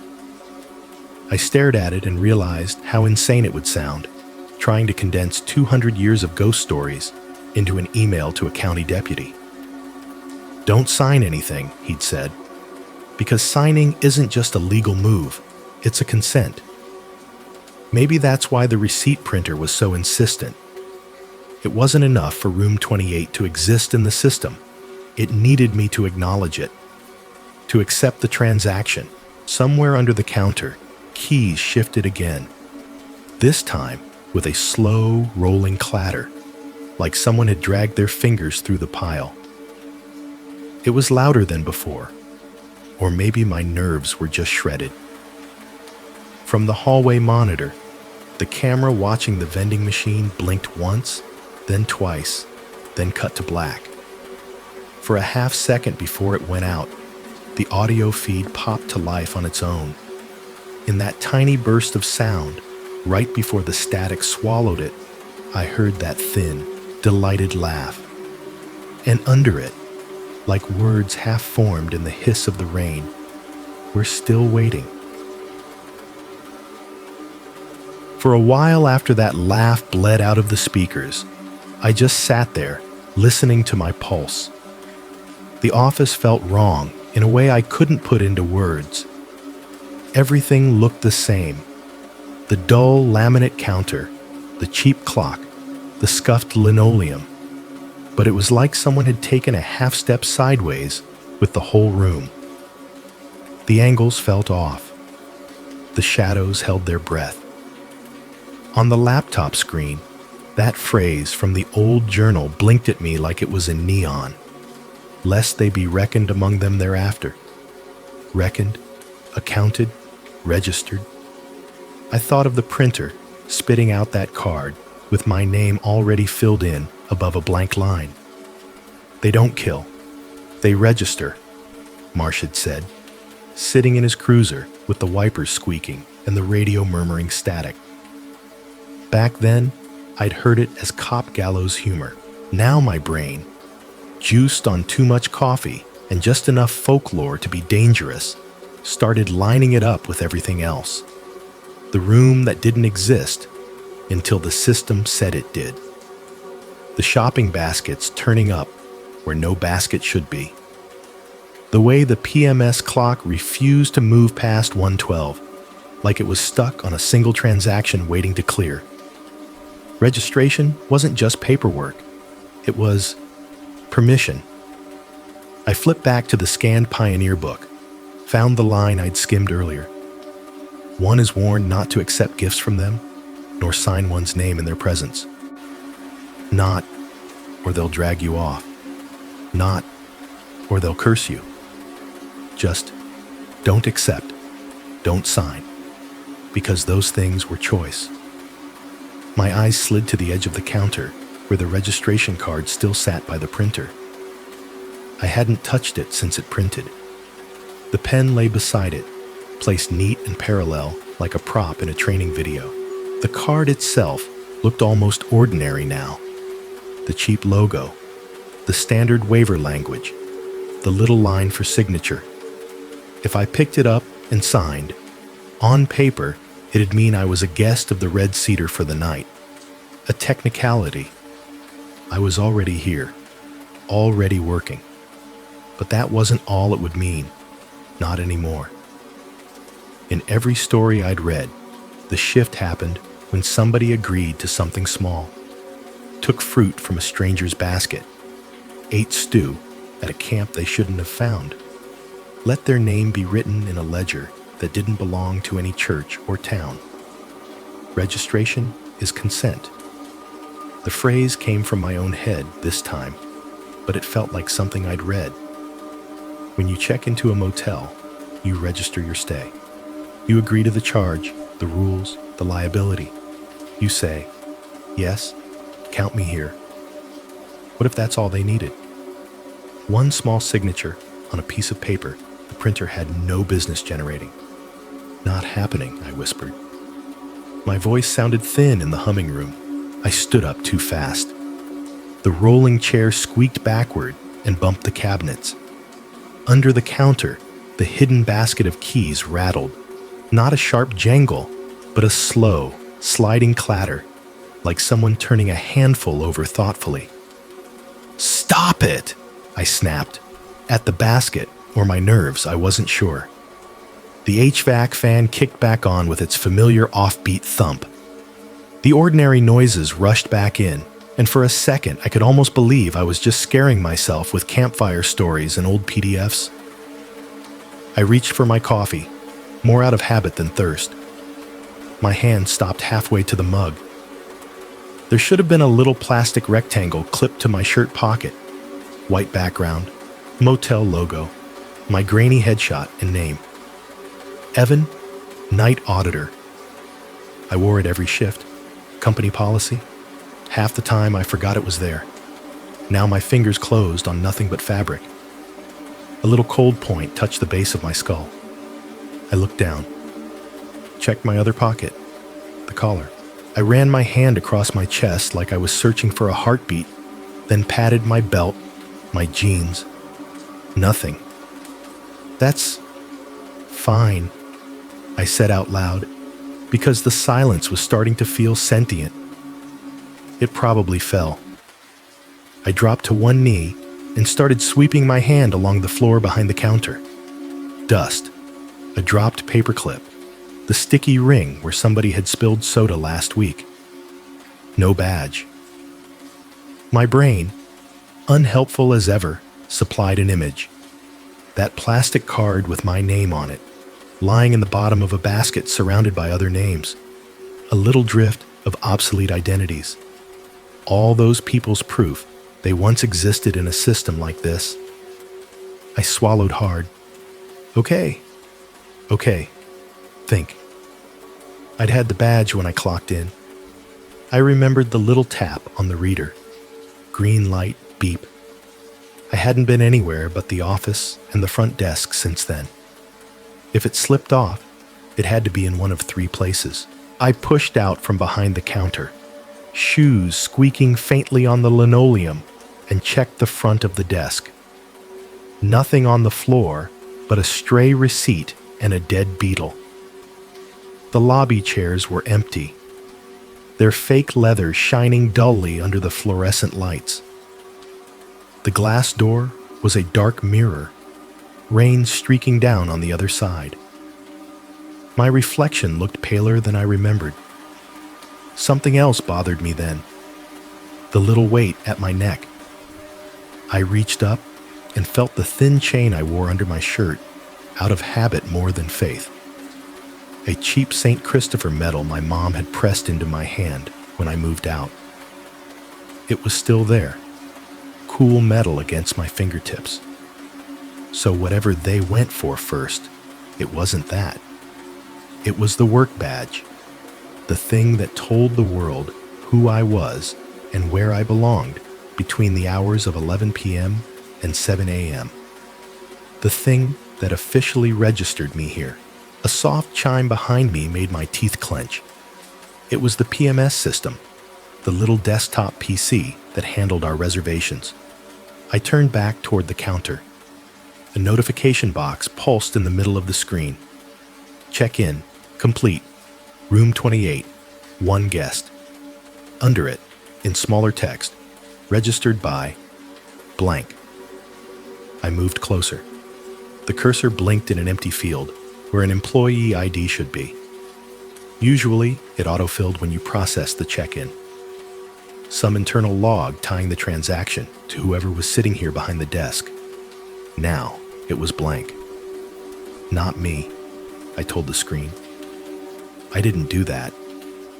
As if to argue, the tiny thermal printer next to the monitor whirred to life. A receipt fed out, curled, and dropped gently into the tray. The smell of hot paper and cheap ink bloomed in the air, weirdly sweet. I didn't pick it up. The hair on my arms stood up in one long, continuous wave. Without realizing it, I'd backed away until the backs of my knees bumped the file cabinet. The security monitor array was directly above the PMS screen. 6 little black and white rectangles cycling through the property. Lobby, hallway, vending alcove, backlot, stairwell, rear entrance. Most of what I'd seen all night were empty frames and the occasional glitch. A smear of static, a frame freeze. Nothing you could show a skeptic and say, see? Now, as I watched, the hallway feed stuttered, froze, then snapped back in like an old TV catching signal. For the first time, there was something moving. It was at the far end of the corridor, where the carpet met the fire door. At first, it looked like a bad compression artifact, pixels bunching up in one place. Then it resolved, just enough. Not a person, not exactly. A shape hunched against the wall, draped in something that absorbed the dim light instead of reflecting it. The tarp texture I'd heard but never really seen. Too matte, too heavy, hanging wrong. The outline of it pulsed slightly, as if there was more under there than a body had room for. It was facing away from the camera, or maybe toward it. There was no visible head. What cinched it wasn't the shape, though. It was the little detail trailing from one side, catching and flashing gray against its dark surface. A lanyard. At the end of it, swinging gently with each tiny motion, was a white rectangle the size of an employee badge. The stamped motel logo was a muddy blur in the camera grain, but the black stripe of the barcode was unmistakable. The card turned just enough, once, that I could make out the block letters where my name should be. They were smudged, like someone had tried to rub them out with a thumb. The shape shuddered once, convulsively, and then the feed snapped to static. The receipt printer beeped behind me, 3 sharp notes in quick succession, like a microwave announcing that something was done. On the counter, the registration card for room 28 sat waiting, signature line blank, the pen perfectly aligned. The system had already checked someone in. Now, it felt like it was just waiting for me to agree. I didn't sleep the day after the badge incident. I went home at 7, stood under the shower until the hot water ran out, and still felt like motel air was clinging to my skin. The image of that thing at the end of the hallway, my badge swinging off its whatever, for 3 grainy seconds before static took over, just kept looping behind my eyes. By 3 in the afternoon, With the sun bright and normal outside my apartment window, it almost felt ridiculous. I watched daytime TV, I scrolled my phone, I convinced myself it was just pareidolia and exhaustion. Heavy pixelation, a shadow, a glitch. By 10:45 that night, as I pulled into the Red Cedar lot and saw the vacancy sign stutter to life in the rain, every rational thought I'd assembled fell apart. The motel looked the same. 2 stories of faded siding, wet asphalt reflecting neon, the empty spaces gleaming like black glass. But now, every blind eye of every dark window felt like it was pointed at me. I swiped into the side door with the spare badge Tina had printed that afternoon. The reader beeped cheerfully. The hallway smelled like detergent and something faintly sour under it. The carpeting squished a little under my shoes. When I pushed into the office, the hum hit me like déjà vu. Fridge motor, HVAC thump, fluorescent buzz. The receipt printer sat squarely where I'd left it, its little green LED a steady, unworried eye. No phantom room 28 in the PMS system, at least not at a glance. For a few hours, it almost passed for a normal shift. A late check-in, a trucker who wanted wake up at 5, a couple arguing quietly in the lobby about whether to keep driving. I did the books. I reset the stack of tourist brochures a kid had knocked over. The rain eased off into a steady mist that turned the highway into a river of smeared light. But every time the motion sensor outside the office door clicked on, my stomach flipped. Every flicker on the hallway monitor made my hand tighten on the mouse. By 3 a.m., the motel had settled into the deep quiet that comes after the last bar closes, but before the first early riser stumbles in. My reports were done. The TV in the lobby played an infomercial. No one was watching. The neon sign buzzed, loud in the silence. That was when the backlot camera went black. Not static, not fuzz, just a hard cut to nothing. The timestamp in the corner froze, and then jumped. Froze, and then jumped, skipping ahead in jerky little bursts. The hairs on my arms spiked. I clicked the feed window, trying to refresh it. The cursor spun. The image stayed stubbornly void. "Come on," I muttered, like it was a stubborn coworker. "Don't do this tonight." As if it heard me, the feed popped back in. For half a second, the picture was crystal clear. I'd been staring at jitter and smear for days, so it took a second for my brain to register the difference. The usual grain was gone. The contrast was perfect. The rain streaks on the glass door at the far end of the lot were individual lines instead of a gray wash. I could see the pitted texture on the concrete wheel stops and the exact pattern of oil stains in the empty space closest to the office. And in the middle of the frame, directly beneath the red glare of the exit sign over the back door, someone was standing there. No tarp this time, no amorphous blot. It looked almost like a person. That was somehow worse. The figure was turned in profile to the camera, head bowed slightly. It wore something that might once have been a coat, but the material hung wrong. Too straight, too stiff, like it was draped over a mannequin. It didn't billow in the faint wind. I could see tracing ripples across a puddle nearby. Its arms were long. Not freak show, not impossible, just long enough that my brain caught on it. The hands were hidden, but I could see the angle of the elbows through the coat fabric. Too low, too deliberate. It was holding a basket, not the plastic grocery kind this time, but a wire one. Like an old supermarket carry basket, someone had stripped the rubber handles off. Dark metal, speckled with rust. It hung from the figure's left hand, perfectly vertical, not swaying at all. For a heartbeat, nothing moved. Then the motion sensor light over the door blinked on. The frame brightened, shadows jumped. The figure didn't flinch. It didn't squint or turn its head or react the way any normal person would when a flood of harsh light explodes right next to their face. It just lowered the basket. The motion was wrong in a way I felt more than saw.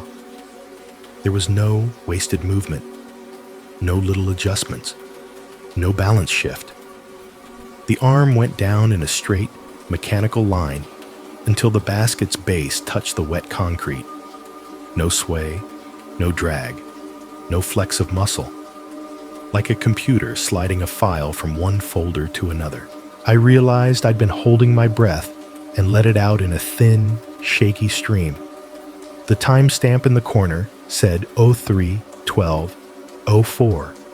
The same minute the PMS log insisted room 28 had been checked out earlier that night, even though it was an impossible room with an impossible booking.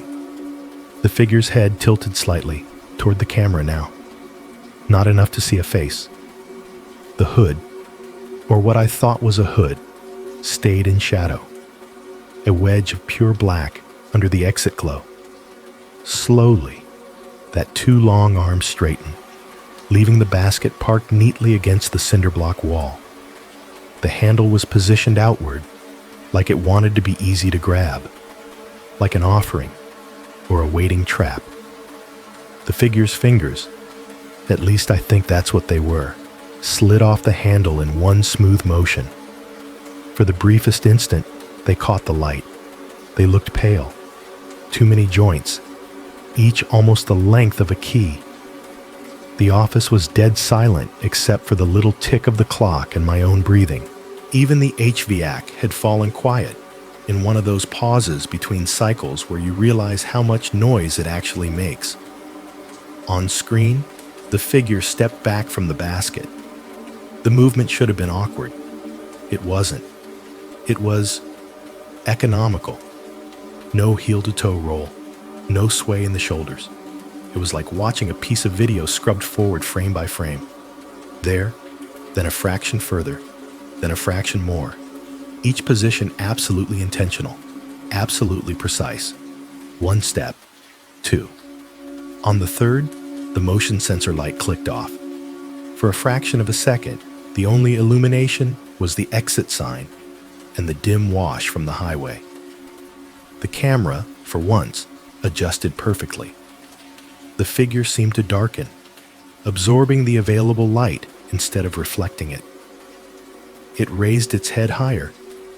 Even in the half shadow, I could see something hanging from its neck. A strip of plastic on a lanyard, bouncing once against the front of that too-straight coat. My badge, or another one just like it. The camera caught the rectangle as it swung, and for one perfect frame, the lettering was clear. The motel logo, the line where a name should be. It was blank. Just a white void where my ID photo and EVAN ought to be. The next frame, the badge turned and the details blurred. The next, the figure took another geometrically perfect step backward. Then the picture shattered. Static tore across the screen like someone had raked claws of white noise through the feed. The audio, which I hadn't even realized I'd turned up, squealed with a brief high-pitched whine before dropping to a low hiss. "Come on," I whispered, fingers digging into the edge of the desk. "Come on!" I jabbed at the playback controls, backing the video up. The scrub bar stuttered, then slid. The feed jumped from black to the clear frame again. The figure, the basket, the light. It held. My heart thudded in my throat. That never happened. Every other time I'd tried to rewind anything weird, the DVR gave me a mess of glitch and frozen timestamps. Now, it was as if some switch had finally flipped and the system decided to cooperate. I dragged the scrubber forward a fraction of a second. The figure blurred slightly, mid-movement. Another fraction forward, the arm descending with the basket. Forward again. the hand releasing the handle, fingers spider long in the light. I moved one frame at a time, watching this, whatever it was, acting with all the casual care of somebody leaving a parcel on a friend's doorstep. When I reached the step back, I stopped. The badge swung again, my empty identity catching the light before it smeared back into shadow. I realized my mouth was dry as paper. Careful, some part of me thought. There's a reason you weren't supposed to see this. The idea that the glitching and static wasn't malfunction, but mercy, made my stomach flip. The system had been failing to show me this on purpose, sparing me, or trying to. Now for one night, it worked. On the live feed, the back lot was empty again. Just wet concrete, the exit sign's weak red halo, the vague reflection of the neon vacancy sign in a puddle. No coat, no badge, no figure, but in the upper left corner of the frame, right by the door, sat the basket. Closer, now that I was seeing it without the figure. Wire grid, rust flakes blooming along the edges, the metal dark from years of handling and weather. The handle was turned just so, angled toward the office door's glass, like a hand extended in invitation. I knew, without seeing inside it, that there'd be something more than car keys in this one. On the counter beside me, the receipt printer gave a little test whir, as if clearing its throat. The office suddenly felt too small to contain both me and what I just watched. On screen, in the one clear frame I couldn't unsee now, the figure stood no more than 20 feet from the back of my chair. All that separated us had been cinder block, a thin metal door, and my refusal to sign my name. I must have stared at that frozen frame for a full minute before I noticed what my hands were doing. One was locked white-knuckled around the edge of the desk. The other had already drifted toward the drawer, with the flashlights and spare key cards, like my body had decided something before the rest of me caught up. "Don't be stupid," I muttered. The drawer squeaked anyway. I pulled out the heavy black mag light we kept for power outages. It felt solid and reassuring. 6 D-cells of denial. On the monitor, the back lot sat there in monochrome. Empty space. Exit sign. Basket. Nothing else. If this were a movie, that was the part where the audience would yell at the screen. "Don't go out there. Stay in the damn office. Call the deputy. Lock the doors." I thought about Marsh, about the way he'd gripped his steering wheel when he told me, "Don't sign anything." He'd never said, "Don't go outside." He'd never said, "Never look." He also hadn't seen a clear image yet. That felt like my particular punishment. I glanced at the clock.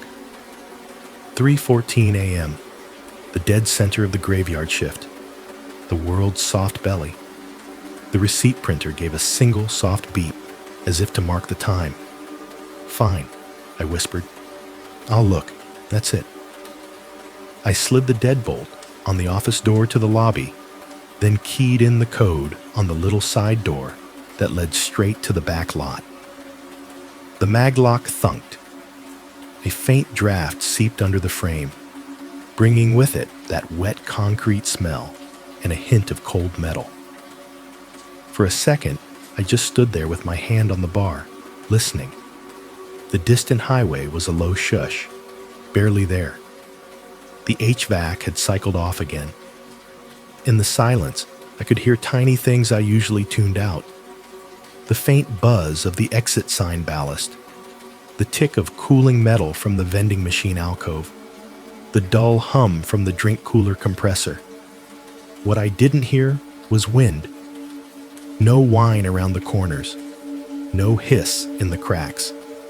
Outside, the rain had dwindled to a fine mist hours ago.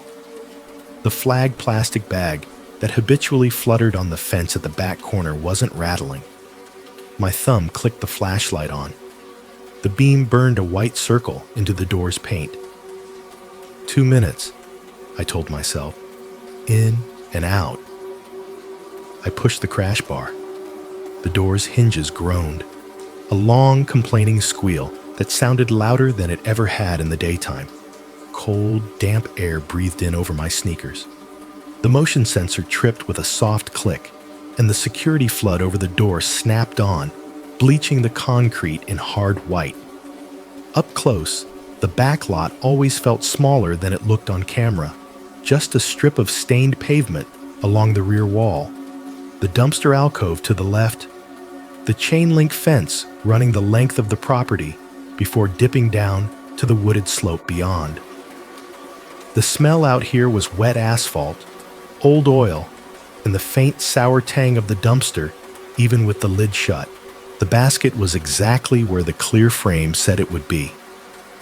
It sat in the center of the floodlight circle, metal sides throwing long grid shadows across the concrete.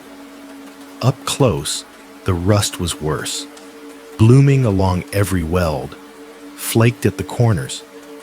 It looked like it had been left out in the weather for years, then scrubbed off just enough to look presentable again. No one else was there? The lot was empty. No idling engine, no silhouette near the fence. The only movement was the faint shimmer of mist in the beam and the red pulse of the exit sign reflected in a puddle. "Okay," I said, more to steady my own breathing than anything. "You saw it, drop it and walk away. It's gone. It's just the basket now." My voice sounded flat and small against the cinder block. I stepped out, door thumping shut behind me. 3 steps took me to the edge of the light circle. Another 3 put me within arm's reach of the basket. Each footfall sounded too loud, rubber soles whispering on damp concrete. The maglite beam cut a second cone of light across the ground, over the basket, toward the fence. Something white fluttered at eye level near the corner of the lot. At first, I thought it was that old plastic bag. Then the beam hit it fully. It wasn't a bag. It was a tarp. A big one, off-white gone gray, strung along the fence about 10 feet down from the dumpster. Somebody had looped it over the top rail and weighted the bottom edge with stones, so it hung there like a crude curtain. The fabric was thick, the kind you'd buy at a farm supply store to cover hay or machinery. It should have hung heavy and still. Instead, it was moving. Not a lot. A ripple here, a slow bulge there, but enough that my brain went looking for the wind source and found nothing. The air against my face was dead still. The mist hung motionless in the beam. The chain link on either side of the tarp stood perfectly quiet, but the tarp itself swelled out in a smooth, deliberate curve, like something behind it had just leaned gently forward. The sound that went with it wasn't fabric on metal. It was wrong. A dry sliding, like paper pulled across dry skin, overlaid with a faint click, click, click, as if something with too many joints was adjusting, settling. My chest went tight. The maglight's beam started to tremble visibly. "Hey," I said to the tarp, because that was apparently who I talked to now at 3 in the morning. "Lot's closed. You can't be back here." The stupid thing was, I half expected an apologetic laugh, some drunk guest's voice slurring out, "Sorry, man, wrong door." That would have been horrifying in its own way, but at least human. What I got instead was silence, and then another slow, inward sag, like whatever was behind the tarp had just exhaled. The basket clanged softly beside my foot. I flinched and swung the beam down. Up close, it was worse than the ones on the hill and behind the dumpster had been. This one was full. Keys, yeah. I saw metal teeth and plastic fobs, and one of those rubber covers people put on their car remote. But there were other things mixed in. A motel room key from some chain that didn't exist anymore, tarnished brass tags with old numbers stamped into them, a library card laminated and bubbled with age, what looked like an employee badge from a gas station halfway peeling apart. One card lay on top, half buried under the rest. White plastic. Motel logo. My photo. The image was wrong, washed out in too high contrast, like someone had photocopied it a dozen times. But it was me. Same tired eyes, same slightly crooked tie. Where the badge I'd worn said, Evan Thomas, night auditor. This one just had a faint gray blur where the name should be, as if the letters had been erased. Static hissed down my spine. Not touching you, I breathed. The tarp shivered again. The motion sensor light chose that exact moment to time out. The world snapped to red exit glow and the narrower beam of my mag light. Shadows leapt. The basket's grid pattern became a cage of hard black lines on the concrete. Behind me, the office door clicked as the lock re-engaged. The tarp, in the sudden dim, was a pale block in the corner of my vision. The beam made it look almost flesh-colored now. A long, smooth bulge rose along its center, pinning the fabric outward in a way that suggested height, shoulders, a chest. It held there, too still, like something holding its breath. Then, very softly, there was a sound from behind it. Not footsteps, not breathing exactly. It was that same thin, delighted laugh I'd heard through the speakers, muffled now, as if someone were pressing their face into cloth. Every instinct I had screamed at me to turn the flashlight on it, to rip the tarp down, to see, to prove to myself that it was just wind and trash, and a nest of old blankets some homeless guy had dragged up from the woods. But the other part of me, the part that had been reading about in-between folk and invitations and the cost of looking too closely, knew better. Registration is consent, I thought. Seeing is, too. I backed away from the fence, one step at a time, keeping the beam angled low so it only brushed the bottom edge of the tarp, the line of gravel and leaf litter where the concrete ended. My heel bumped the basket. The metal handle tipped, scraping. A few keys slid and chimed against each other with a sound far too loud for the amount of movement. Somewhere beyond the fence, on the dark slope down toward the trees, stones shifted in sympathetic answer. A rustle ran through the underbrush, moving parallel to my retreat. They weren't just at the tarp. They were outside the camera's frame, in the woods, matching me step for step.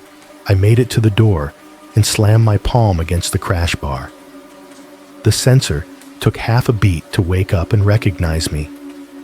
In that half beat, the tarp bulged once more, a sudden, eager lunge that made the chain link creak. The lock clacked. The door gave way.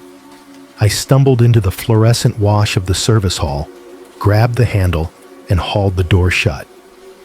The magnetic latch engaged with a solid thunk that sounded, in that moment, like the most beautiful noise in the world. On the other side, I heard the tarp settle. Not away, just still. The motion sensor light blinked back on through the narrow, wired glass panel for a second, washing the basket and the lower half of the fence in sterile white. In that instant, I saw that the basket was no longer centered in the light. It had been nudged. Now it sat flush against the door, handle angled toward the threshold. The wire rim almost kissed the strip of metal at the bottom of the frame, like it was waiting for me to trip over it the next time I stepped outside.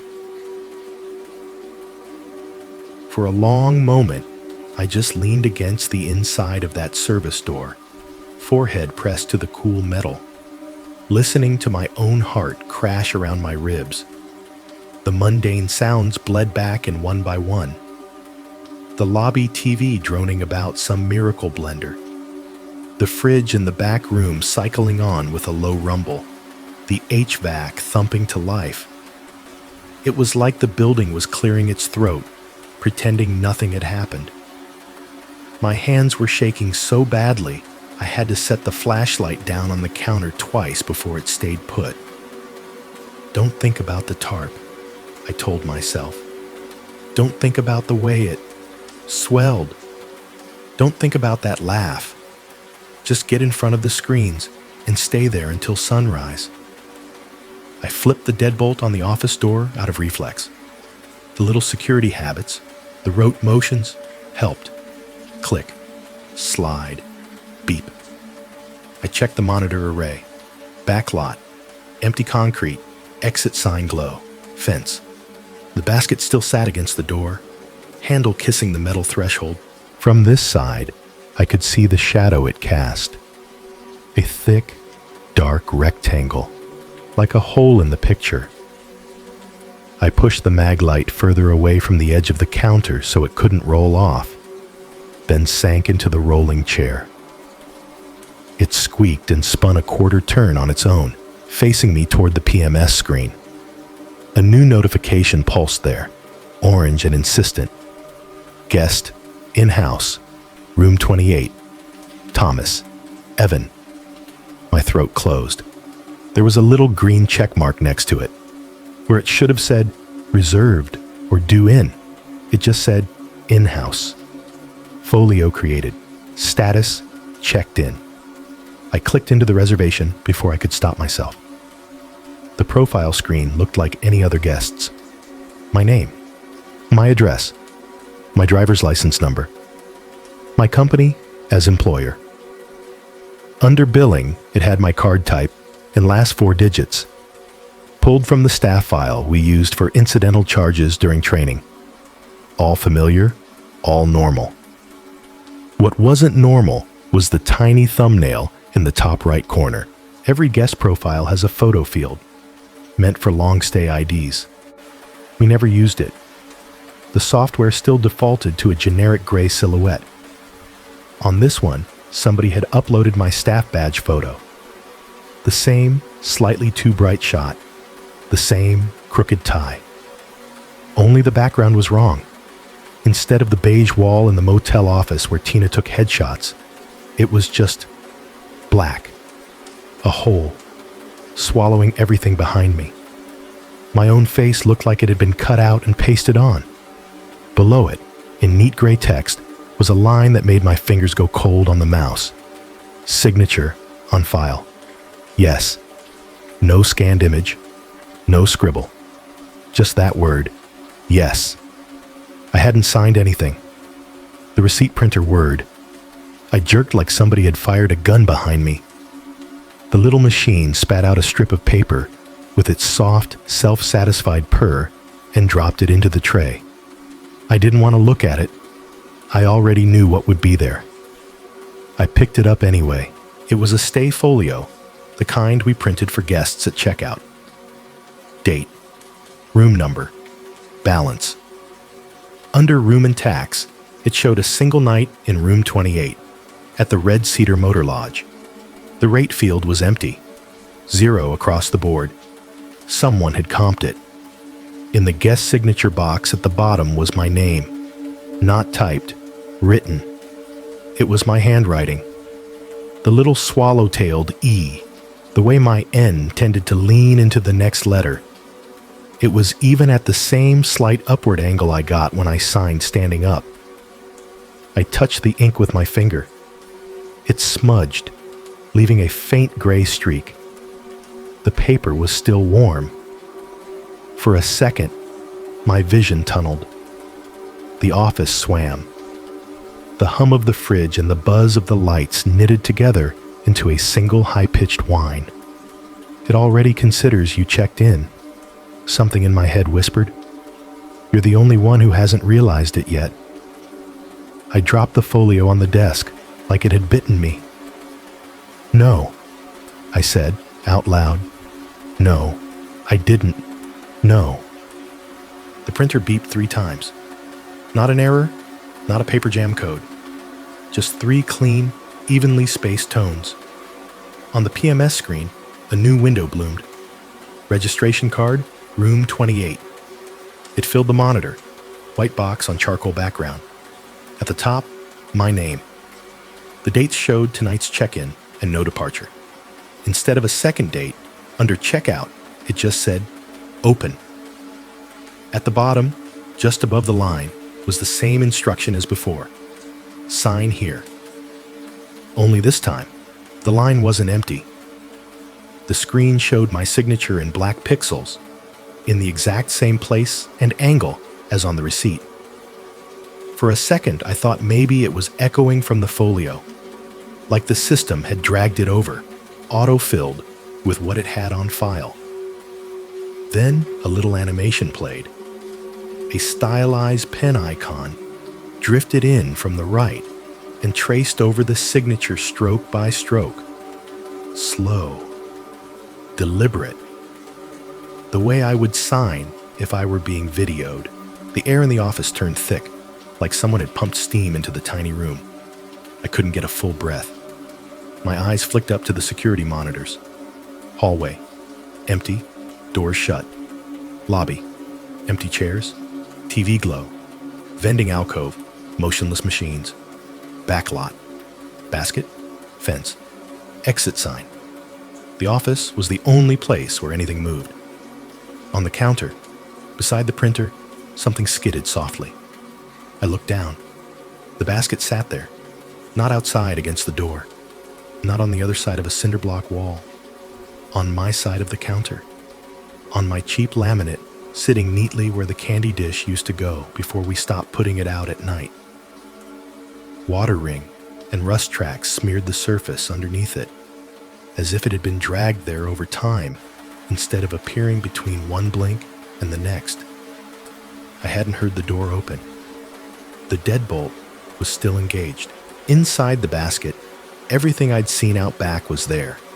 The sea of keys, the tarnished tags, the ancient plastic cards, but they were arranged differently now. On top of the pile, dead center, lay my badge. The real one, not the weird blank from the video. Evan Thomas, Night Auditor. My face stared up at me from the plastic with the same flat expression as always. The barcode strip had a fresh fingerprint smear across it that wasn't mine. Directly beneath it, tucked like a gift card into the wire grid, was a registration card for room 28, printed on heavy stock instead of thin receipt paper.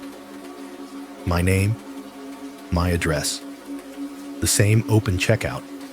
The signature line was empty on this one. Someone, something, had laid a motel pen diagonally across it, the kind with our logo and phone number. Its tip rested exactly at the start of the line, like a poised needle.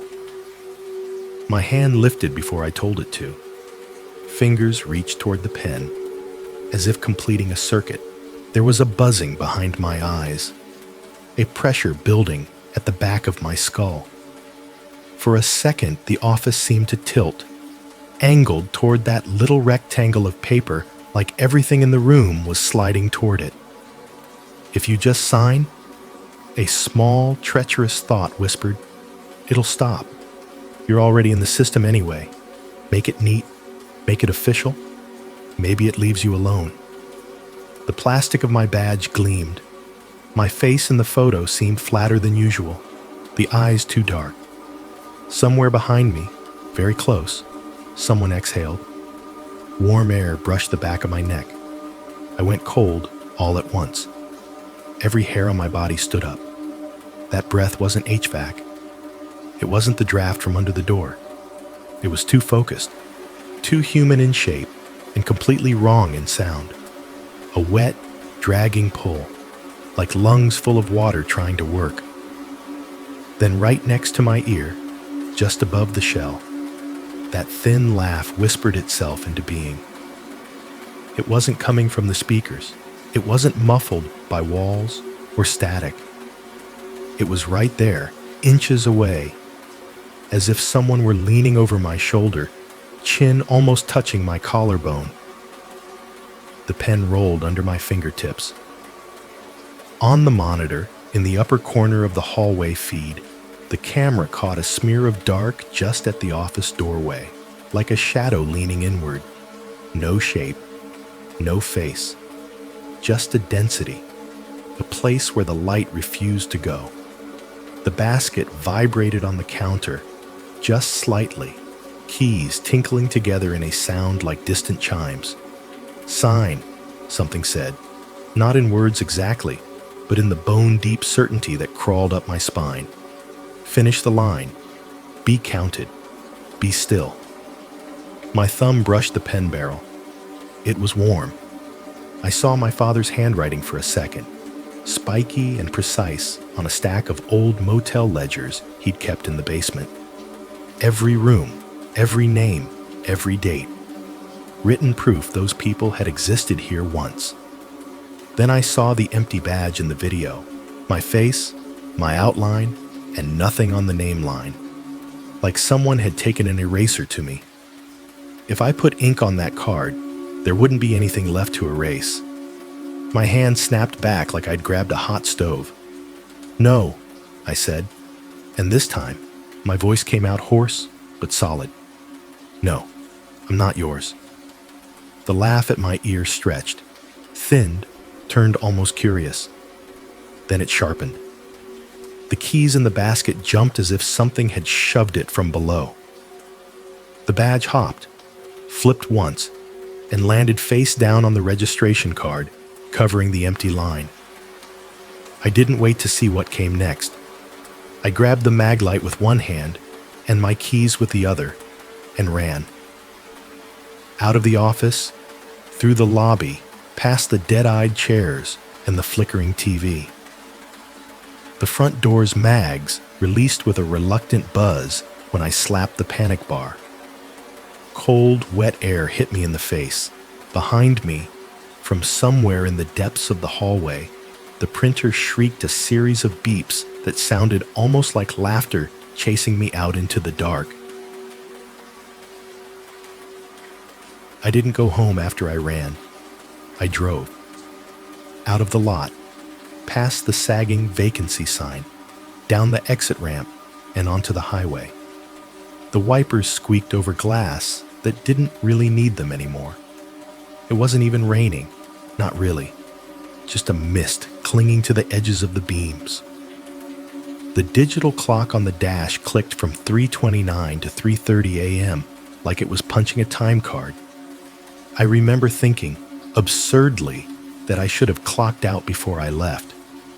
That somewhere, in whatever passed for a schedule in that motel's back office, my shift would show as in progress forever. I didn't have a plan. My hands put the car on I-64 east toward Richmond because that was the only direction that felt like away. The road was almost empty at that hour. Just the occasional 18-wheeler growling by in the other lane, throwing a wave of spray across my windshield, then fading back into the red dot distance. By the time the sky started to gray, my phone had buzzed itself, half to death in the cup holder. Tina, the owner, unknown numbers. I pulled into a McDonald's off Staples Mill as they were switching from cleaning crew to breakfast shift and sat there in the parking lot, staring at the menu board like I'd forgotten how food worked. The building glowed that sterile early morning yellow, all stainless steel and coffee steam. It felt normal, painfully, beautifully normal. I texted Tina, "I'm done, can't come back. Something happened. I'm sorry." 3 dots appeared, then vanished. A minute later, the phone rang. I let it go to voicemail. I couldn't imagine explaining. The room that doesn't exist tried to sign my soul in with a comped rate over the phone between Egg McMuffin orders. Instead, I scrolled to Marsh's number. He picked up on the second ring, his voice gravelly with sleep. and that permanent cigarette damage. This better be important, Thomas. I left, I said. My voice sounded thin, even to me. I left the motel. I'm not going back. There was a pause long enough for me to picture him sitting up in bed, swinging his legs over the side, the springs creaking. Are you hurt? No. Is anyone hurt? I thought of the basket on the counter, my badge laid out like a nameplate on a coffin. Not yet. Another pause. A car pulled into the drive-thru beside me, its bass rattling my windows, some cheerful pop song cutting through my little pocket of unreality. Stay where you are, he said. Text me the address. I'll meet you. He showed up 20 minutes later in plain clothes and his county jacket, hair damp like he'd stuck his head under the tap instead of showering. He slid into the passenger seat of my Honda, bringing in cold air and the faint ashtray smell he always carried. I told him everything. Not the way you tell something to a shrink or to a boss, trimming off the weird edges. I gave him the whole thing. The camera frame, the figure, the tarp, the basket moving from the lot to the office without doors opening, my name already signed in the system, the breath on my neck. He didn't interrupt, didn't crack a joke or tell me to get some sleep. Just stared out at the empty lanes of the road, the weak stream of commuters starting to trickle by, jaw working.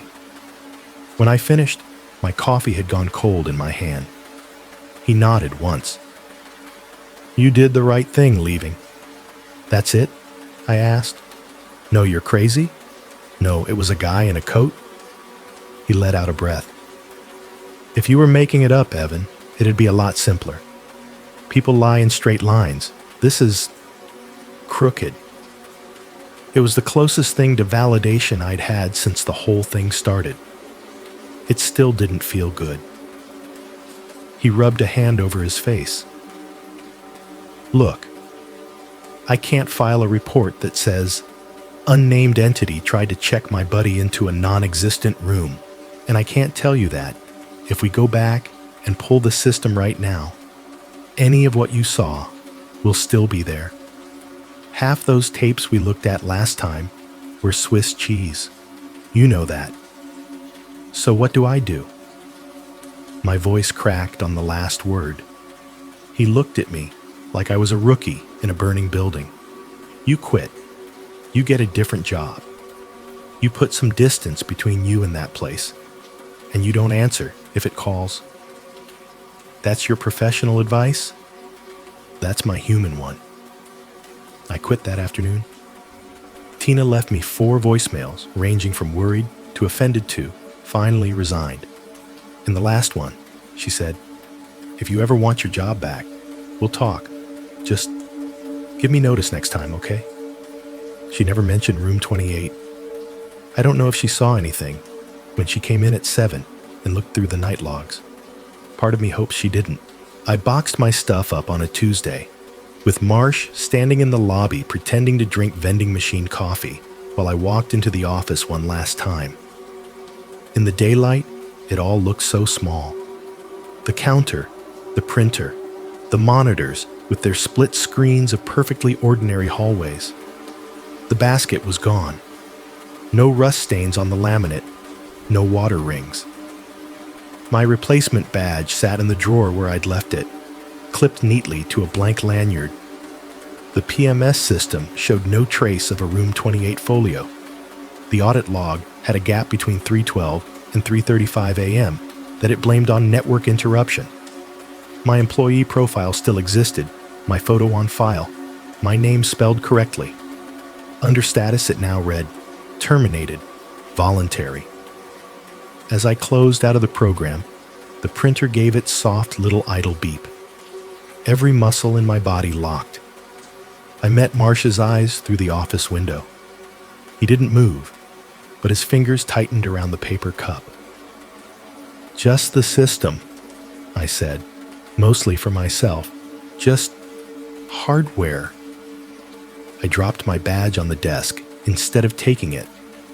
Let it lie there like a molted skin. I walked out through the lobby, past the humming soda machine, past the rack of free maps and the silent TV. I didn't look back at the vacancy sign when I pulled out of the lot for the last time. 3 months later, I was in Columbus, Ohio. It wasn't a dramatic move, not like Ryan with his Colorado escape. I followed a job posting from a mid-range business hotel that needed someone with night audit experience, dropped a few applications, told myself I might as well go where I'd be anonymous. Columbus was big enough that the apartment complexes blurred together, but cheap enough that I could get a one-bedroom with decent water pressure and a dishwasher. The hotel that hired me was near the airport. Concrete, glass, automatic doors that whooshed when you walked through. The lobby smelled like baked cookies and industrial air freshener. The carpeting was new, still plush underfoot. They didn't have a room 28. Their room numbers started at 201 because the first floor was all meeting space. I checked. The PMS system was newer too. Blue and white interface, cloud-based, all the buzzwords the sales rep had thrown around while the GM nodded. No glitching analog cameras, just shiny HD domes in the ceilings.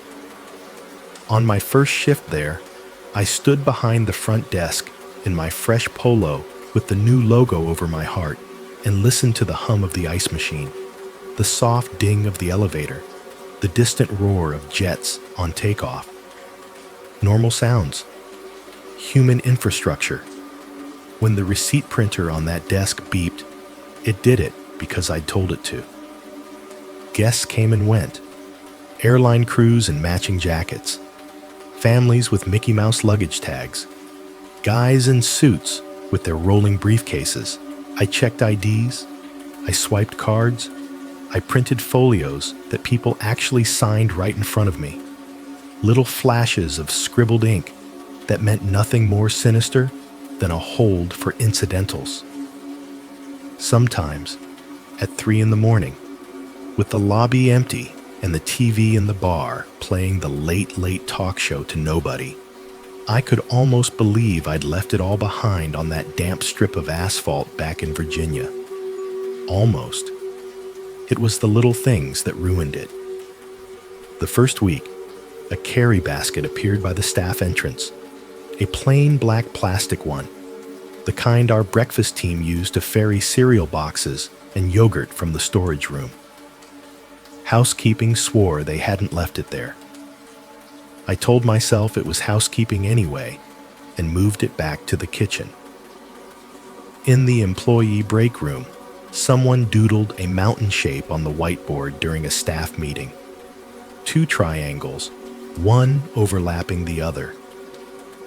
I erased it, my hand moving a little faster than it needed to. Probably just somebody thinking about ski trips. Probably nothing at all. In the grocery store down the street, picking up milk after a shift, I noticed one basket in the stack by the door that looked older than the others. The plastic was scuffed, the handle worn smooth. When I looked closer, I saw 2 faint, intersecting scratches near the grip.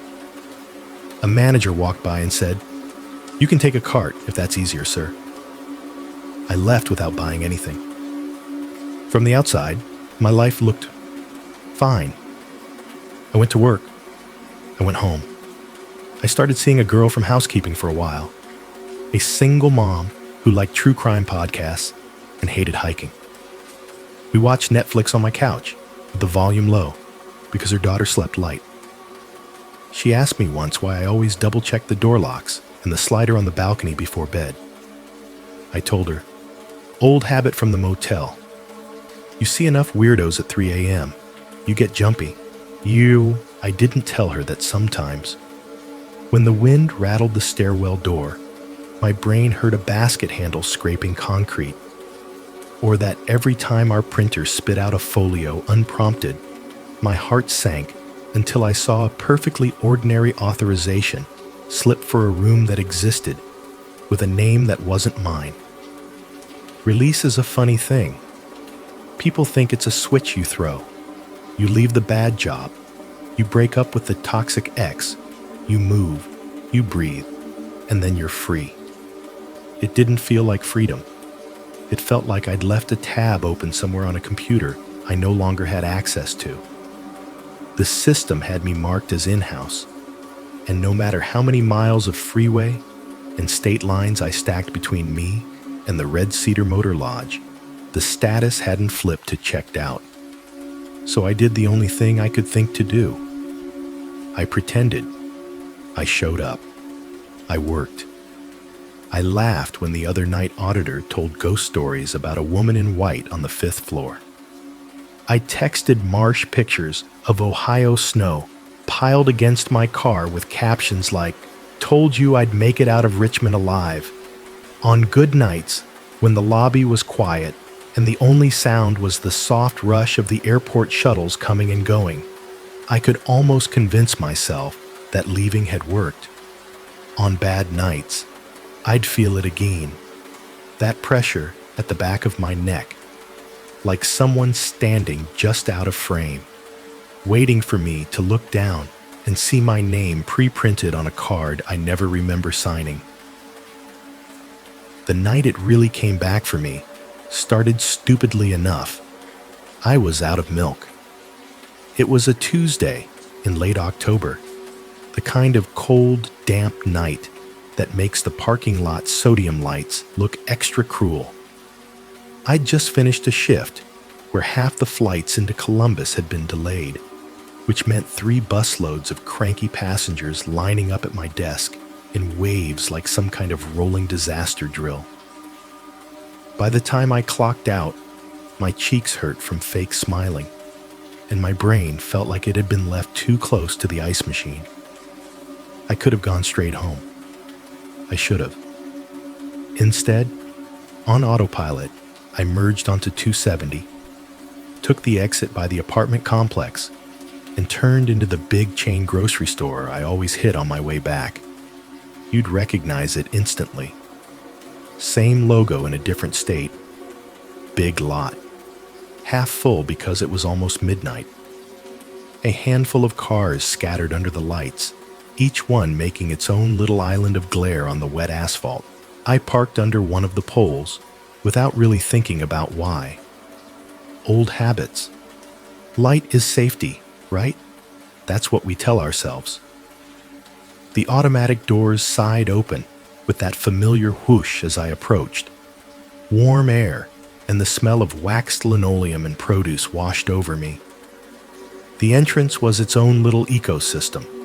Rows of gumball machines, a red box nobody used anymore, a charity bin with a plastic Santa, even though Thanksgiving was still weeks away. And of course, the baskets. They were stacked in a tall column just to the right of the door, tucked under a promotional sign about holiday savings starting now. Every basket was the same cheap red plastic, handles folded neatly in. A few full-size carts sat nested beside them, one wheel squeaking every time the doors opened and the draft nudged it. I reached for a basket without really looking, because why would you?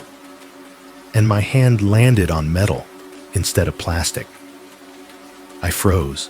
There, in the middle of all that glossy red, was one intruder, an old wire basket, the kind I hadn't seen outside of my nightmares in months. Same general shape, same dimensions, but not the same. The metal was dull, the gray softened by age, and a patina of scratches. The handle had that slight bow in the middle from years of being overloaded. At each corner, the welds had bloomed rust that someone had tried to scrub off. Faint brown-orange halos clung to the joints like old bruises. For a second, my brain did that thing where it throws up the most reasonable explanation it can find just to keep the lights on. Maybe they'd switched basket styles, and this was an older one, that hadn't been phased out yet. Maybe someone had returned it from their car after forever. Maybe, "Sir, you're fine to use those." The voice snapped me out of it. A kid in a blue vest with the store logo on his chest stood by the entrance, holding a stack of circulars. 17, maybe 18, acne along his jawline, tired eyes. He gestured vaguely at the stack. "Baskets, I mean. We just restacked them." My hand was still hovering over the metal one. It looked even more out of place now that he'd drawn attention to it. All the others were that cheerful, mass-produced plastic sheen. This one was wrong.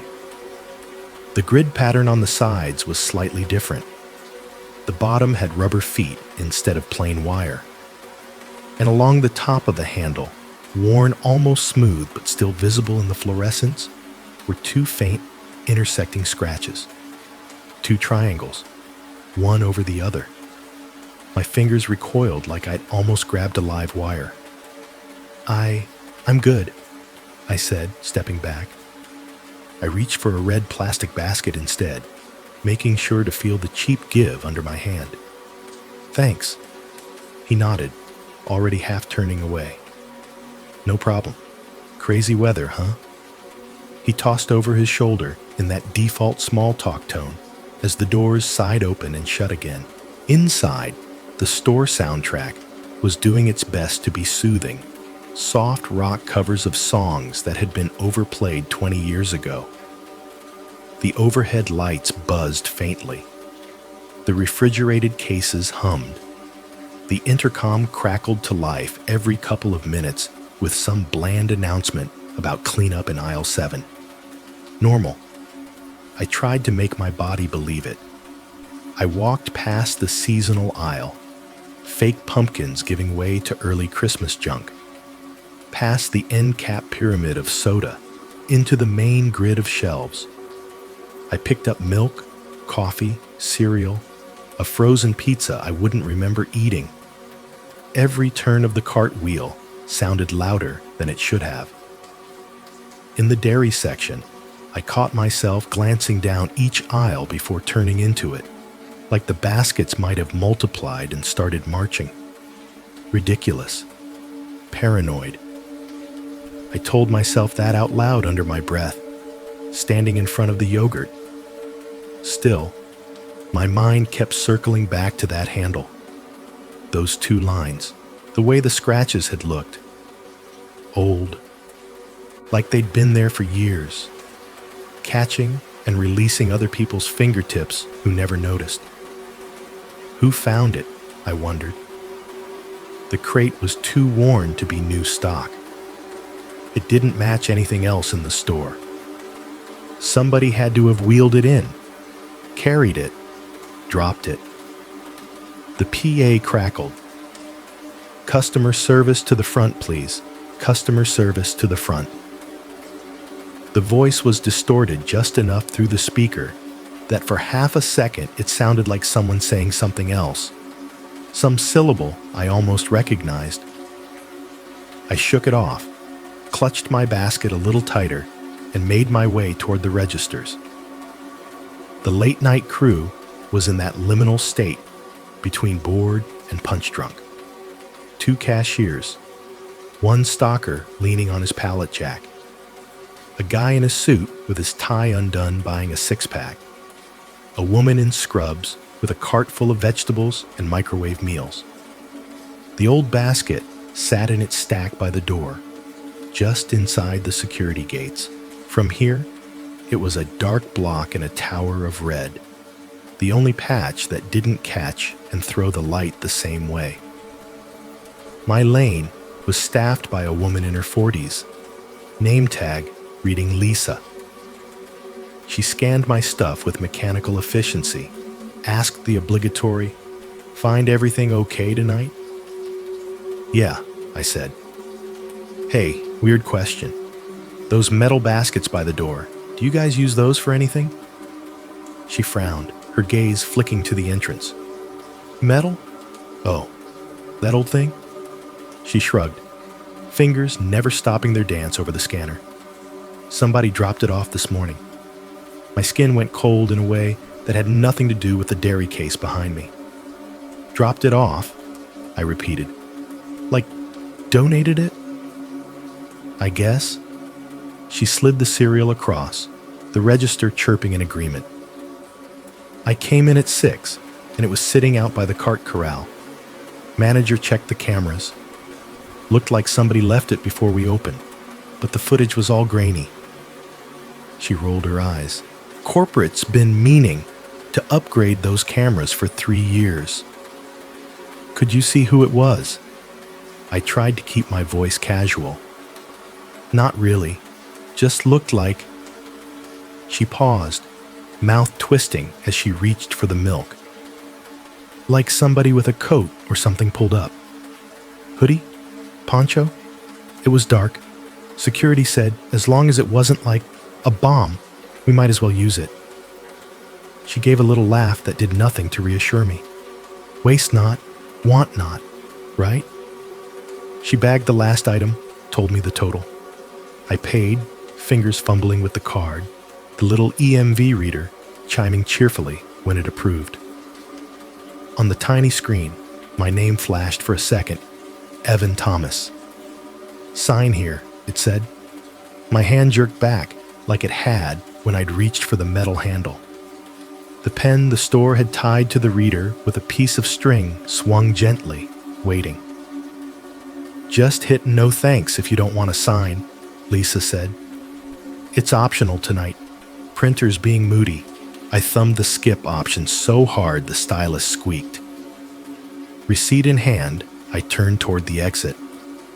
The doors were a bright rectangle ahead, the cold outside light spilling in around a man pushing a cart out. The metal basket sat in its tower, the top of its handle catching the fluorescence and throwing back a dull, tired glint. As I walked past, my grocery bag bumping my knee, I made the mistake of looking down at it full on. For a heartbeat, I could have sworn the scratches on the handle weren't just lines anymore. They looked deeper, darker, like something had filled them in. One triangle overlapping the other, as clean and deliberate as ink. And pressed against the wire grid of the basket's inside front, just visible between the slats, was a piece of white plastic, an ID badge. It could have been any employee's from any store in America. A rectangle of laminated nothing, blurry from the angle, but my brain filled in details it had no right to fill in. A barcode along the bottom, a block of text where a name should be, and a photo that was just the faint suggestion of a face in front of a black void. I didn't stop to check. I walked through the doors, into the cold air and the smell of wet asphalt. The automatic sensor didn't have to open for me. Another customer was coming in, motion triggering the system. For half a second, both doors were open at once, the in and the out, and a draft tugged at my grocery bag, my jacket, my hair. Behind me, past the security gates, something metal clinked softly, like a handle being lifted. I didn't look back. I crossed the lot faster than I needed to, keys already in my palm, thumb on the remote. The car chirped, lights flashing. I slid in, locked the doors, and sat there with my hands on the wheel and my groceries on the passenger seat, staring straight ahead at the glowing letters of the store sign. People pushed carts in and out. Headlights swept across the pavement. The world went on. Inside, under the bright lights, and the music, and the announcements about discounts, an old basket sat among the new ones, waiting for hands that wouldn't hesitate to grab it. Staff thought someone had dropped it off. I knew better. They don't need the motel, I thought. They never did. The baskets go where the people are. I turned the key, put the car in gear, and drove home. It was the last time I set foot in a grocery store. I wish I could say I changed everything after that grocery store. Quit the hotel, moved again, got therapy, something sensible. What I actually did was smaller and dumber. I stopped going to grocery stores. After that night with the metal basket and the bored cashier saying, "Somebody dropped it off," I deleted the store's app from my phone, then re-downloaded it 5 minutes later and started doing curbside pickup. Sometimes I'd have food delivered instead. I told myself it was convenience, a time saver. One less errand in a life built around weird hours. The truth was simpler. I didn't want to see the entrance.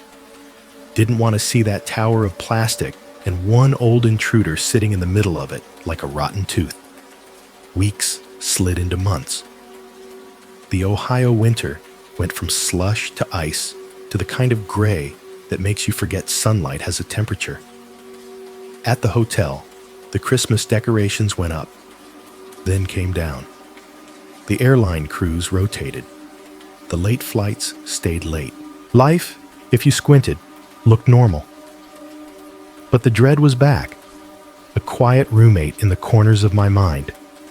It moved in after the grocery basket and never really left.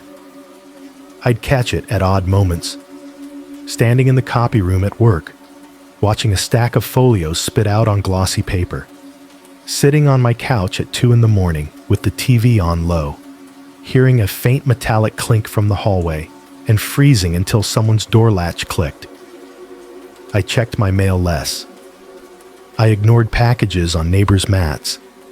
I avoided eye contact with anything that had a handle. So when it finally showed up at my door, it was almost a relief. It was a Sunday night edging into Monday, technically my weekend, though my sleep schedule didn't care what the calendar said. I'd just finished my second beer on the couch and given up on pretending I was watching the movie. The blue light flicker had that hypnotic, tanked-up quality, and my eyes felt like sand. The apartment building was doing its usual after-hours symphony. Distant bass through a floor. Someone's shower hammering in the pipes. The elevator's soft mechanical groan 2 floors down. My own unit smelled faintly of microwaved leftovers and whatever chemical they used to clean the hallway carpet. I clicked off the TV. The sudden quiet made the fridge hum sound like a small engine. On autopilot, I did my nightly circuit. Kitchen window locked, balcony slider latched, bedroom window secure. I checked the front door deadbolt for the second time, fingers resting on the chain. Through the peephole, the hallway looked the way it always did. Taupe walls, off-white doors in a row, emergency light over the stairwell, casting everything in that flat, institutional glow. The exit sign at the far end of the hall glowed a tired red above the door. Nothing moved. I started to turn away. That's when something made a soft, hollow sound against my door. Not a knock. More like a touch, a bump. The gentle thunk of something light with a hard edge meeting wood. Every muscle in my body went rigid.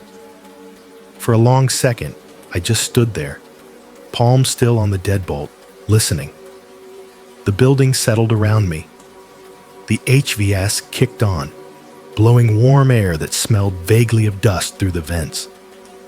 Somewhere below, a toilet flushed. A TV laughed canned laughter through a wall. Then directly in front of me, there was a faint rustle, a tiny shift, like woven plastic or metal rubbing against painted trim. "No," I whispered before I even looked. But of course, I looked. I lifted the chain, turned the deadbolt, and opened the door the smallest possible crack, just enough to peer down with one eye. It was sitting there on the mat, old, Metal. Wrong. Not the glossy red store style. Not the cheap black plastic from our hotel back room, but the same kind of wire crate I'd first seen on that wet slope in the Blue Ridge. The grid metal sides were dinged and bent in places, the silver worn down to a dull gray. The handle had that same slight warped bow. Under the hallway light, the weld points at the corners showed the familiar bloom of scrubbed but never quite defeated rust. 2 intersecting triangles were etched into the handle, dead center. Not scratched this time, cut, deep enough that shadow pooled in the grooves. My stomach dropped like an elevator with a snapped cable. For a moment, all I could do was hang there in the doorway, fingers biting into the edge of the knob, breath shallow. The hallway felt too long, the exit sign too dim. The patterned carpet, that cheap corporate swirls on beige, seemed to tilt gently toward my unit, like someone had nudged the building and everything was sliding. The basket didn't belong here. Not just because it was old, not just because it was wrong, but because it meant the distance I'd tried so hard to put between myself and Virginia had just been paperwork. I opened the door wider, half expecting to see some neighbor down the hall, phone out, grinning at their own idea of a prank, a TikTok setup, anything. The corridor was empty. No footsteps. No doors closing. No elevator chime. Just the low mechanical whir of the heater and the faint buzz of the exit sign transformer. The only new element in my world was the basket on my welcome mat. Inside, something waited. It was stacked too neatly to be random junk. No grocery items. No coupons. Just paper, tall enough that I could see the top edges of a few sheets at the lip. On top of the stack, resting at a slight angle, was a pen. Not my hotel's pens, not the Red Cedar's cheap blue ballpoints with the phone number.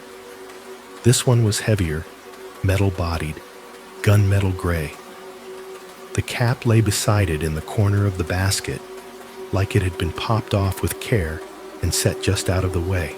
The pen itself lay diagonally across a white rectangle, its tip hovering right over the beginning of a line. I didn't have to pick it up to know what that postcard-sized rectangle was. I'd seen too many like it. From the doorway, without touching anything, I could already make out the letterhead in pale gray at the top, Red Cedar Motor Lodge. The name shouldn't have been crisp anymore.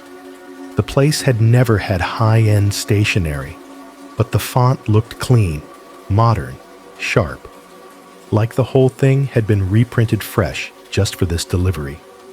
Under the header, in all caps, registration card, room 28. My name was there in the first field, Evan Thomas. Below it, my current address in Columbus, Ohio. Not the Richmond apartment I'd had back then.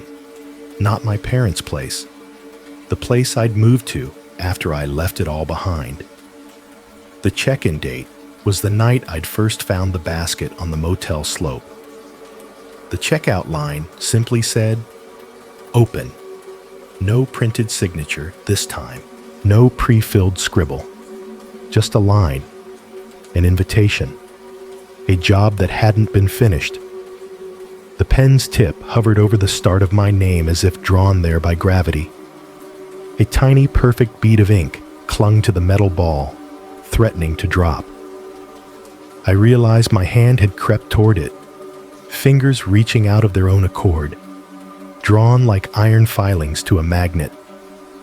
Behind my back, down in the guts of the building somewhere, the pipes groaned.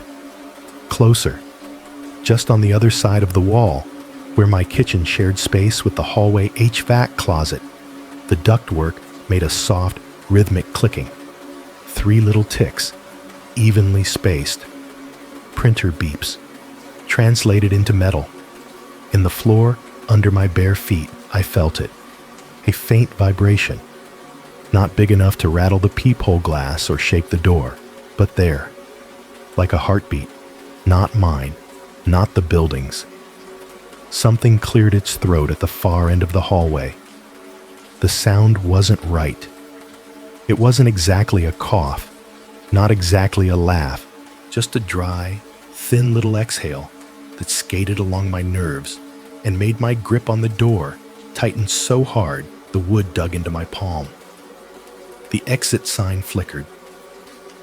For one split second, between its red glow dying and reigniting, the reflection in the hallway's cheap brass fire alarm cover shifted. That's the only way I can describe it. There was nothing to see, and yet in that dark blink, the reflection of the corridor looked busier. Edges where there shouldn't be edges. Vertical forms along the walls that weren't doors. Like a crowd standing just outside the literal field of view, pressed up against the edges of reality, waiting for the lights to go out for good. When the red glow snapped back on, the hall was empty again, except for the basket sitting patiently on my mat, waiting like room service outside a door. The pen gleamed. I could smell wet metal and old paper now, layered over the deodorized hallway carpet. A smell that didn't belong in a third-floor apartment building in Columbus, but did belong to a damp concrete backlot in rural Virginia. My thumb twitched, inches from the handle.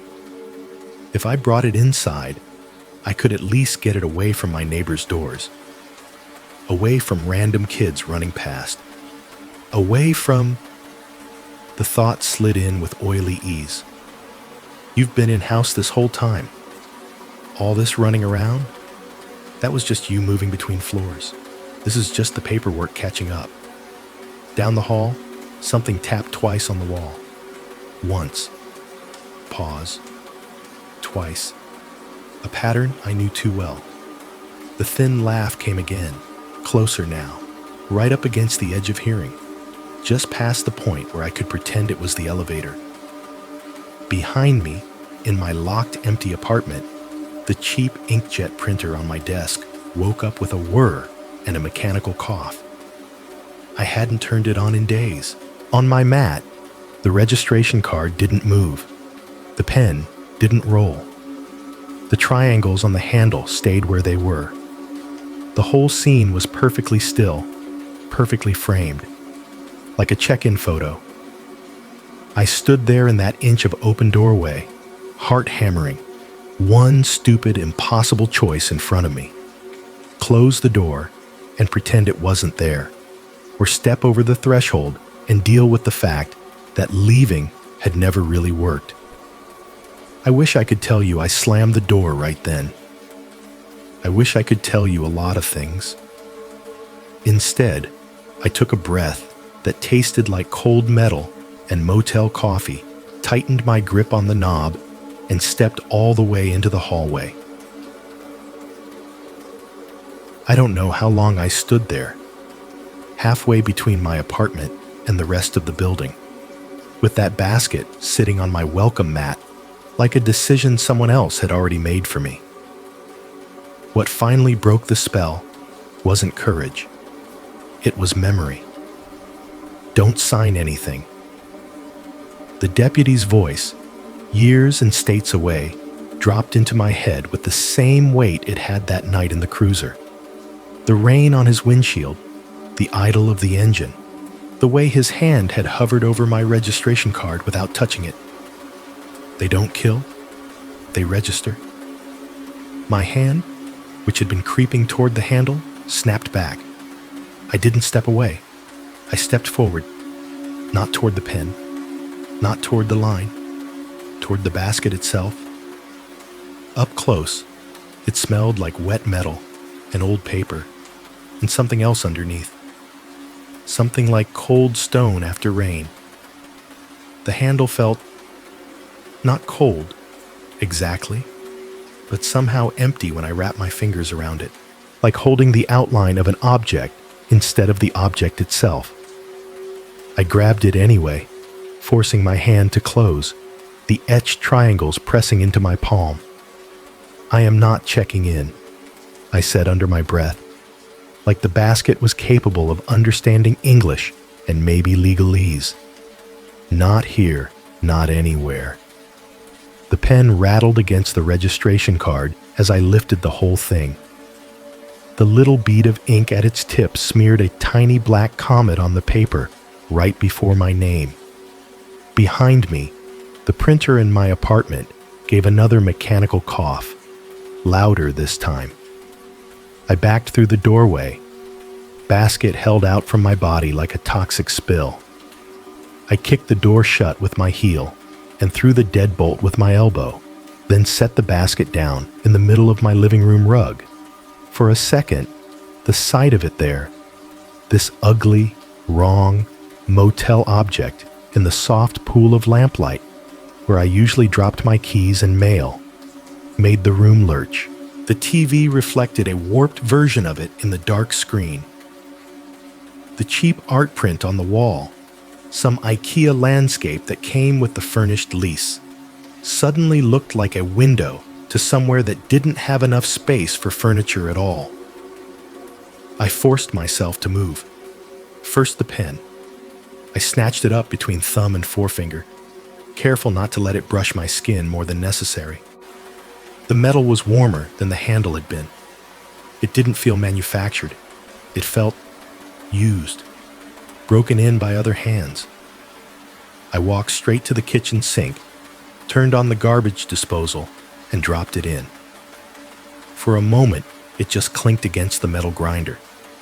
Then the blades caught. The sound it made wasn't right. There was the expected screech of metal on metal, the motor straining. But under it, threading through it, there was something that sounded uncomfortably like a whine. High and thin and almost intelligible, like someone trying not to scream into a pillow. I left the disposal running long enough that the lights over the stove dimmed, then flicked it off. When the motor spun down, the apartment felt too quiet. In the sink, what was left of the pen was unrecognizable. Twisted shards of gray metal and a smear of black ink swirling slowly toward the drain. One down. The printer coughed again. I turned. The little inkjet on my desk, unplugged, or so I'd thought, was alive. Its power light glowed a soft, sickly green. The rollers were feeding paper from the tray, one sheet after another, even though I could see the cord sitting loose on the floor nowhere near an outlet. Each page slid out with the same message, over and over, in perfect, machine-clean type. Registration card, room 28. Blank, except for the header and that line waiting at the bottom. The pages landed in an uneven stack on the tray, edges fanning slightly. After the fifth page, the printer beeped. 3 short, even tones that punched me right back to the motel office at 2 in the morning. "I'm not signing," I said again. To the empty room, to the machine, to the invisible thing that knew my routes to work and my grocery store habits and my apartment number. My voice sounded small and hoarse over the hum of the fridge and the far-off thump of my upstairs neighbor's footsteps. The basket, sitting in the middle of the rug, waited. The original registration card looked different from the ones the printer was spitting out. The cardstock was heavier, a little glossy. The motel logo at the top had that slightly misaligned look of a cheap color laser template. The date and my address and my printed name sat there calmly, the ink barely reflecting the light. The only imperfection was the tiny smear where the pen had blotted near the start of my name. A half-formed E, aborted. My hand shook when I picked it up. In the corner of the living room, by the balcony door, I kept a big ceramic planter with a dead plant in it. One of my attempts at being a person who owned plants. The dirt inside was bone dry, the stems brittle. It would do. I grabbed my lighter off the coffee table, the one I used to burn the ends of fraying sweatshirt strings and the occasional candle. It felt pathetically small in my palm. For a second, I hesitated. Some buried, rational part of me whispered that setting fires in a one-bedroom apartment was a bad idea. That paper smoke would set off the detectors, that the basket might not burn the way I expected. But the part of me that had smelled river mud under a motel room door and heard a laugh in a grocery store intercom overruled it. I flicked the lighter. The flame caught on the corner of the registration card faster than it should have, like the paper had been waiting for this. It curled inward, blackening, the motel logo warping in the heat. My name distorted, the letters melting into each other. I held it over the planter until the burning piece dropped onto the dry soil. It didn't stop. For a terrifying heartbeat, the flame flared brighter, licking up the dead stems. Heat washed over my knuckles. I nearly panicked and dumped my water bottle on the whole thing. But then the fire pulled inward, tightening, shrinking. It burned in, not out. When it finally died, what was left in the pot wasn't ash so much as an impression. The soil had hardened in the shape of a rectangle, edges crisp, as if someone had pressed a card into wet cement and let it set. In the blackened center, faint but visible even in the lamplight, were two intersecting triangles. I doused the whole planter under the kitchen sink until water flowed from the bottom and onto the counter. Mud ran down the drain, gritty and dark. The hardened rectangle resisted for an uncomfortably long time before it finally broke under the stream and collapsed into sludge. Behind me, the printer kept working. By the time I turned back to it, the tray was full. A dozen, maybe 15 pages sat there, each one identical. Registration card, room 28. Thin black line waiting at the bottom. I didn't read them all. I didn't need to. I yanked the stack out with more force than necessary, the last sheet still half fed. The printer whined, the rollers spinning uselessly. I took the whole bundle to the kitchen, stuffed it into the sink beside the mangled pen remnants, and lit one corner. This time, the fire didn't fight. The sheets went up in a rush, flames licking high enough that the heat made my eyes water. The plastic around the edge of the countertop started to curl. The smoke detector on the ceiling shrieked to life, a piercing mechanical scream that erased everything else. I slapped the fire out with a wet dish towel, coughed through the acrid smoke, and climbed on a chair to yank the battery from the detector.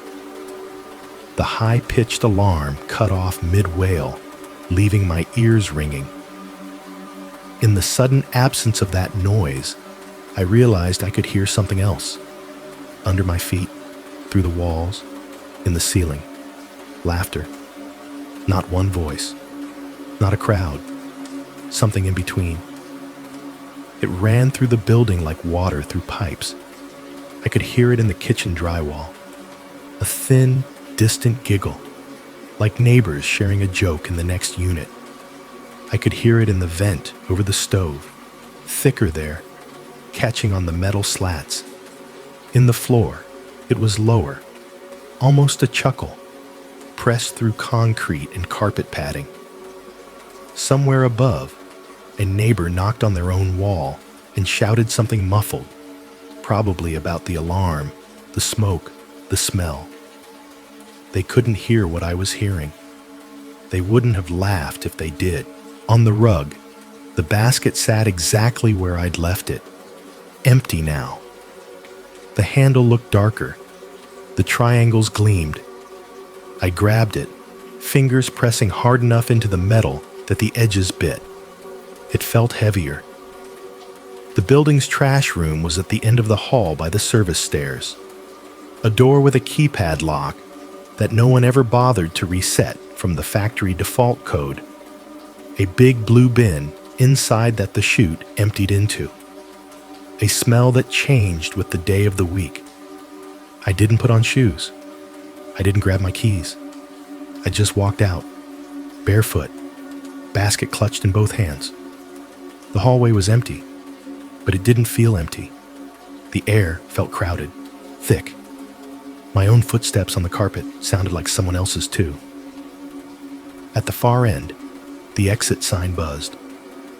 Every few seconds, the light flickered, red dimming, then surging.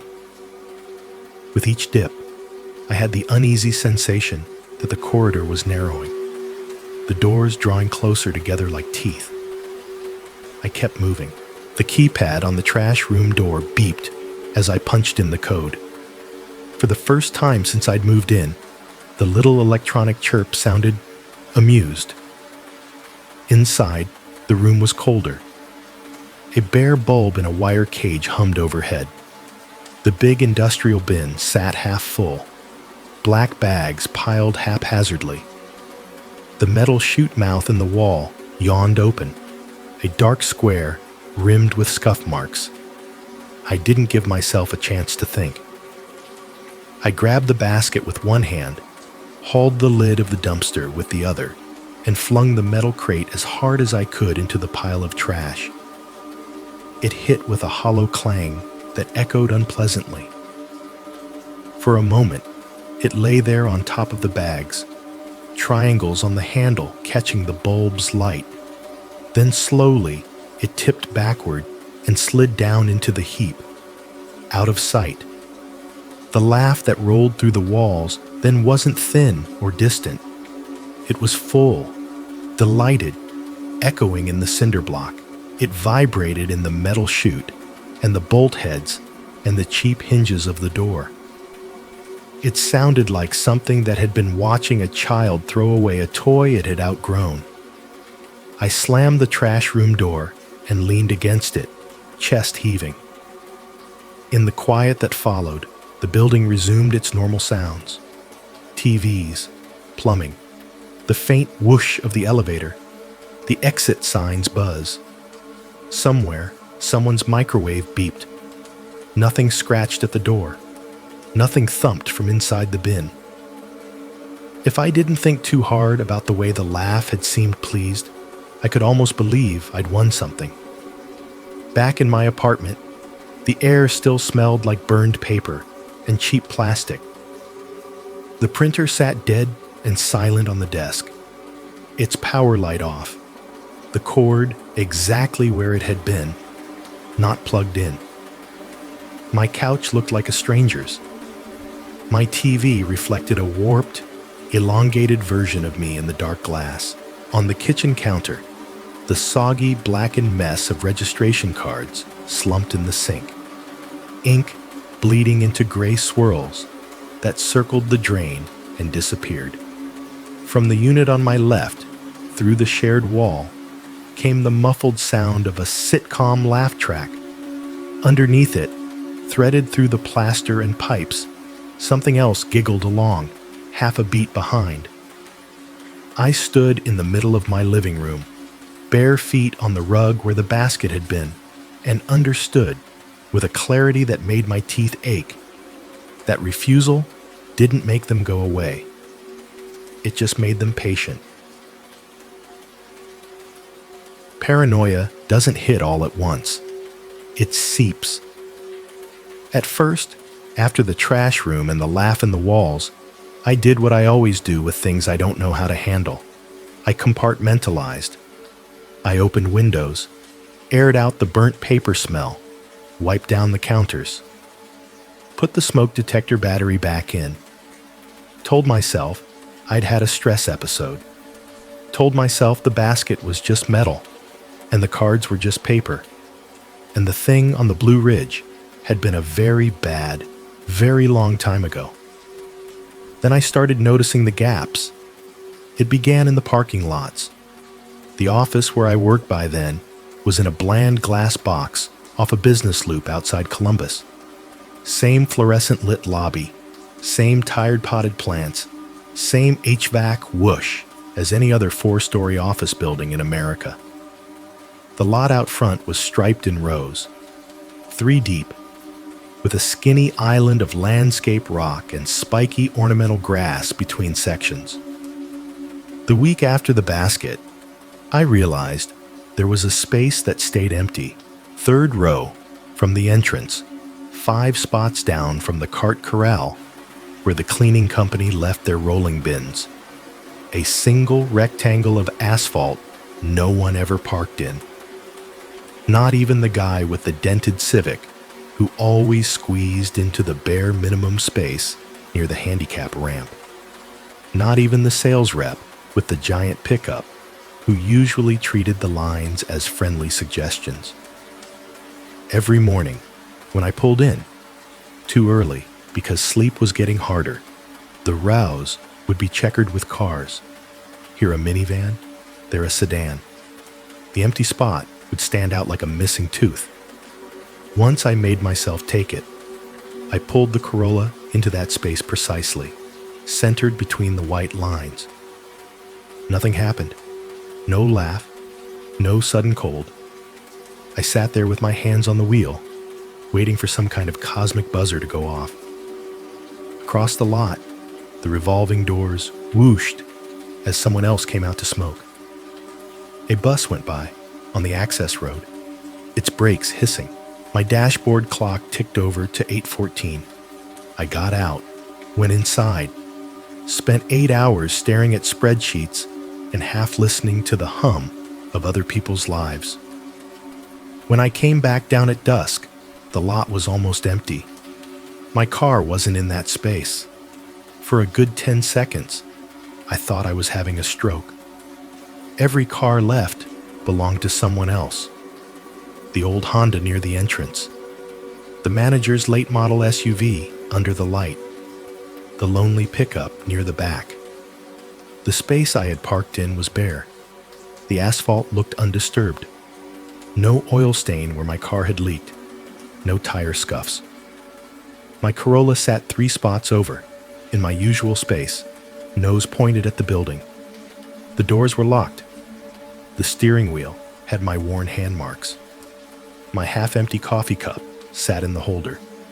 The lid stained where my mouth had touched it. My key turned in the ignition, like it always did.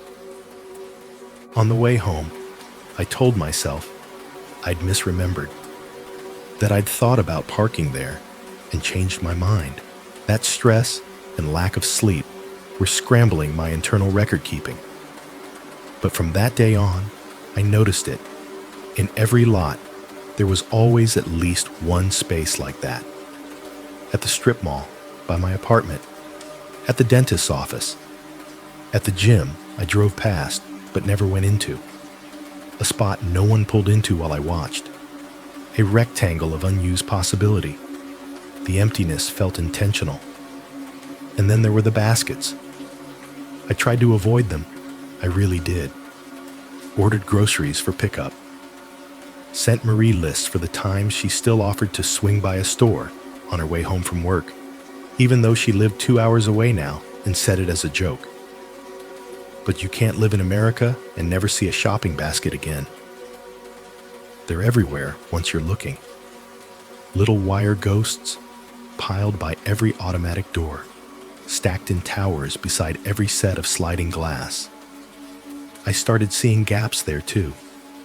At the big supermarket on my route home, the baskets lived on a wheeled rack just inside the lobby, under a motion-activated message that chirped, "Welcome to Maple Grove," whenever anyone broke the beam. Gray plastic, nestable, with the store logo molded into each side. One night, I needed milk badly enough to risk going in. I stood in the vestibule for a full minute, watching the sliding doors, listening to the compressor wheeze on the Coke coolers and the rhythmic squeak of a kid's light-up shoes somewhere down the candy aisle. The rack in front of me held 2 neat columns of baskets, 8 high, 16 total. I counted twice. A stock boy pushed past with a flat cart stacked with cases of soda, the little wheels rattling. The motion sensor chimed its fake cheerful greeting. A gust of outside air brushed my jeans. When he'd gone, there were 15 baskets. Not someone took one. Not I blinked and a customer grabbed one. My eyes had been on that stack the whole time. I would swear to it under oath. One moment there were 16, the next 15. No one bent, no one reached. The missing space was in the middle of the column, not the top, like the outline had been erased. My hands started to sweat on the cart handle. I walked past without taking one. At the back of the store, near the dairy wall, an employee was fishing a lone basket out of a cooler well, swearing under his breath about idiot customers. It was metal, not plastic. Old. The handle had a bow in it. I turned around and walked out. Left my empty cart in the cereal aisle. Ate dry crackers at home and pretended the milk had gone sour. After that, I saw absence everywhere. The airport drop-off lane on a trip to visit my parents, where a single spot right at the curb stayed mysteriously open as taxis swarmed around it.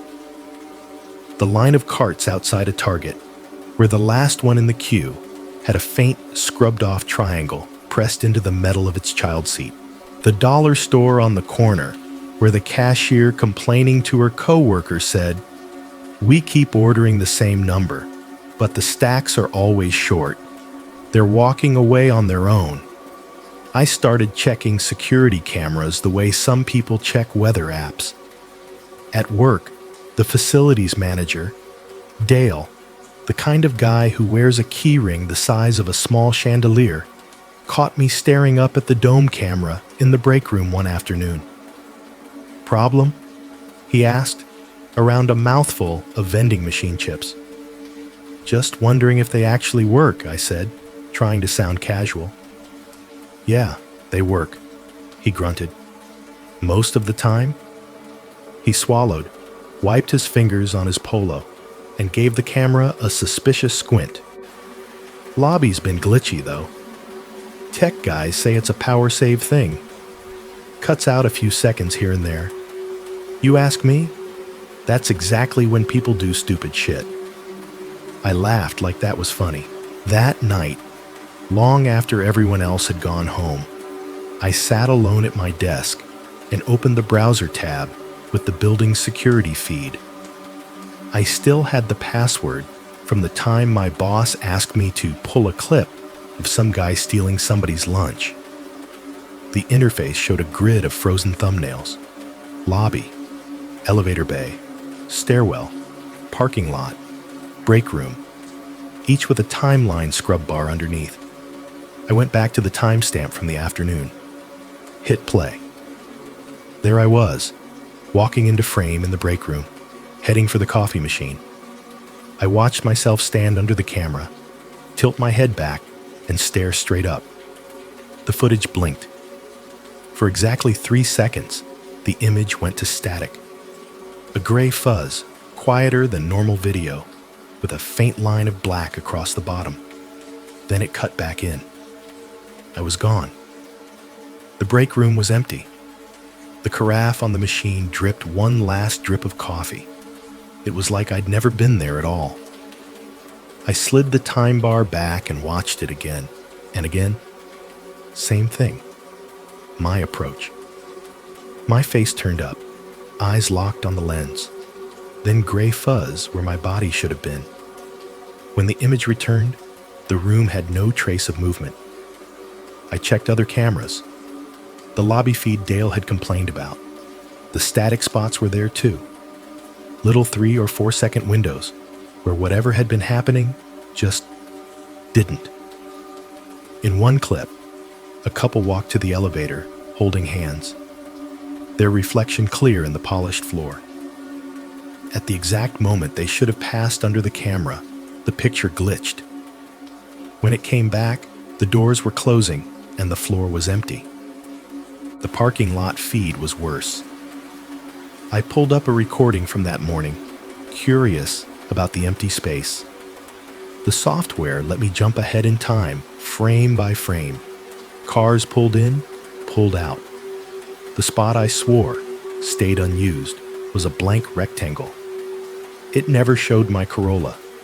In fact, when I scrubbed back, it never showed anyone's car there at all. Every other space in the grid had some car in it at some point in the day. That one spot remained negative. A little patch of asphalt reality refused to acknowledge.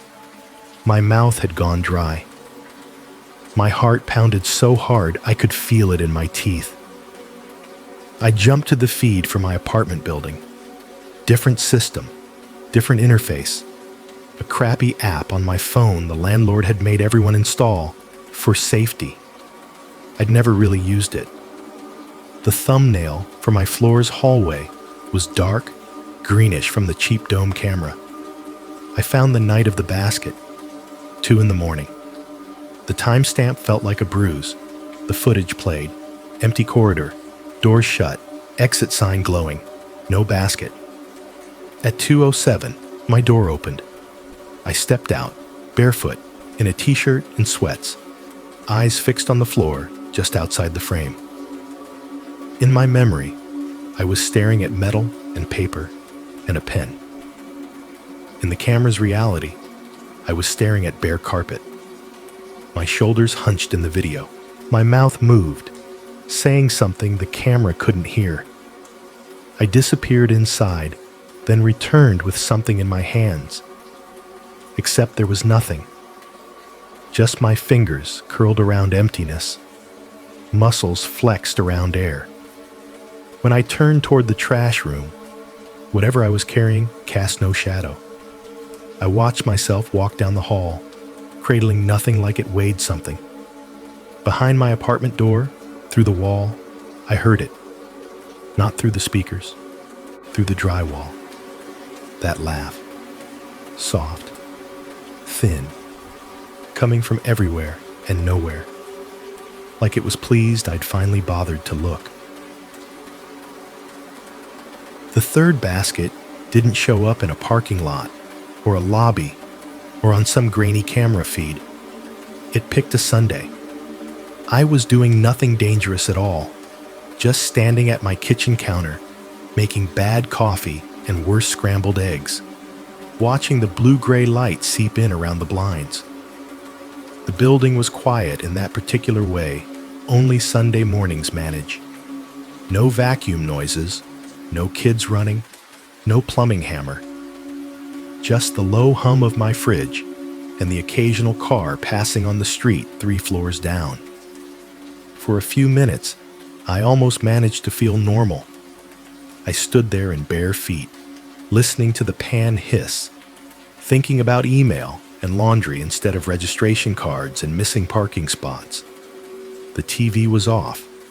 My phone was face down.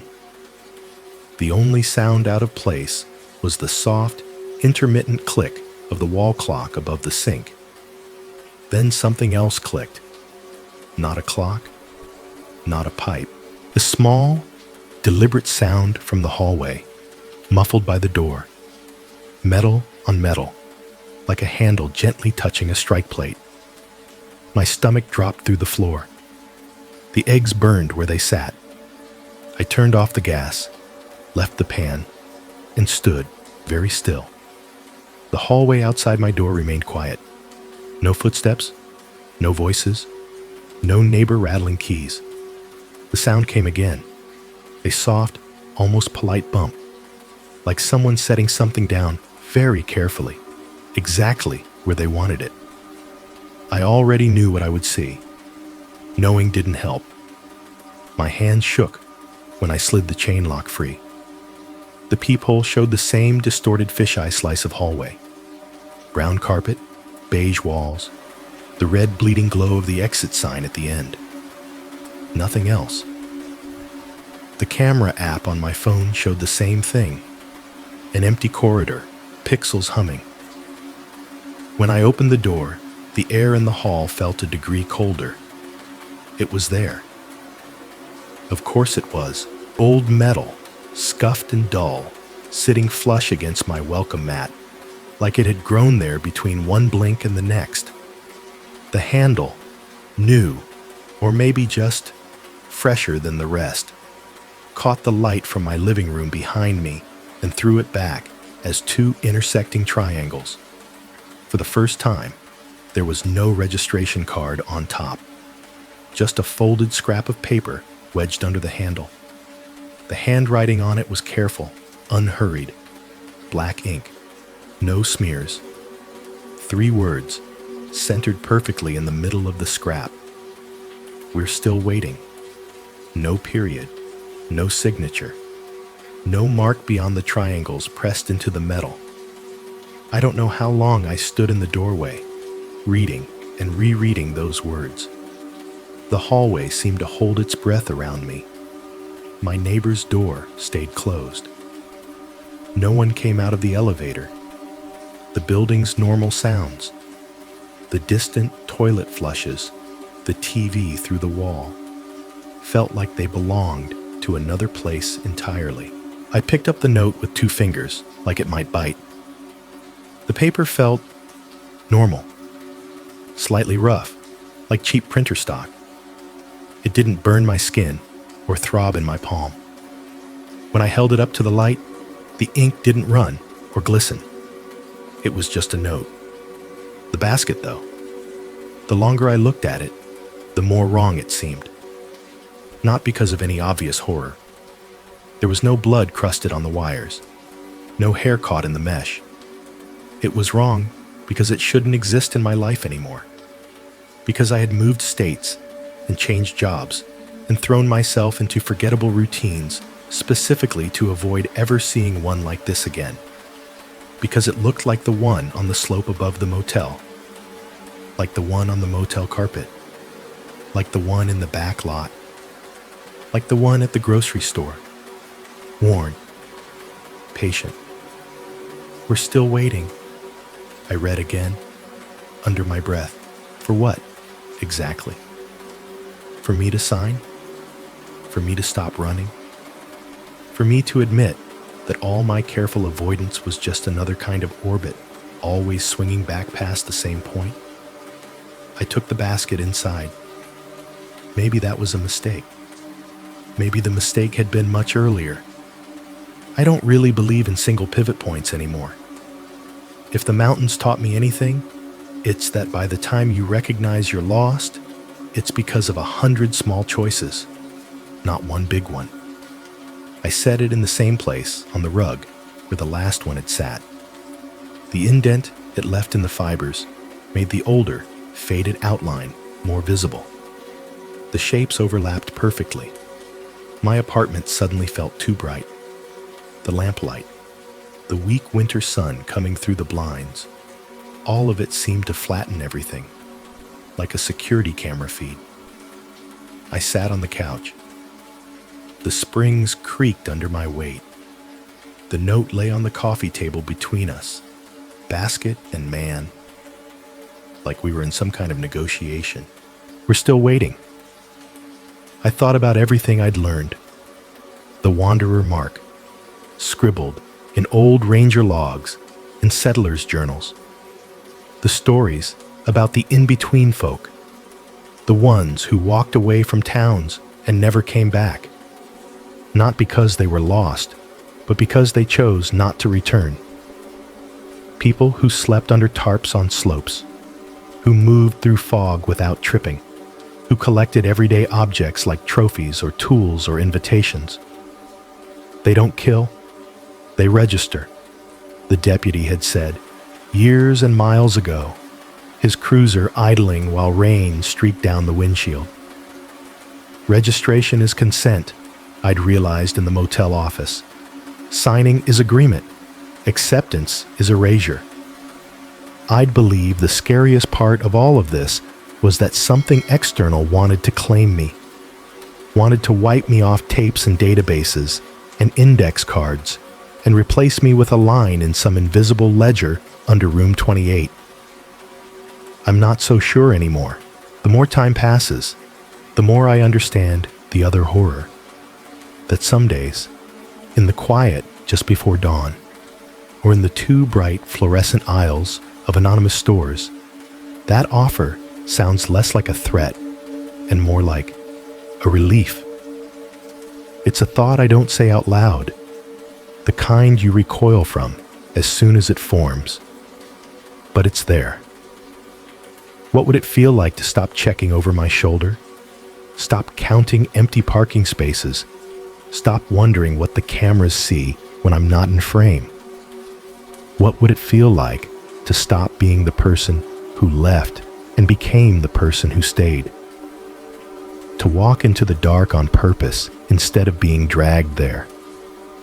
Sometimes, when the city noise dies down and the building settles, and I can hear the hum of my own refrigerator like the HVAC thump from the motel, I catch myself imagining it. The feel of the pen in my hand, the weight of it, the smooth drag of the tip across the line, the way the letters of my name might look, just for a second, before they blurred or burned or vanished. How long would it hurt? Would it even hurt? The stories never said. They weren't about bodies. They were about absence, about cars left in lots, and camps left intact, and baskets full of keys. Marie's toothbrush still sits in a cup in her upstairs bathroom, 2 states away, even though she hasn't used it in months.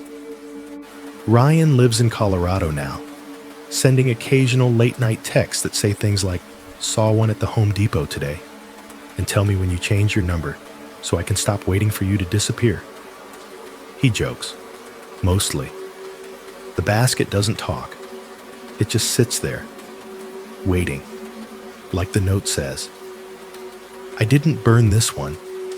There's no registration card, nothing obvious to destroy. I could take a hammer to the metal, bend it until the handle snapped, throw it off a bridge. I could leave it in a donation bin. I could drive it back to the mountains and chuck it into some ravine no one hikes. I don't. Instead, I move it. Sometimes it lives in the coat closet, behind an old box of Christmas lights and a suitcase I never use. Sometimes it's under the bed, where I can pretend I don't know which corner it's in. Once, for almost a week, I kept it in the trunk of my car, under an emergency blanket and jumper cables, and drove around with the knowledge of its weight sitting just behind the back seat. It doesn't rust further. It doesn't squeak when I pick it up. The triangles never fade. Every so often, I'll open a cabinet or a closet and find it somewhere I swear I didn't leave it. On the chair by the door, where I drop my jacket. Next to the washing machine in the communal laundry room, handle hooked neatly over the edge of a folding table. Sitting in the front passenger seat of my car after I come out of a late shift, like a silent patient rider. Each time, there's no card, just the note on my fridge, held up by a magnet in the shape of a mountain I bought at a gas station years ago. The corners curling a little more. We're still waiting. The cameras still show me carrying nothing. The empty spots in parking lots still stay empty. The motion sensors at stores still chirp cheerful greetings as I walk by.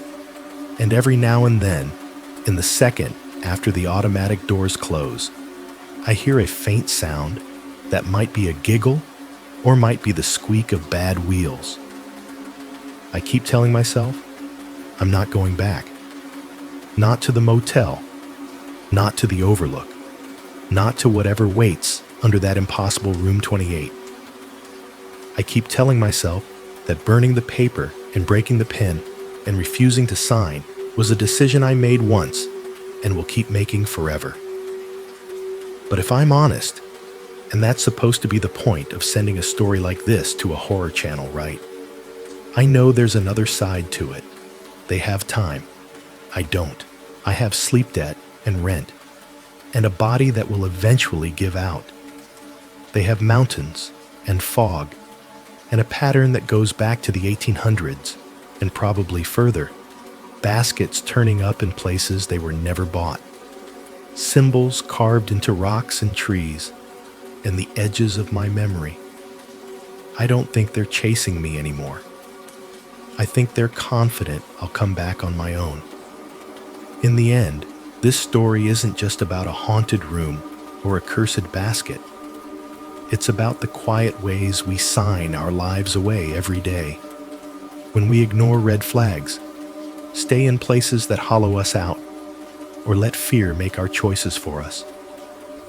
The narrator survives because he refuses to sign, refuses to surrender his name, even when the loneliness and exhaustion make that surrender feel tempting. Maybe the real horror isn't the thing in the dark, but how easy it is to drift into a life we never chose. And maybe the real courage is drawing a line and saying, "Not me, not this time." So I want to ask you, as a friend listening on the other side of the screen, if the basket showed up at your door tonight, what would it be asking you to sign away? And would you be brave enough to say no?